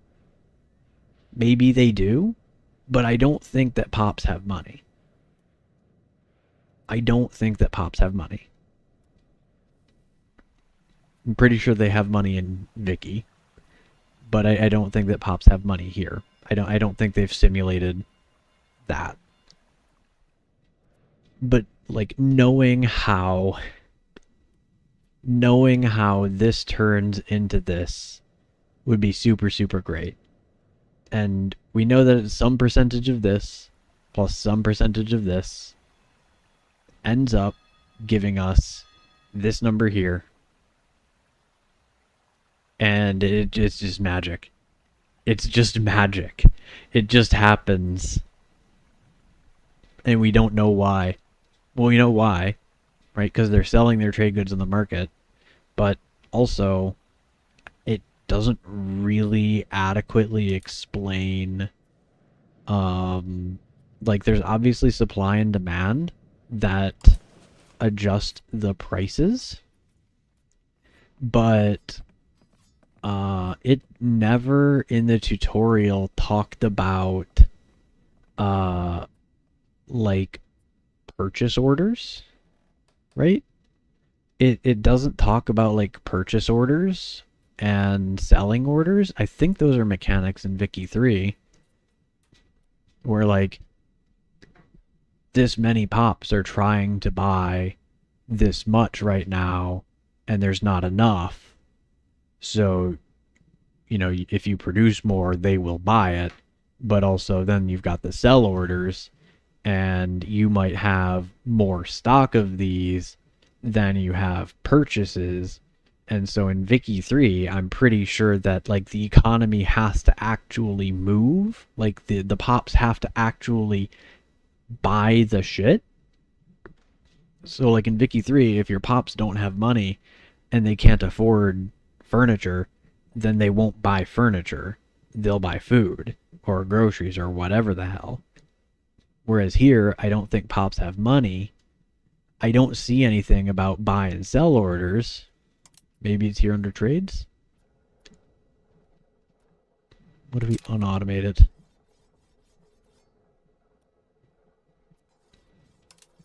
What do we got? Trades? Okay, that didn't do anything.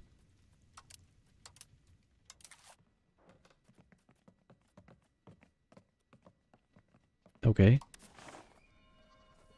So we can import from... What is going on? What is this? What is this snake? What is this EU3 Bohemia snake? Okay, so this is just like buying shit. Can I sell shit? Can I sell stuff? Or is it sold automatically? I think it's sold automatically.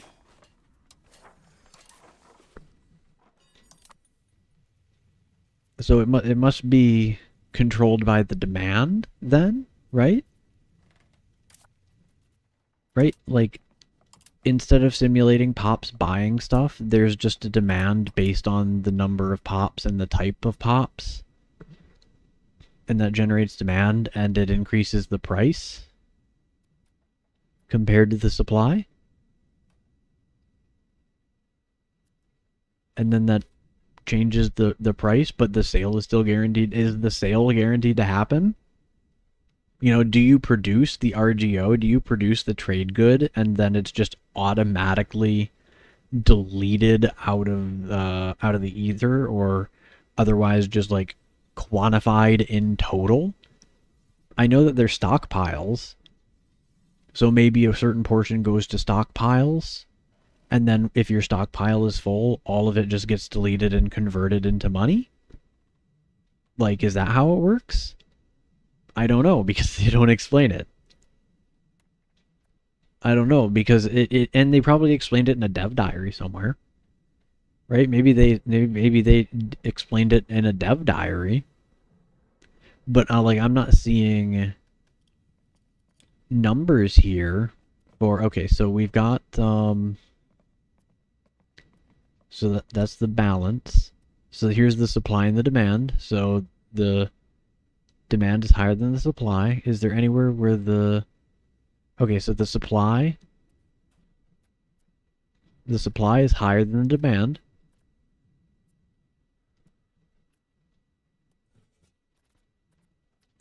What is the market balance? Is the difference between the supply and the demand. Okay, so there's a surplus.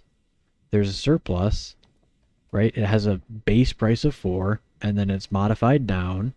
Okay, we understand that. We get it. And it would be really nice if it told us, right, this number right here, right, this 3.14, you know where that number doesn't exist? You know where that 3.14 number doesn't exist? The 3.14 number doesn't exist here. That 3.14 number doesn't exist here. You know, when we're looking at dies, when we look at dies and it says it's worth 4, it's not giving us the actual modified value.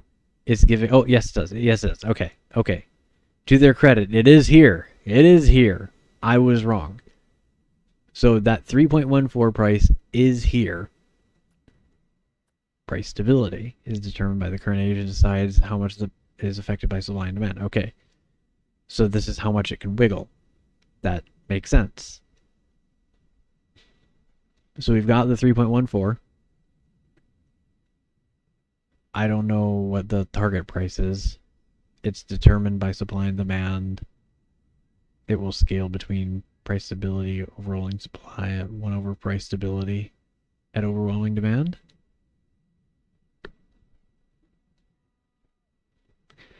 The 4 price is the base value of this good. So if presumably if supply and demand are equal, that is what it will cost. Let's confirm that real quick. Let's confirm that real quick. Markets. Brussels. Is there something where they're the same? Yes, these are the same. Current price is 7.04. Why is the price of cloth 7.04? Supply matches demand. That should be like unmodified, right? That should be unmodified. Is it going to gravitate towards...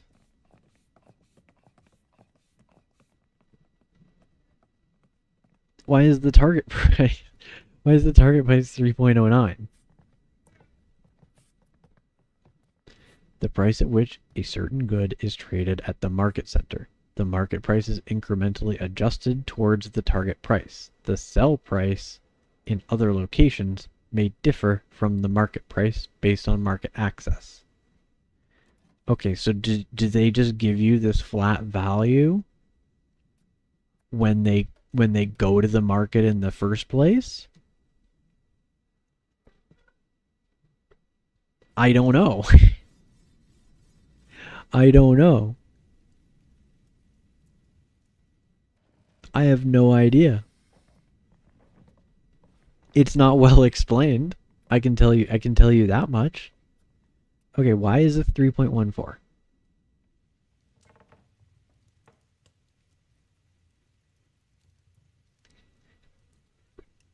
I have no idea. I have no idea if it's a haggle system. I know that supply and demand impact the price.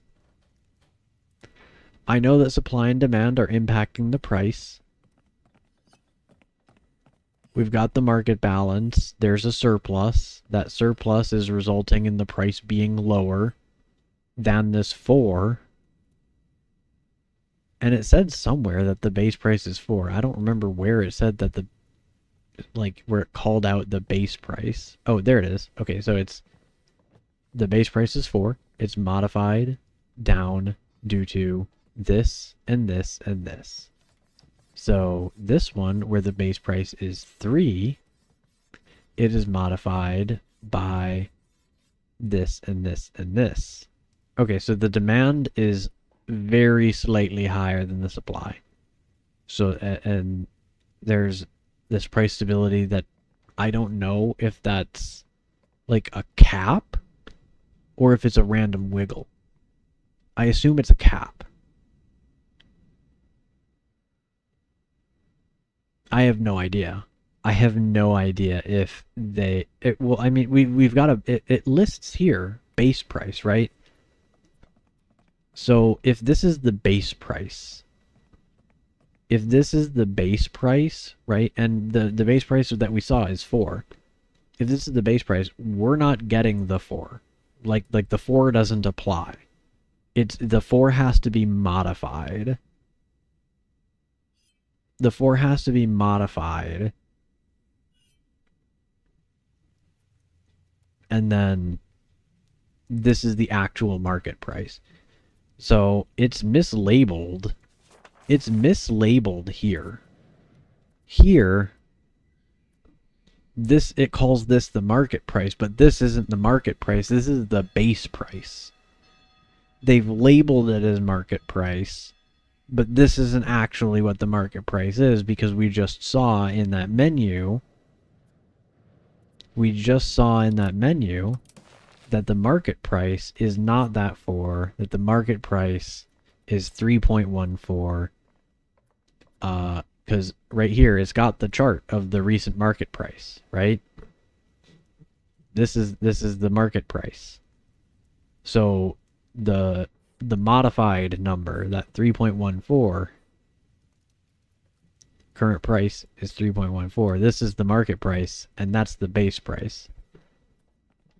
So it's mislabeled in the province. So that's a point of confusion that Paradox could definitely fix. They could absolutely label that as base price. They could make it so that base price has a tooltip explaining, hey, this is the price of the thing before it's modified into the market price.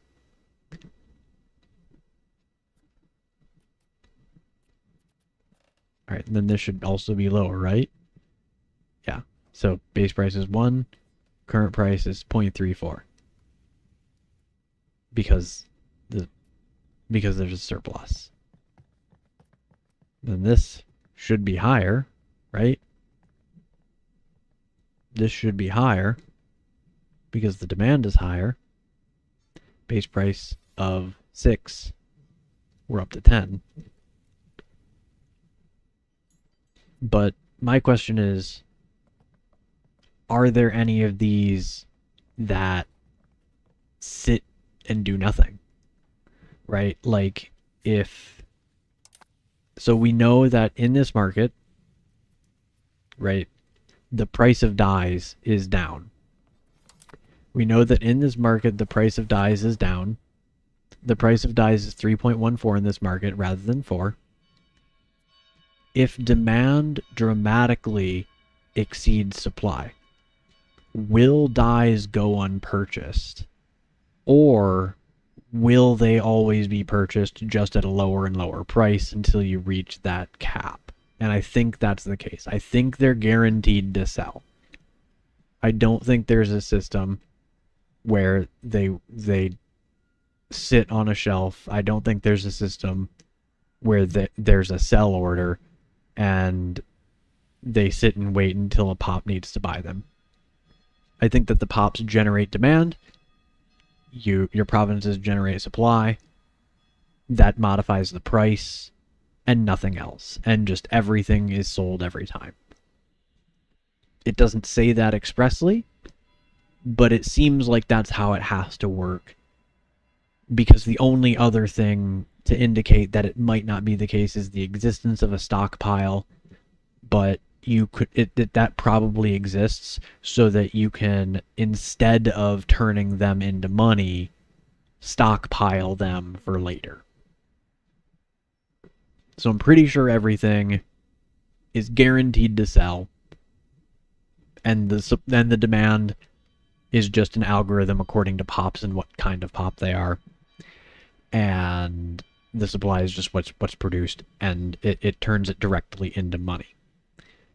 What I want to know is how much money. Okay, so we're getting the profit per level right here. We're getting profit per level, which is 2.77 of dyes right here. Why is that the profit per level? What does that have to do with 4? What does that have to do with 3.14? Why are we getting 2.77 per level? We're getting an output of 1, right? Presumably, that's something that can be modified. Presumably, you can modify that and you get a higher output per level by investing in your tech or by investing with a special building in the province. I don't know if you can do special buildings. Let's see if we're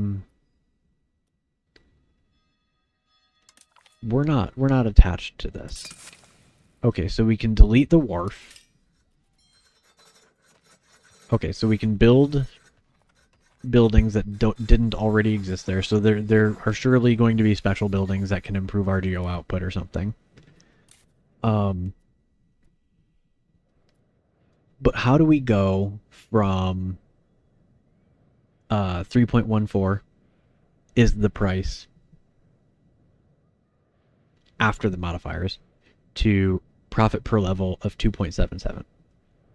And I am also assuming that this profit per level is for the full 1,000. So I'm assuming that what that's saying is that for every 1,000 employees working this RGO, that is how much you will get. I'm assuming that's the case.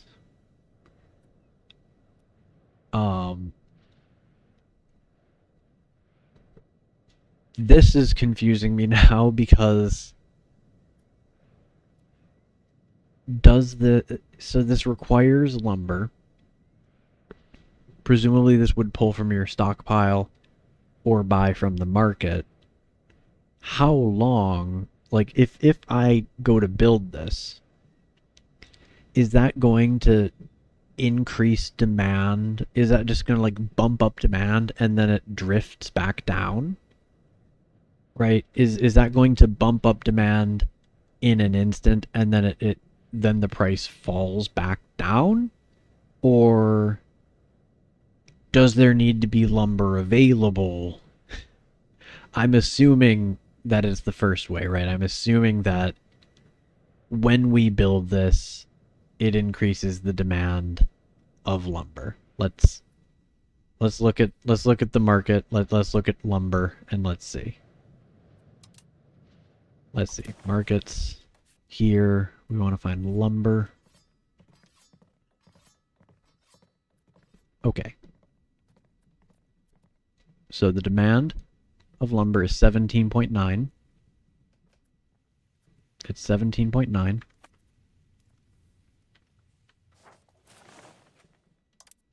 And if we build this,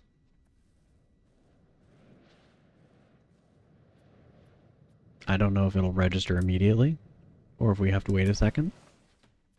So we're going to check and see. Okay, so the effective demand went up. The effective demand went up by 0.1 because we bought some. So because we needed to use some of that resource to make that upgrade, it changed the demand of lumber.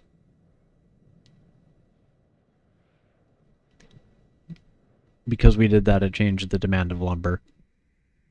Presumably that's a temporary spike and it goes back down, but our actions through doing that did have an impact on the price of lumber to a small extent. But again, my question is, how did we get to 2.77 profit per level? Right, is there each 1,000 pops eats one food. It's lower class. Okay, what does lower class mean? It means lower class. Can be promoted. Okay, assimilates and converts 50% speed, promotes at 150, migrates at 10%. Okay. Do they cost money? Right? Do they cost money? Is that why we go from 3.14 to 2.77? Is that why? Because the laborers cost what? 0.37? Is that the cost of 1,000 laborers? 0.37? I don't know. I don't know. They don't tell us if the laborers or the operation costs money. It doesn't say. I'm assuming that there's some sort of total cost of operations that factors in the employees and the just you know, they just hand wave, you know, maintenance costs and all of the administrative and logistics and everything. I assume they just hand wave that, and we're turning that 3.14 into 2.77, and I'm assuming it's for the full 1,000. So I'm assuming that is how it works. Even if we're right, even if I'm right, and that's how it works, and that's how we get 2.77. We're still missing a critical step here again, because we're still looking at this and saying, how does this 2.77 and then all of these profits turn into tax base? Maybe there's a law. Maybe it's based on a law. Let's look through the laws, because I haven't looked at these. It never told me to look at these in the tutorial, so I haven't touched them.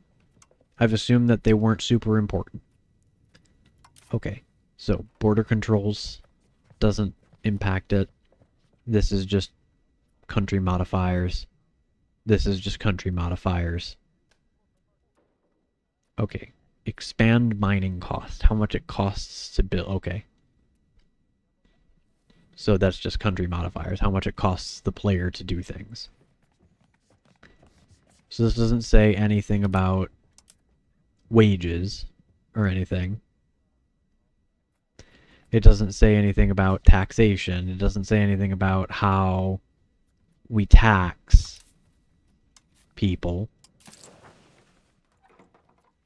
Let's look at our estates. Maybe it's something about the estates. Maybe the estates tax people a certain way. Right? So we've got our nobility estate. None of that is it. Income after taxes. Okay, so this is what they're spending their money on. So this is generating demand? Yeah? Is this generating demand? I don't know what these numbers mean. Right? Incomes after taxes, spending 1.94, but this is 2.6. So this is what presumably what they're spending money on. I don't know what this is adding to. Maybe this is adding to the prices? Maybe this is how much they're spending on it, and it just says plus, so you know it's a positive. It shouldn't be a positive number, it should be a negative number because they're spending. This is their monthly expenses. Okay, that, I just needed to look a little bit. Wait, why did this... I was hovering over this, and it was giving me this tooltip. Guys, I was hovering over this, and it was giving me this tooltip. That was a bug. Okay. If we hover over this, it shows us the tooltip for this.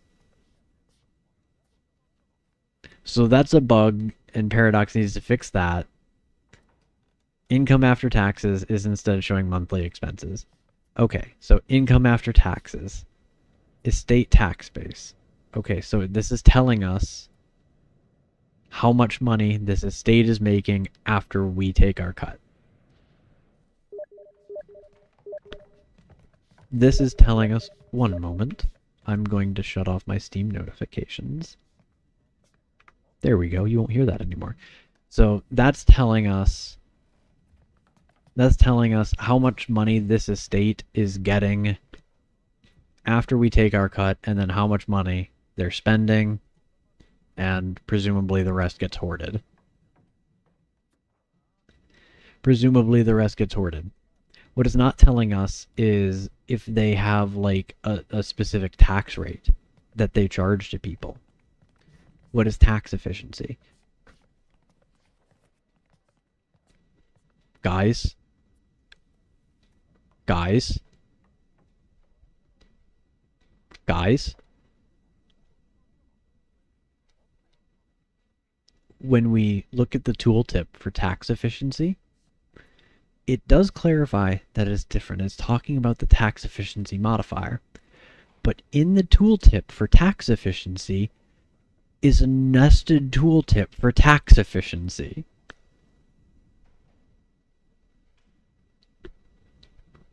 Don't you think they could have come up with a better way of conveying this information?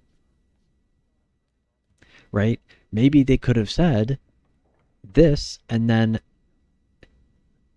a couple line breaks, and then it says, as a modifier, tax efficiency, in fact, this is useless. This is useless. This tooltip is useless because you already know, right? You already know that it impacts tax efficiency. Where you look at this, it says modifiers. It says modifiers. Right? You know this is a modifier, and you know that it's going to impact the thing that it's talking about. They should skip this, and just go for this. Just explain what tax efficiency is. And this also doesn't actually tell you what that does. We have to make an assumption.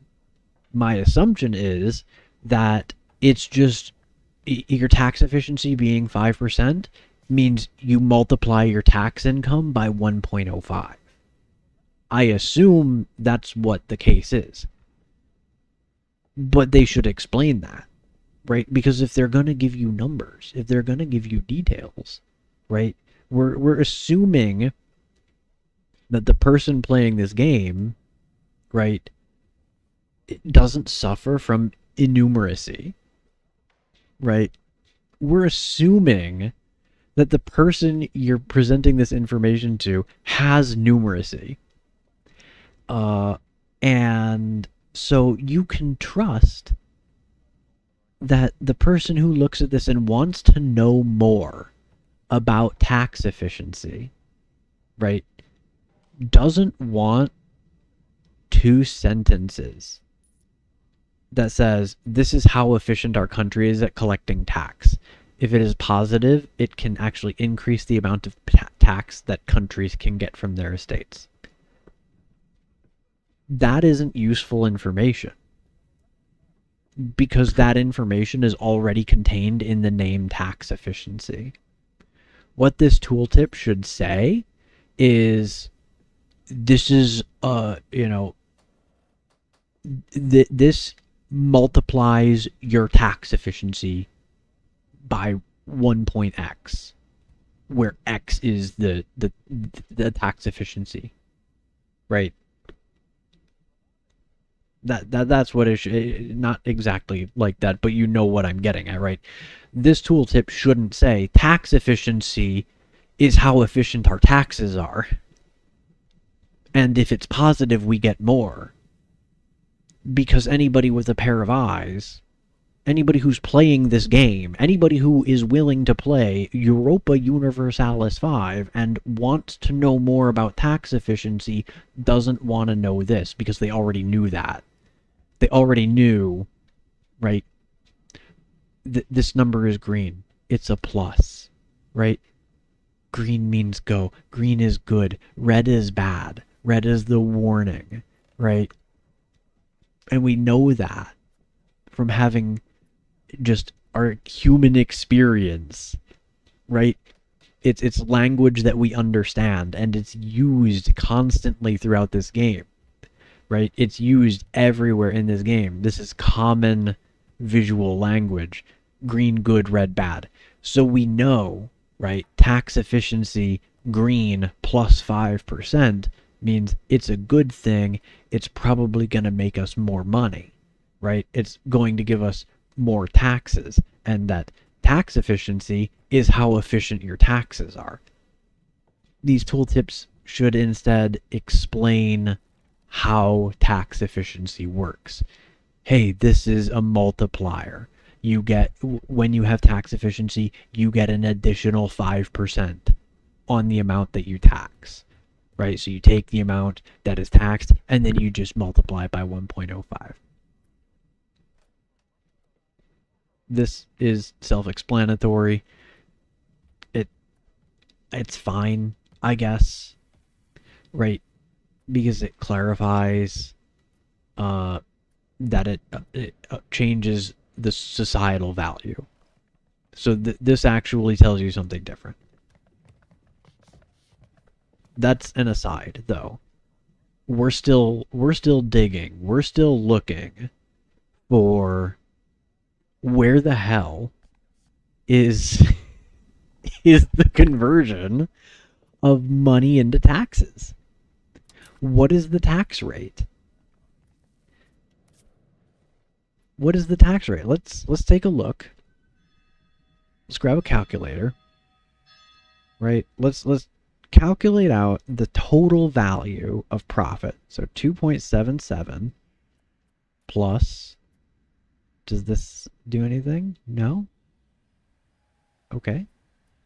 All right, 2.77 plus 10.18 minus 0.27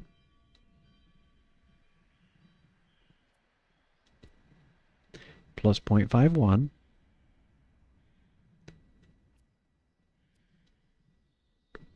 minus 0.35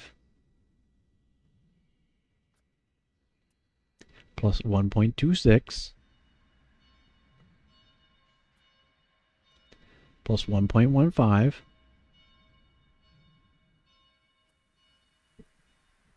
plus 0.72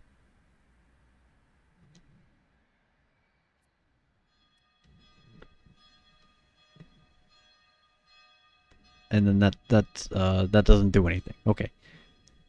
All right, so we have a marketplace, and then here, this is okay. All right, this has profit. So 0.1.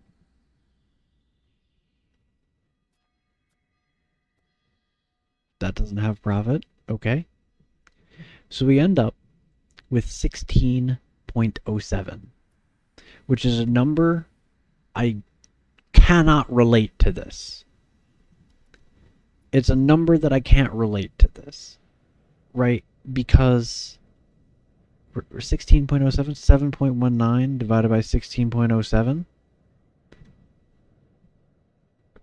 Do we think Paradox Interactive made it so that taxes are 0.447741754822650902%? Right? Do we round it? Do we assume that Paradox Interactive made it about 0.45%? If we look at another province with stuff, are we gonna find this about 0.45%? So, oh, we actually missed something. We actually missed something. It's a little bit my fault. We have 2 of these, so we need another. We need another 2.77. We need another 2.77, so that's 18.84. 18.84. So it's like 0.38. That doesn't really relate. Right? This is 0.46 per level. This is 0.46 per level. Right here. There are no revenue generating buildings, right? No buildings here that generate revenue. Okay. So this is all of the profit, right? Is 0.92. Don't even need a calculator for that one. And the tax base is 0.81. The tax base is 0.81. Oh, but the potential tax base is 2.02. So why is the tax base higher than the total value of the RGO? Why is the potential tax base higher than the RGO? It's over twice as much. 0.46, right? That's 0.92. We've got 2 levels of this, right? 0.92, and yet the potential tax base, what it would be at 100% efficiency, is 2.02. That's more than double. None of these buildings generate revenue, right? Do we need to consider food production? A positive food production? Does this go to market? Do we need to factor in the 0.8 extra food? I seriously doubt that 0.8 food is worth 2 full levels of horsies, right? Right? Surely 0.8 food production is not worth 1.04 per month when 2 horsies is worth 0.92. Right?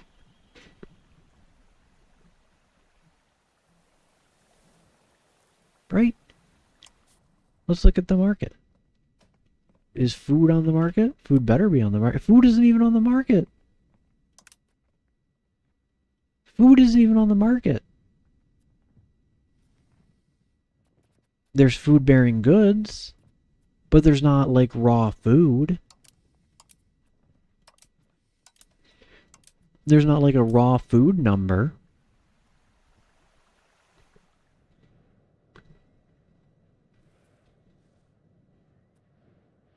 We know what food is. So does the balance like not get sold? Does the surplus do anything? Does having more food than you eat matter? Aside from like the total amount of food available, right, in your country?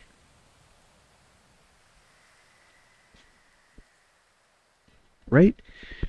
I'm assuming that the food balance only applies to your country, right? And that none of this is going to market.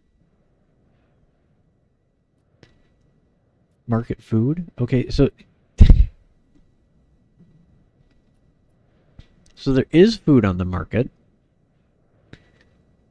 It just doesn't appear as a trade good in the market menu when you search for food.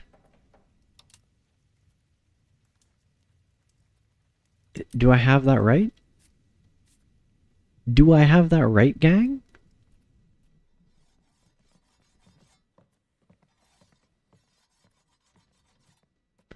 We're looking for a green apple. There, I didn't see a green apple.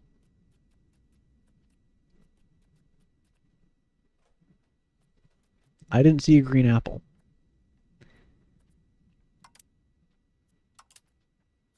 Oh, here we go. Food. There's a whole tab for it. I missed it. Okay, so there is food on the market.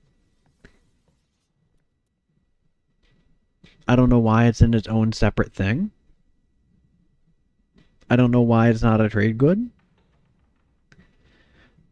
I mean, I guess it does have a distinct mechanic behind it, so segregating it out is fine. But the food price is 0.04. And with the food price being 0.04, that 0.08 food, right? That should be what?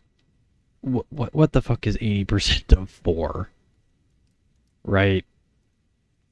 Like, oh god. 4 over 5 is fucking... I don't even feel like it. I don't even feel like it. But it's not 1.06 is my point. My point is that 0.8 food selling for 0.04 is not 1.06. Right? 80% of 4% of one ducat is not more than one ducat.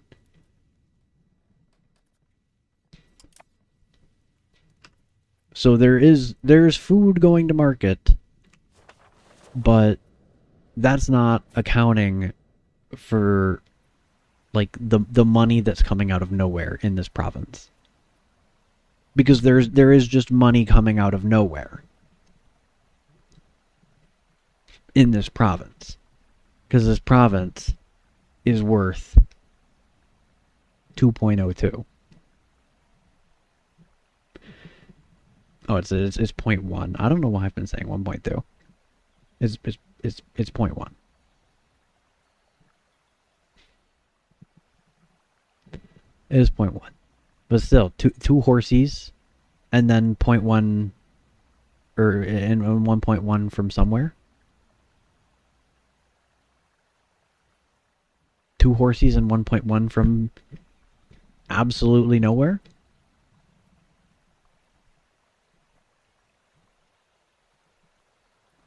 Is there like trade that happens?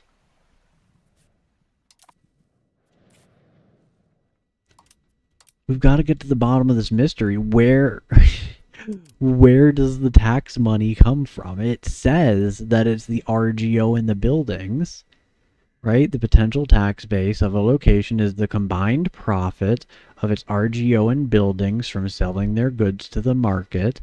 If there are burgers present in the location, burger trading may also increase the potential tax. Okay, so burgers trading. Okay. The burgers will attempt to address the need for goods in the market that they're... urban location is located in by doing their own trades. Okay. So there are burgers here, right? Right, there are burgers here. Are there burgers here? There are no burgers here.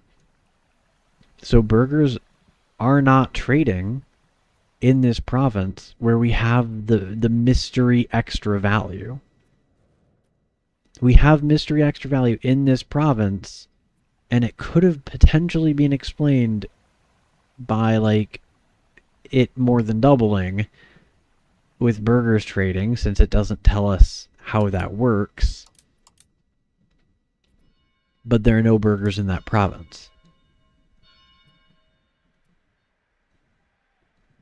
And it says the potential tax base is the combined profit of its RGO and buildings from selling their goods to the market. So is the tax base just 100%? Right, is the tax base 100%?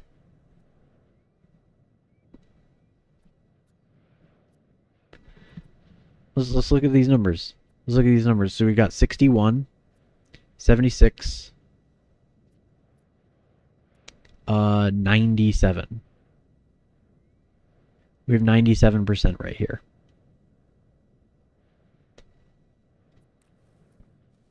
We have 97% right there. How about here? 27, 52, 98. Right? Did I do that right? 27, 52, 52 plus 46 is 98. Okay. So we had 97 here, 98 there. Are we on to something? Utrecht? Alright. That's, what, 32? This is 32? And then that's going to make it, 70? 99? So we've got 97, 98, 99. And I'm wondering if it's rounding errors. I'm wondering if it's just rounding errors. Let's see. 1.13 plus 0.7 plus 3.8 plus 1.55 is 7.18. The value is 7.19.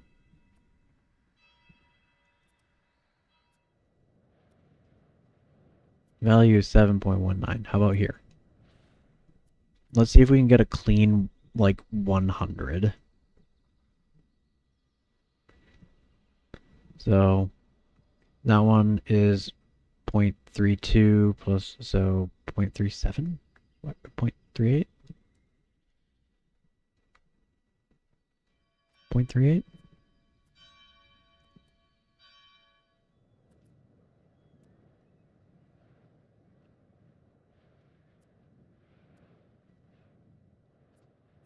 No, that should be 0.37. But then the number we get down here is 0.38.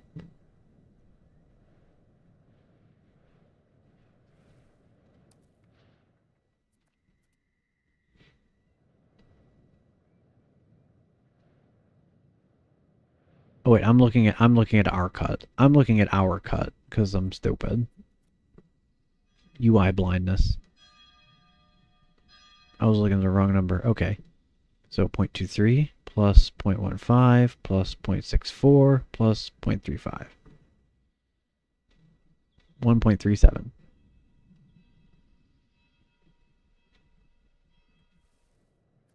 Can we get a clean 100? Can we get everything accounted for? 0.32 plus 0.72 plus 0.93 plus 0.46, 2.43.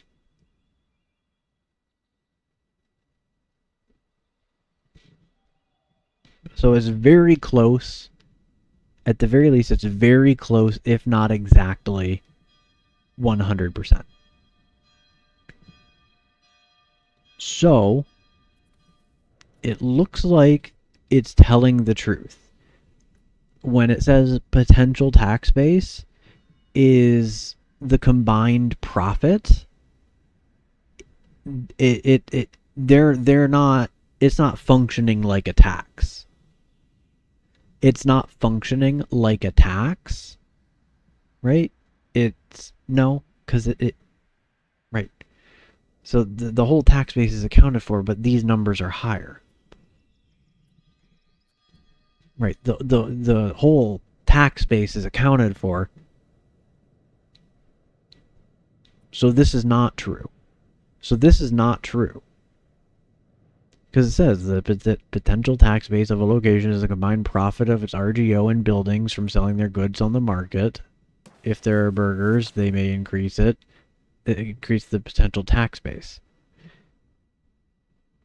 Tax base is multiplied by control, gives the tax base of the location, which is the ducats that is actually created and distributed among the states. So this is just not true. Because this number, if it's different, if this number is different, according to what it says, if this number is different from those totals, then it should be higher. But this number is lower. So there's some methodology that we don't see, that it doesn't tell us about. There's some methodology that converts profit into taxes, which is what we already knew, but we just confirmed it again. So where do we get a tax rate? Where do we get a tax rate? Maybe we go into hints. Maybe it's hidden here. Tax. There's no hints about taxes. Maybe taxes. No, this just covers like the banners. This only covers... Well, no, this covers more than the banners, because it covers these.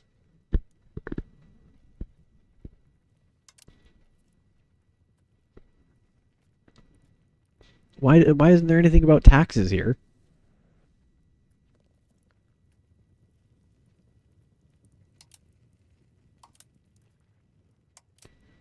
Why isn't there anything about taxes?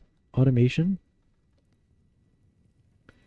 So you can just automate the entire fucking game?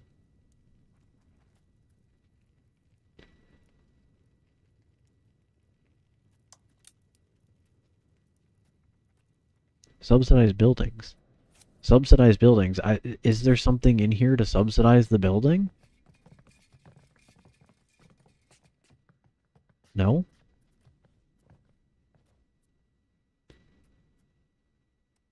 No?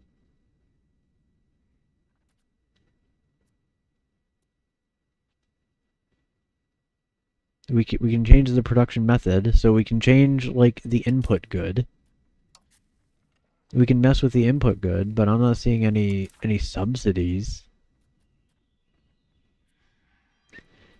And we're getting distracted again away from the big issue at hand, the big question on my mind, which is what the fuck determines tax base?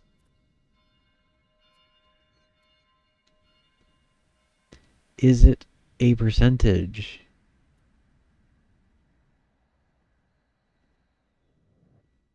Is it...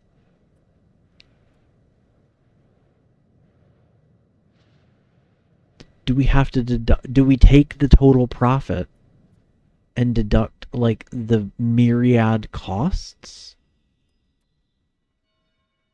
Right? Because we don't have to do these costs with this income. Let's see.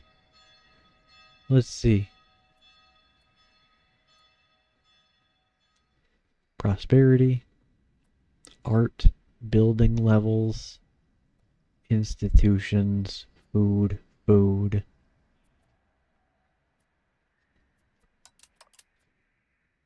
Military, demography. So none of this. Okay. I don't remember the difference, but it's like around at least 3. So those don't cost anything. Those don't say they cost anything. That's doesn't say it costs anything. They don't say they cost anything. Okay. So that profits. This just has a cost. It has a cost of 0.12. It has a cost of 0.08. So we know the difference between them is more than 0.2. We know the difference between them is more than 0.2.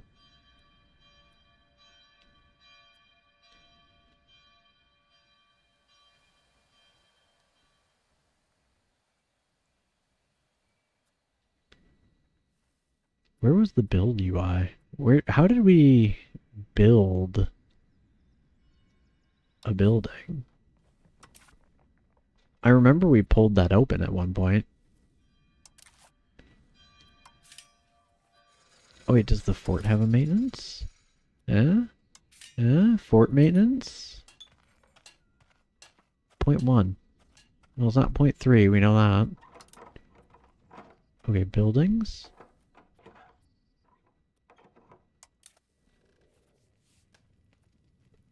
Yo, menus they never brought up in the tutorial. How are you supposed to know about this?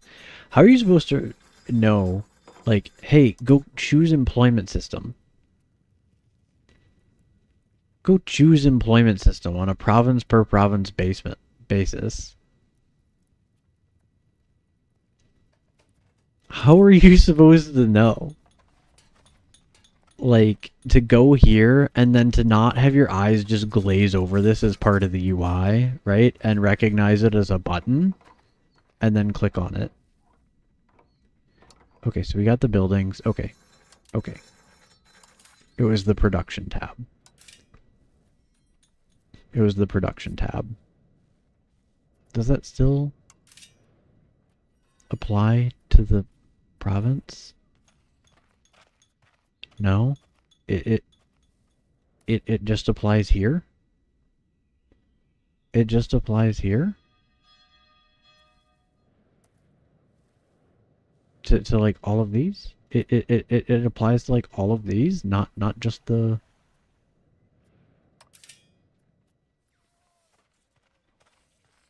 Okay, buildings.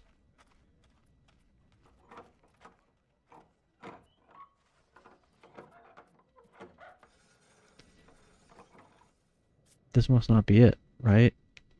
There must be like a building in this province button somewhere that I'm not seeing. There must be a building in this province button somewhere that I'm not seeing.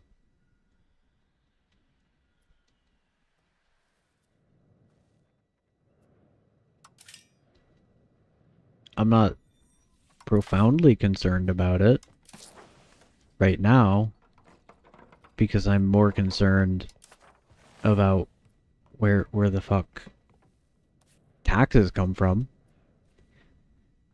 Because if I knew where taxes came from, right? If I could understand how this number turns into this number, right, things would be better. And obviously, you could abstract that idea to just maximize this profit, but importantly, I don't know the comparison of this number. I do know we can compare, right, this number to this number. That's a one-to-one comparison that we can make. We can absolutely make that one-to-one comparison. The comparison we can't make one-to-one is this number to this number. Now, maybe these are identical. They're probably identical. At which point, I know, okay, so if I improve this by 1, I know that I'm going to get 2.77. But also that number should change because when I build another one, supply is going to increase, demand will not increase, and so this number is actually not how much I'm going to make after increasing the supply. How much is building another one of these going to increase the supply, and how is that going to impact the profit per level? I have no idea. I have no idea. I also don't know if this is like per thousand or not for sure. I'm pretty sure it's per thousand. So if that's 1-to-1, then we know maximize profitability, which means I actually have no idea because I don't know how much one of these buildings produces. I guess I do because you've got the totals. Right? You've got the totals. So we can assume, I suppose, right, that one of these buildings is worth about 5. I presume that we can assume that one of these buildings is worth about 5.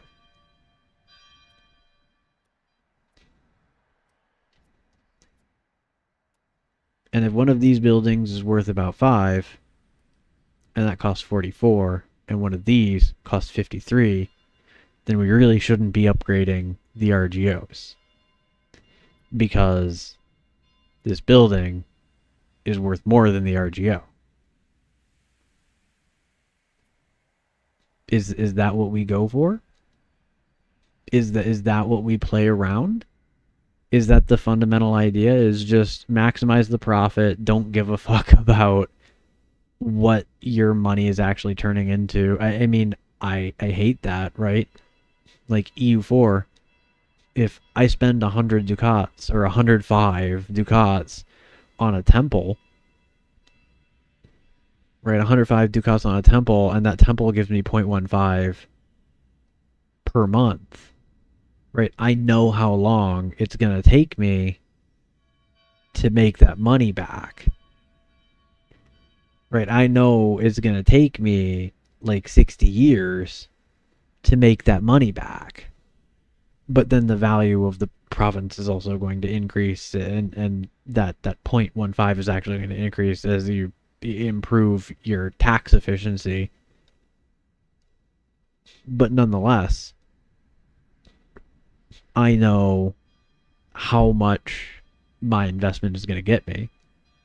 Here, I have no conversion rate.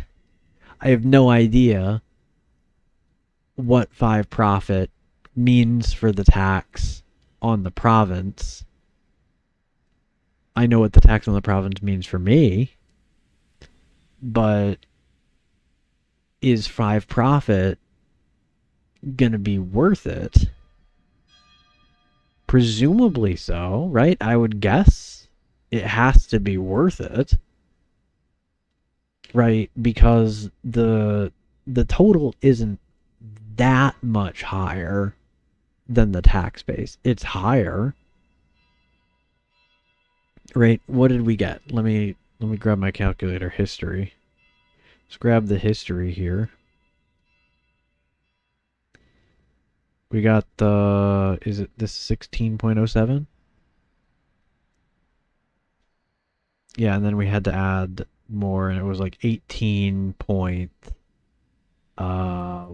what was it? 1607 plus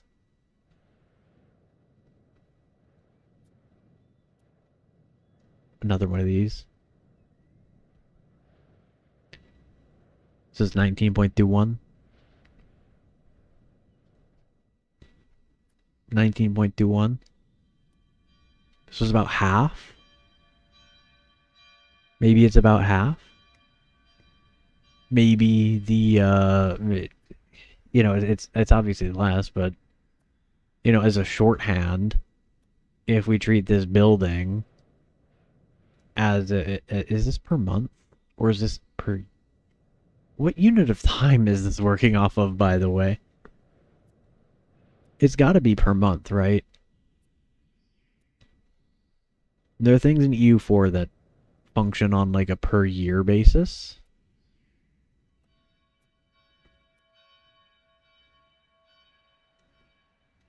It has to be per month, surely.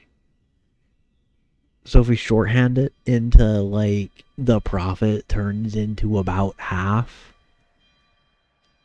then buildings are really good sometimes, and other times they're not.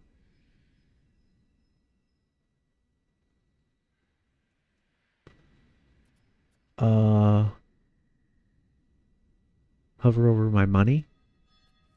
Hover over my money. I mean, I know that this is per month.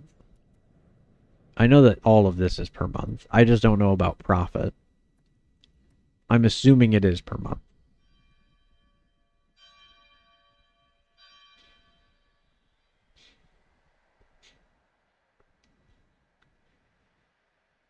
So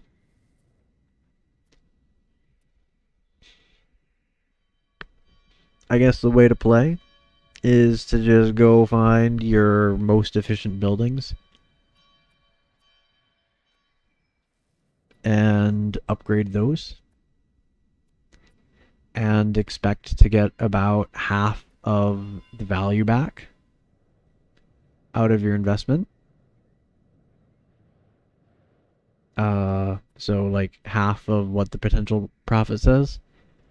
So one of these would be about 2.5 per month. And it only costs like what, 30? 44? So that would, I mean, you would make your money back in 2 years, right? Or no, you wouldn't, because we only get a percentage of that. So this would all go up 2.5. Then we average around 30%. So that would be what, like 0.8? 0.8 or something? 0.25 times 0.3. 0.75. Close enough. So it would be like 0.75 per month. Spending 44. That's what? 60 months. About 60 months. A little bit more, maybe 70. So you make your money back in 5 years. That's a lot better than the returns in EU4 for that specific for this specific building versus a temple.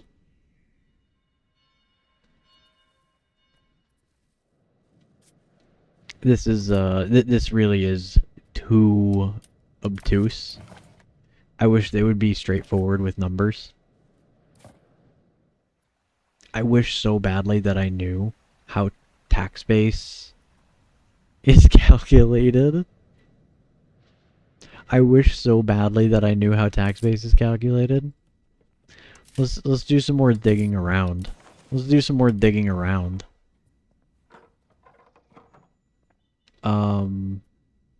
Okay, so trades. I mean, what the automation just optimizes it.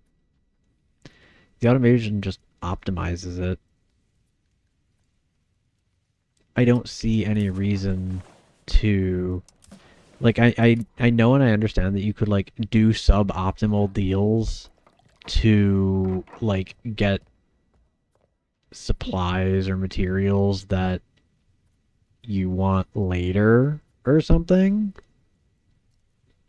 or like getting them as an investment to be able to like produce something else.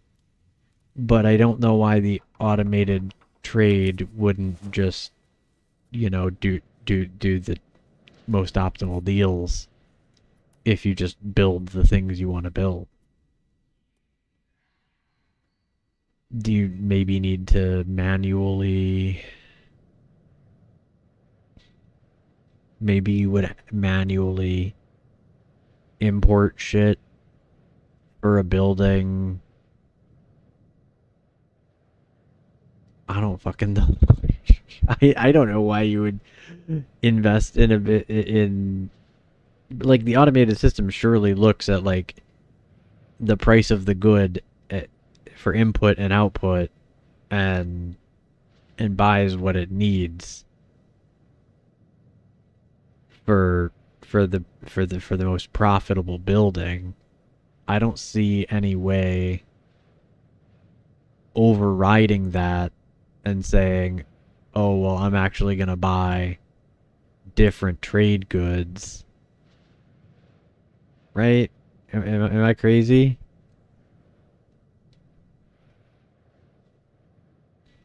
Am I crazy? Like, if the system is just going to automatically check, you know, the finished product minus the cost of the good, there should be no reason to override it. There should be no reason to override it.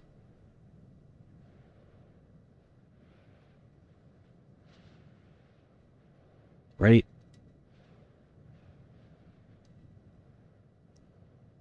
There's no, like, tech for, like, import a whole bunch of this and flood the fucking market with something that you already weren't doing it.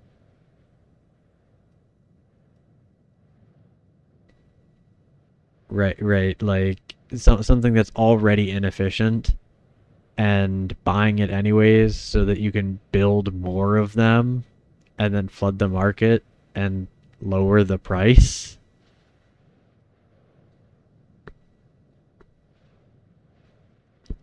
I guess you could market manipulate. Like, if you there's a reason you could do it, right? Like, if you hate this guy right here, you just hate his guts and you want him to die, and his entire economy is dependent on textiles, you go and you buy a ton of wool and you make a ton of textiles, even if it's inefficient, and you like tank that guy's economy. That doesn't sound. I don't know about that one. Yeah, but that's like dependent on these guys having their entire economy based on one specific trade good.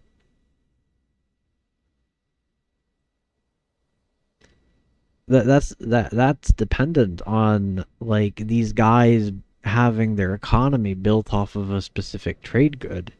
But if they've got like a diverse line of stuff and they're not dependent on that one trade good, then you're just hurting yourself as much as you're hurting them.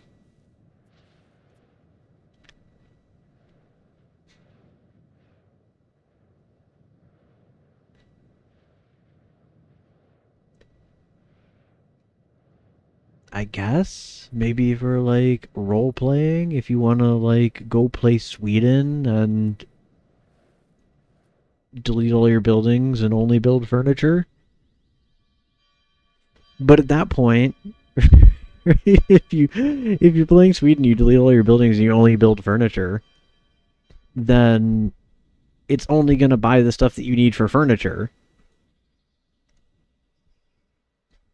Because the automated trading, right, isn't gonna have something more optimal.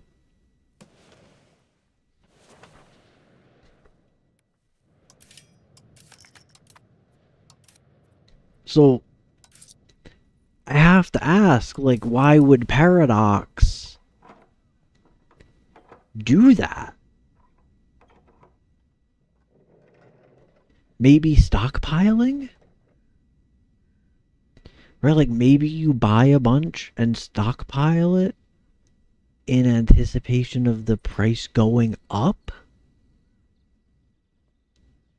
But I don't see why the prices would go up. I mean, I guess there are events, right? Like the Little Ice Age, right? Little Ice Age happens, so and Krakatoa exploding, I think, impacts the price of grain in EU4.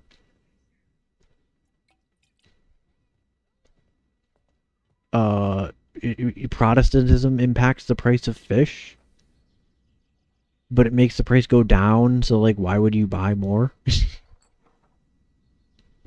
So, I guess like stockpiling grain for Krakatoa for the razor thin margins you're gonna make on that. I have to wonder at why Paradox would let you turn this off. I have to wonder for why Paradox would make it so that you can turn off the automated system.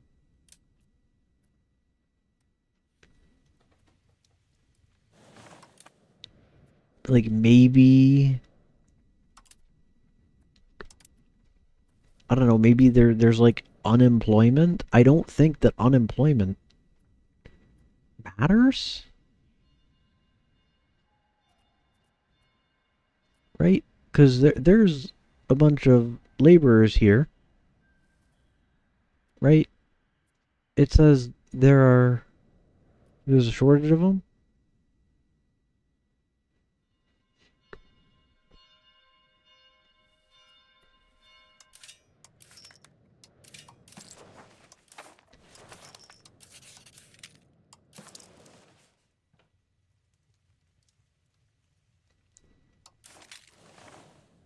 Surely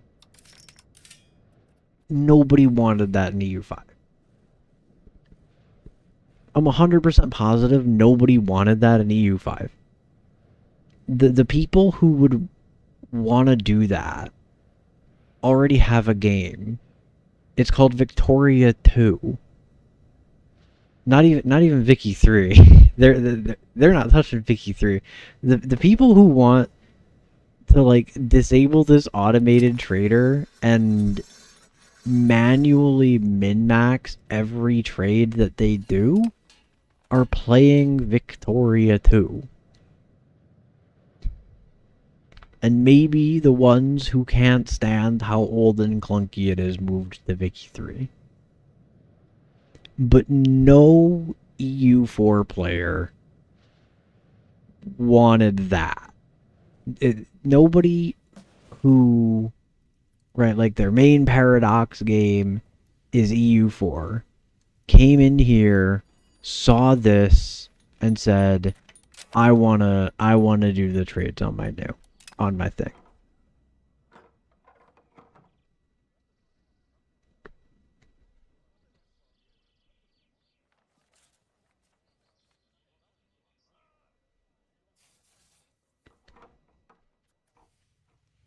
But the thing is, this game became less unique because like this is just Vicky 2 shit or Vicky 3 shit.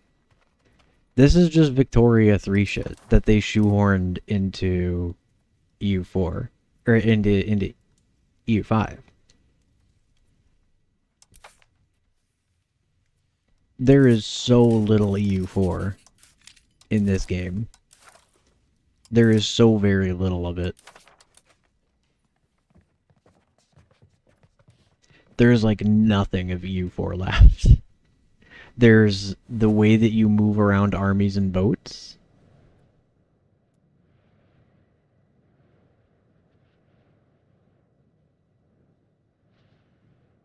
I don't think that this has broad appeal. And I think they know that, right? Because Vicky 3 doesn't have broad appeal.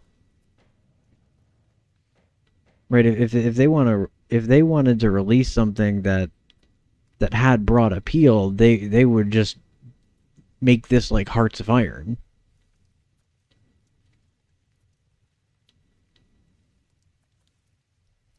Or EU4. Because EU4 was the flagship until Hearts of Iron 4. EU4 was like the big Paradox moneymaker map game. Like Vicky 3 didn't overtake it. Vicky 3 didn't overtake EU4. Vicky 3 is like way more niche. EU4 is like the iconic empire builder. And this is maybe you get into empire building, but this really feels like it's like they wanted to do Vicky 3 over again. Like they gave up on Victoria 3. They're just like, we're, you know what? Not worth it. Not worth it. Let's just go do Vicky 3 over again, and we'll do it in EU4. And we'll do it in the EU4 time frame. And it's not even the same time frame, because this overlaps with CK3. This overlaps with the end of CK3. I don't remember what year CK3 ends in exactly. It's into the 1400s, though. It might be 1453. CK3 ending in 1453 would make sense. But EU4 started in 1444. So this starts earlier, 1337.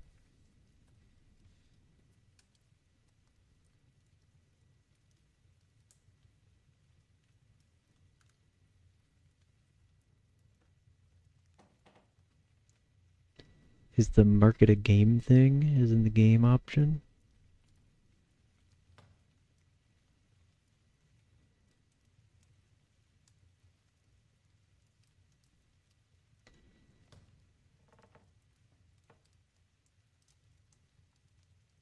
No, it's just a button.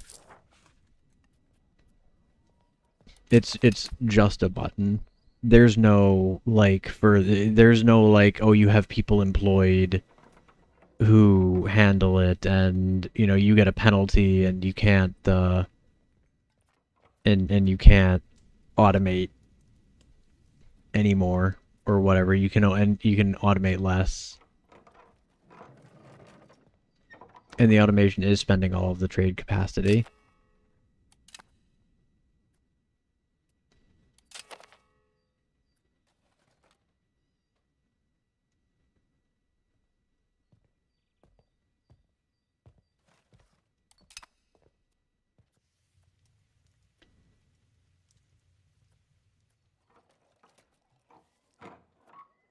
I think that this over here lets you automate a portion of the trade capacity. So this right here, it looks like, controls how much automation you can do.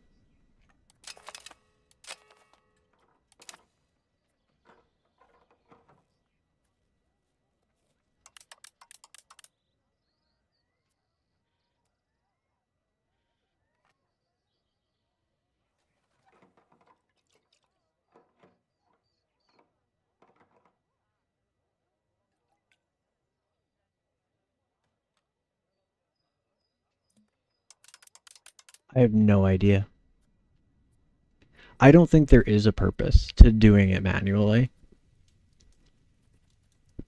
I don't think that they actually had a reason in mind to let you do it manually, other than that some people would ask why you can't. I think it's only there so that, like, you could, if you thought you could do better than the computer.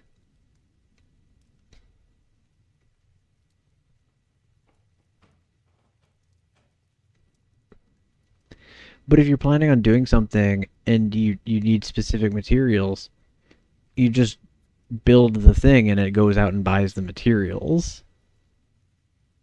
Right? Like, you don't need to have them ahead of time. Right? Like, when we earlier when we tested out, like, improving the dye factory, right? Like, we don't have the lumber, but we can start building it anyways, because it just goes out and it buys the lumber.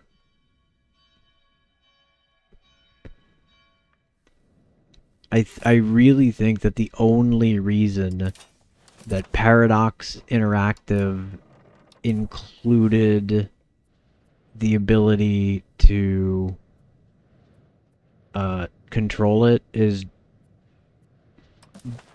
because people would wonder why you can't control it, or people would complain that you can't control it, and then promptly not manually do it because they designed it to automatically get the best deals.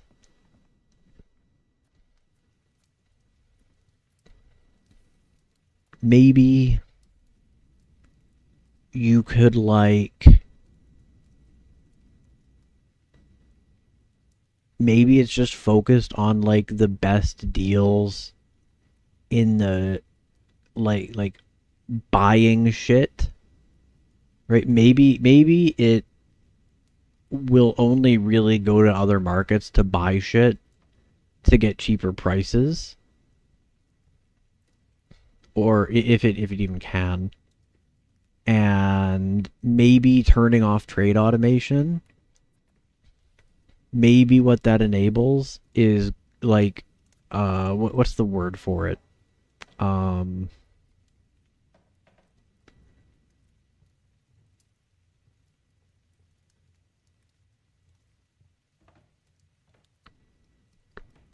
can't remember the word for it. Whatever. It's not really important what the word for it is. Maybe the idea is that, like, I can buy something super cheap in, like, East India, right, in the East Indies, and then sell it in Paris. Maybe that's the idea. Maybe the idea is to let players, like, do that. Like, buy a bunch of trade goods in one market and then sell them in another. But, like, surely there's systems in place for that sort of thing, right? Like, surely there is a system in place for, like, that would be the whole idea of, like, building a colonial empire, right? Is like, resources elsewhere.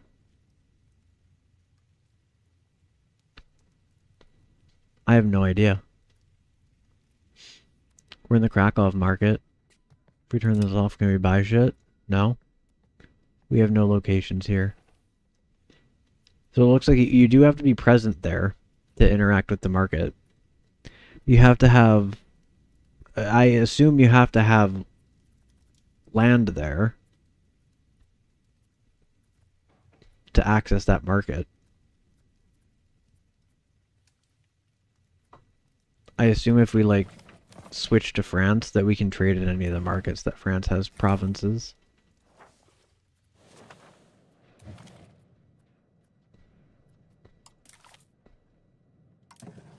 Let's switch to France. Let's see if we can just access all of France's markets where they have a province.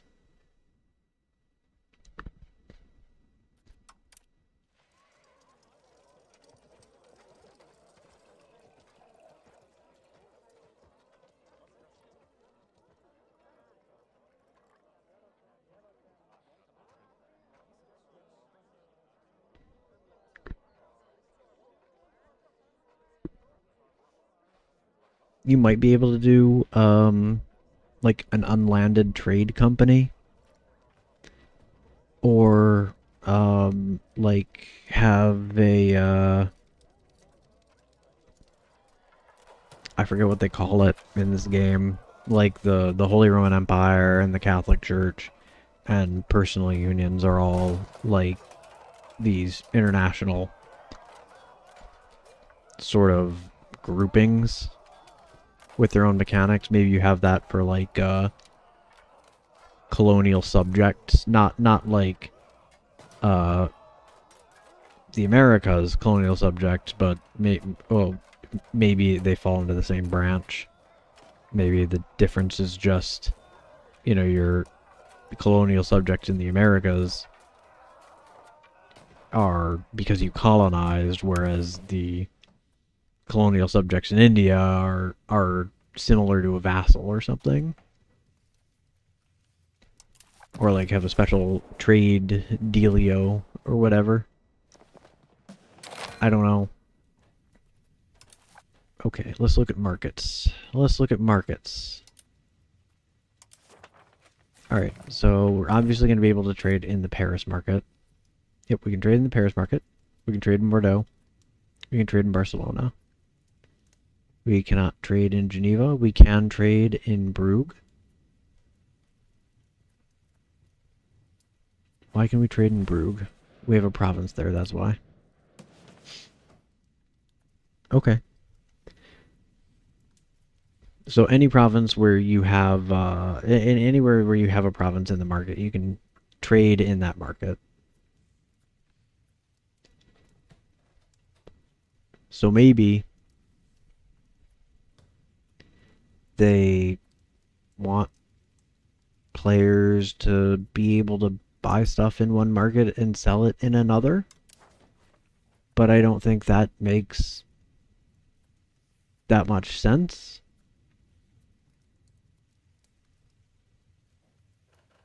Because, like, why wouldn't the automated trade be able to do that?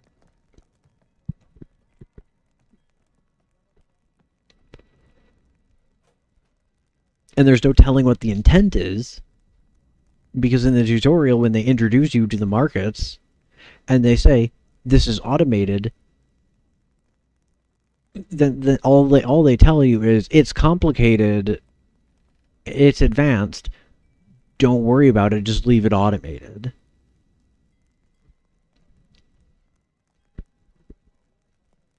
So I don't know what they would intend for you to do with it. I feel like the tutorial would have been much better off telling you, like, hey, you can turn off the automation, and this is what you can do if you do that.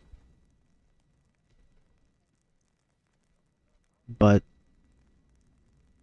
I really, really, really believe that they had absolutely no good reason for making it so that you could do it manually other than people complaining that it's only automatic, thinking that they could do better than the game or something.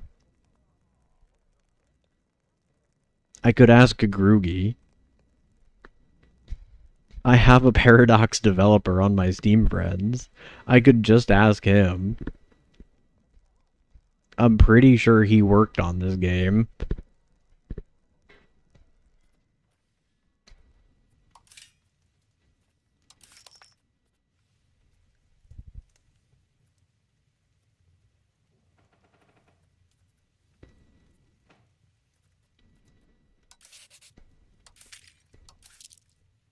What else did they do? What else did they do different from you for?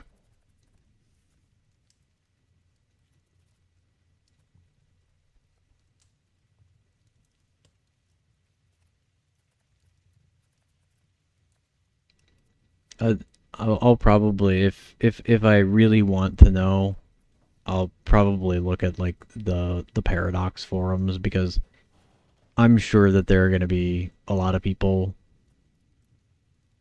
not very happy with this. I haven't made up my mind on it yet. I haven't made up my mind on it yet. I think it's way too obtuse, and at the very least, the tutorial is garbage, but all of their tutorials are garbage, so that's not a high bar. But I do think that they did a bad job giving you access to the important information that you want to be able to make good decisions. I think baseline, they did a bad job of that. They made it really hard to learn. Because I know I've been yapping for like an hour and not actually playing for the last hour. But, aside from that last hour, I played the game for like 11 hours and still didn't really I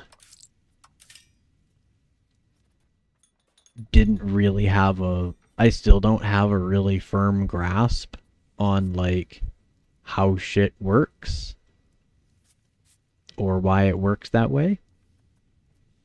We've found out a few more things. We've dug a little bit more into some of the systems.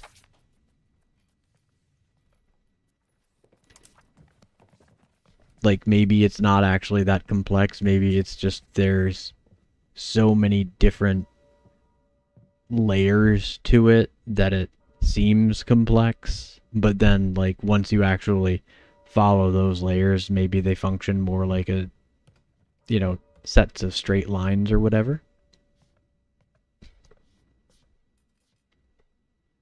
But this is really, really obtuse. Because I remember sitting down to play EU4, and there were a lot of things that were hard to figure out. Specifically, trade in EU4 was hard, really, really difficult to get a grasp on, like, what the fuck was going on and how it worked. But like, trade and production were the only things, and when I started playing EU4, you didn't have development. Every province just had base tax. So, like, production was not important. Like, it was important, but it was really, really basic. Right? You had a trade good, those trade goods had a value. That value contributed to the trade value of the node and gave you income. And that was it. There was no interacting with the trade goods. You didn't do anything with them except for, like, get a modifier for... I don't think modifiers even existed at that point. But, like, if you had like the majority of that trade good, you would get like a bonus. But like trade goods were so bare bones basic when I started EU4 that really just just the trade system when I started EU4. Now EU4 is way more complex now than it was then. You didn't even have estates. You like what else did they even add? You didn't have estates, you didn't have colonial nations, you didn't have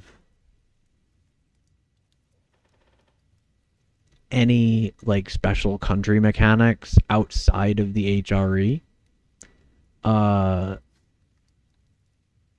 Protestantism even didn't have mechanics. The only religion with any actual mechanic was Catholicism, and it was the Curia system. It was the old Curia system, where it was like if you invest, the only thing you can invest in is just becoming papal controller, and then if you're the papal controller, you had a couple of buttons and like a morale bonus, I think.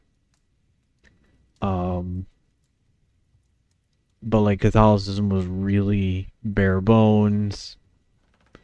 And it was the only religion that had mechanics. Every other religion was just flat country modifiers. Uh, there were no institutions. There were no eras, or no ages, rather. There were no the imperial diet wasn't a thing. There were just HRE reforms that the emperor would just activate, and they would get those by just having X number of states in the HRE and keeping their imperial authority up, and it was a single player mechanic. Only the emperor interacted with that.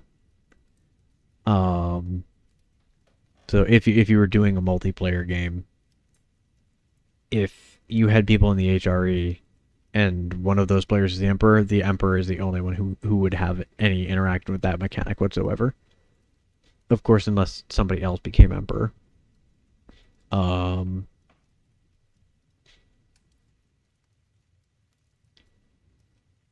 You didn't have any horde mechanics whatsoever. The hordes did not have special mechanics. There was no horde unity or anything.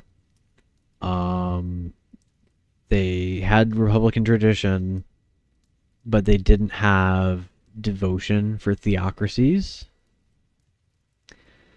I don't think... No, they didn't have promoting advisors. They didn't have... what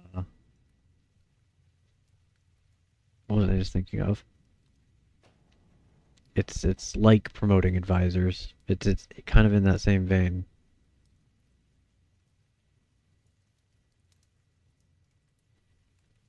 They didn't have choosing your national focus. So in EU4 you could focus between at the cost of monarch points from the other two. So it costs, like, for example, you can focus on admin. It gives you 2 admin points per month at the cost of one of each of the other 2. There were no country ranks, so there was no, like, duchy, kingdom, empire. There were no government reforms.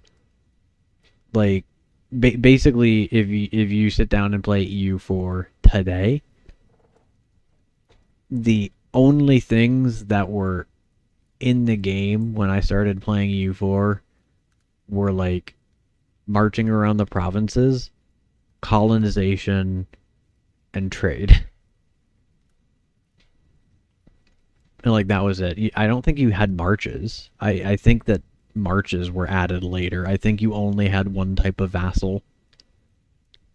I know that you didn't have client states.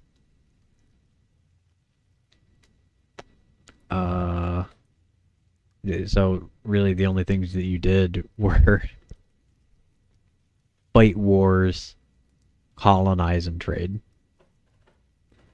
When I started. So it was a very basic game by comparison. But you look at, like, Hearts of Iron 4. Like, you can start up a Hearts of Iron 4 for the first time ever, and you can win World War II. You can come out on top. There's a bit to it.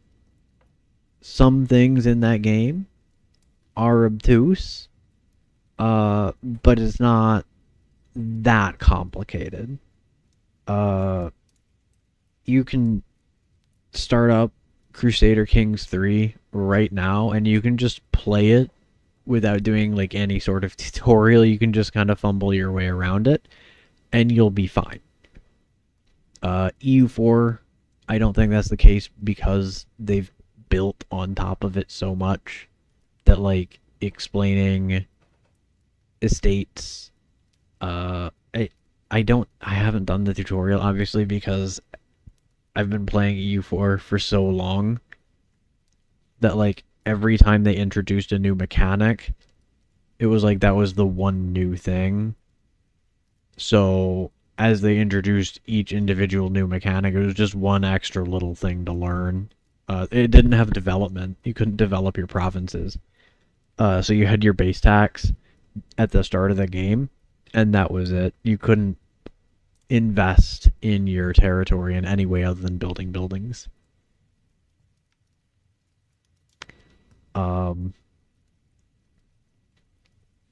This is a lot. This is a lot.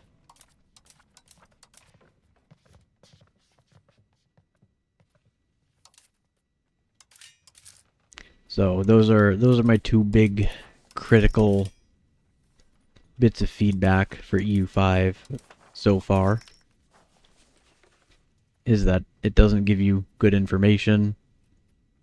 The tutorial does a bad job, but all of their tutorials do a really bad job.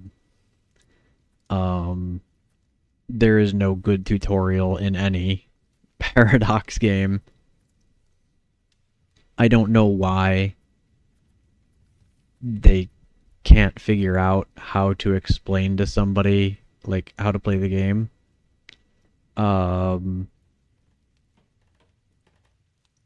Like the tutorial is a pretty easy thing to do, right? Just do some literal hand holding. I know that these games take forever to play, right? Like you can sit down for a run and it'll take hours and hours and hours to get to the end date. But you don't need to hold somebody's hand necessarily all the way to the end date. Just hold them through like a scenario. Handhold them through a scenario. Right? Put the player into a scenario and handhold them through that, and just let them figure it out by actually playing the game, not, okay, now navigate to this menu, and this is what this does, and this is what this does, and this is what this does, and navigate to this menu, and this is what this does. Because if we look at this, right, if we look at this country, we've got 4 menus here, another menu here, so here's 5 menus. That's not counting this menu, right? So that's a 6th menu, and it's a different, unique one for each of these, but we'll count those as one. So that's 6 menus here. There's 1 menu here, 2 menus. You can create markets. You can create markets. They didn't even touch on that. Okay, so that's another menu. Market creator. The menu for the market itself. Trade. So that's what, 5 markets? Or 5 menus? 5 more menus? And then that's sorting. So there's this, there's that. So that's 2. 3, 4. 5. So we're on like what, 15 menus? 16, 17, 18, 19, 20. 22.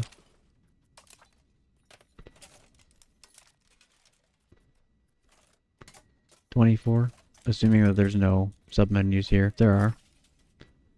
There are. We'll bundle all of these, like, build and hire into one. So, 23.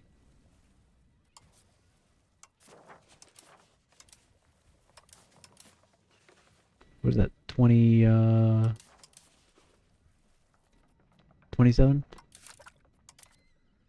29, 30 menus. That's 30 menus. And the tutorial is just walking you through them. The tutorial is just like open all the menus and look at the things and click on them And that's also not counting, you know, these menus over here. Right? The ledger is just information. Here's a menu. Wait. Wait, is there information on taxes in here? Tax rate. The percentage of the max tax an estate pays. Yeah, but what about collecting?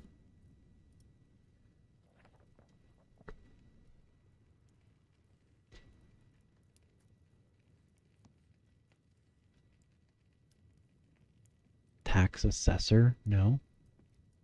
Estate tax base. Each estate gains ducats by a fraction of tax base. Depends on their estate power. Okay, potential tax.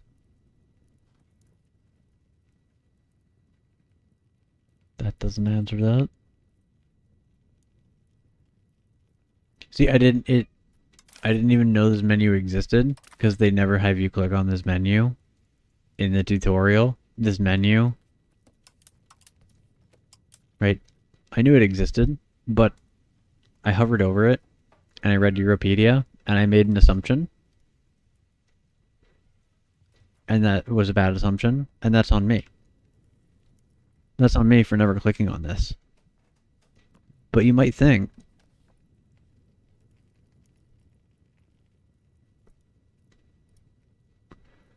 oh no, I'm looking for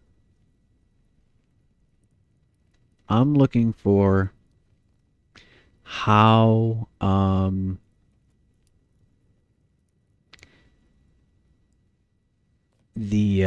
how the profit turns into taxes.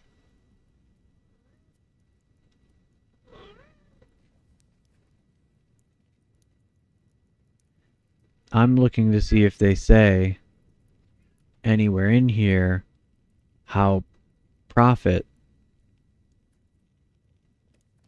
turns into taxes.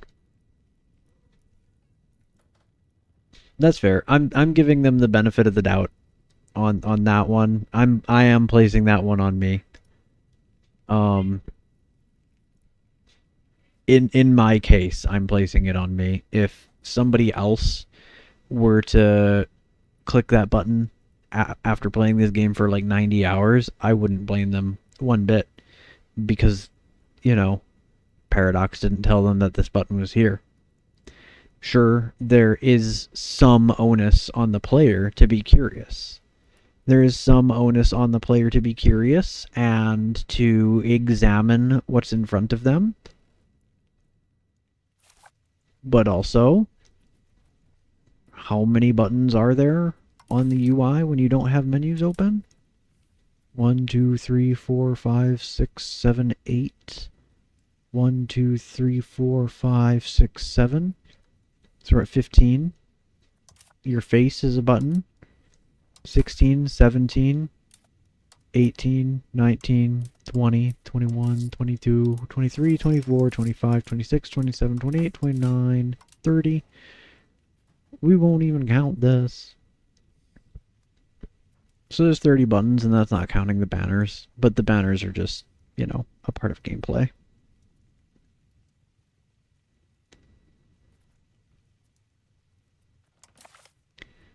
Alright, so there is nothing in here. There's nothing in here that explains how profit turns into taxes.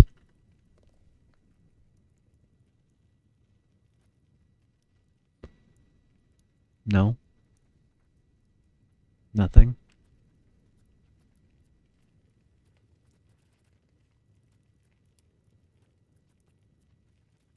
Nothing. Terrain types. Terrain types, regency types, religious groups, religious factions, religious focuses, religious schools, situations, social classes, societal values, subject type, topographies, traits, government reforms. What a tooltip.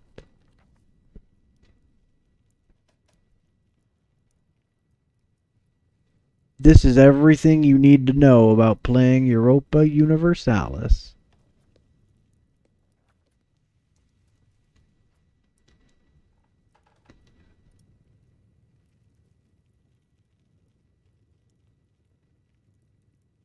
Yeah, so the amount that you tax each estate is up to you.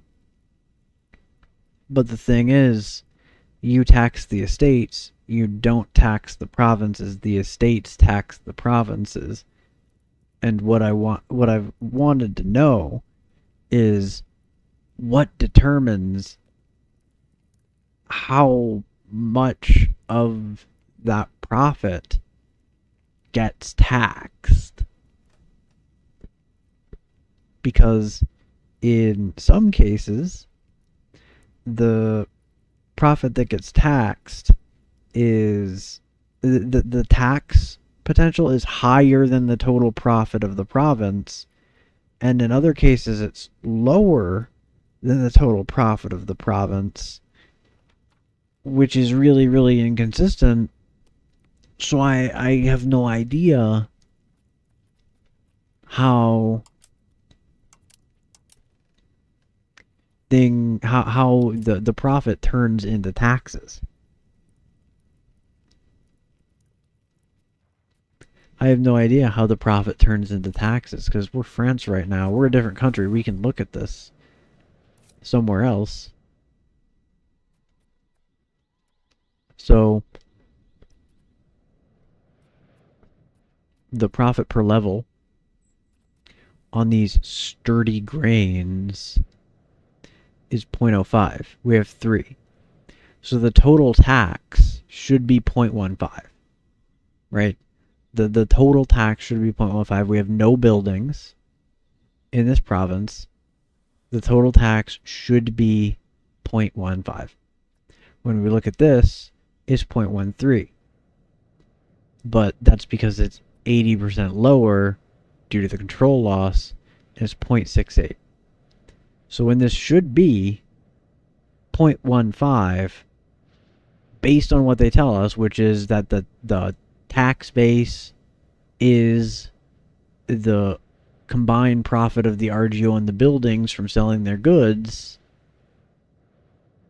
the value here is 0.15. We get a profit of 0.15 or 0.05 per level, and we have 3 levels. So it should be 0.15. We end up with 0.13, but we only end up with 0.13 because the potential tax base is 0.68 modified by minus 80%.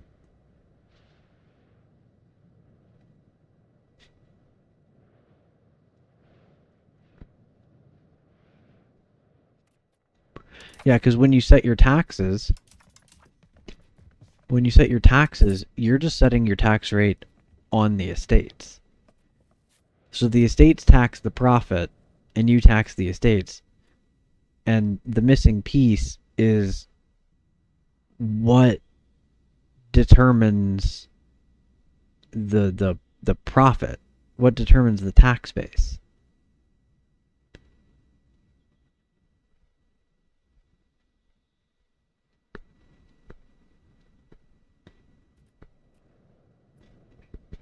Because it seems, because the entire tax base does get taxed, right? So whatever the total amount of the tax base does get taxed by the estates.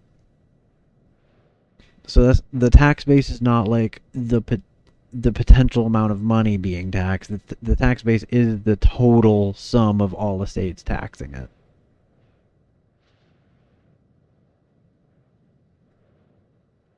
We just get some rounding errors. And on this province here, we've got, this is a different province that I've clicked on. So again, these grains are worth 0.05, right? Yeah, profit per level 0.05. These are level 2. Should be 0.1, right? We get the tax base of 0.09. right? But that's reduced by 80%. Maybe, no, it's not, because if we go to a developed province and we add all of these together, the number we get is a lot higher than the tax base, right? Minus 1.5, minus 2, minus like 0.25.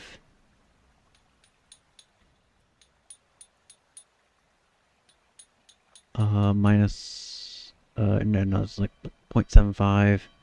It's like 2.5. Still like 2.5. It's like 9.5. And then we have five of these. Or like 9.5 ish.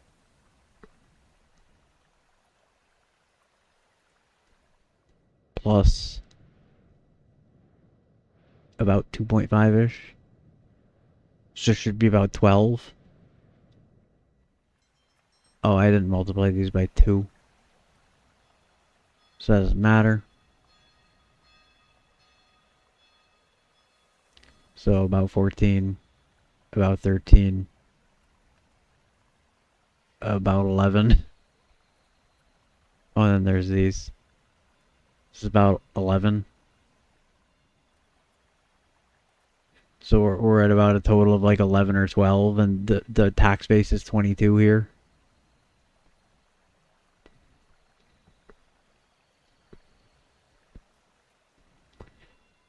So I don't know why the tax base is in this city higher than the total value, like we've seen here with like these grain provinces, when up here in The Hague we calculated all this out and this is higher. This ends up being higher than the tax base here. So it's almost like profit is completely disconnected from, like,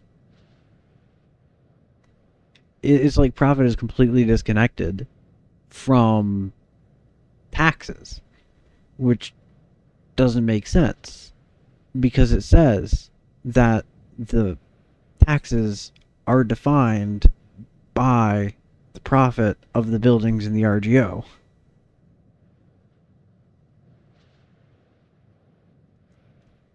Yet in some provinces the tax base is higher than that profit, and in some it's lower than that profit. And it's really confusing, because now it seems like, after seeing that, it seems like there's even potentially no correlation. Or maybe it's like weighted differently, where buildings are taxed less than RGOs. Maybe RGOs are just super profitable. Because we just saw in Paris, you know what, that's got to be it. That's got to be it. There's got to be bigger taxes on RGOs than on finished goods. There's got to be higher taxes on RGOs than there are on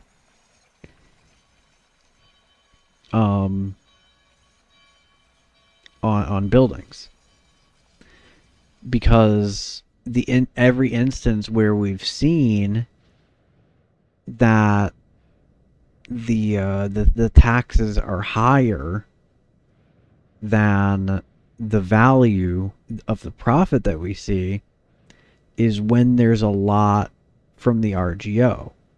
So right here, you know, there's 2.5 from the RGO, but up here there's a lot less from the RGO. No. Okay, I'm wrong. It's 2.77 per level here. I don't even know. I don't even know. I don't have any ideas. I'm out of ideas. I thought I saw a connection. I thought I found a connection that might have explained it. Where like, oh, RGOs are taxed more heavily, and that's why we see higher tax rates in or higher tax value than the value of the RGO in all these rural provinces where all we have is RGOs, and then in Paris where wine is valuable. But no, no, there was no connection. There was no link. I was just insane.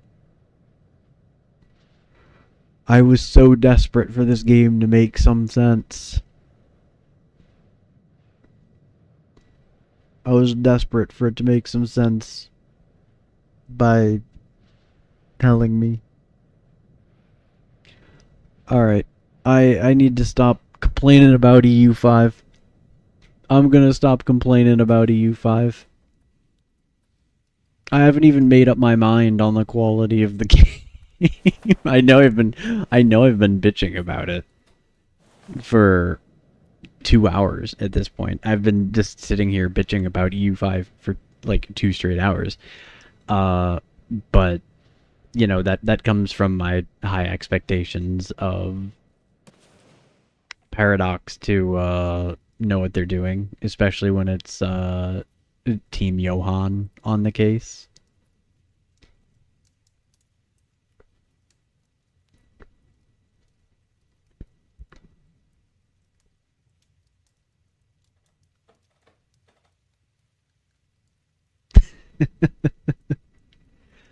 So I'm gonna stop bitching about EU5.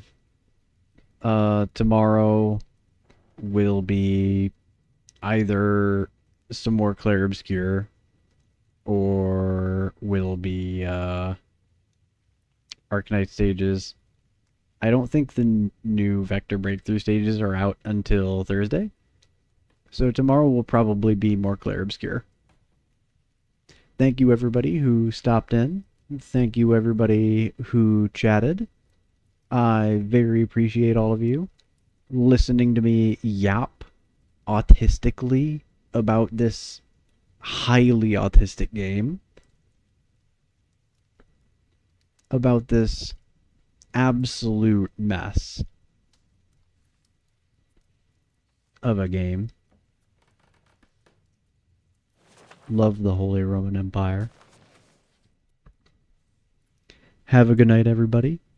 For those of you for whom it is day, have a good day. And that's all I had to say. Toodles.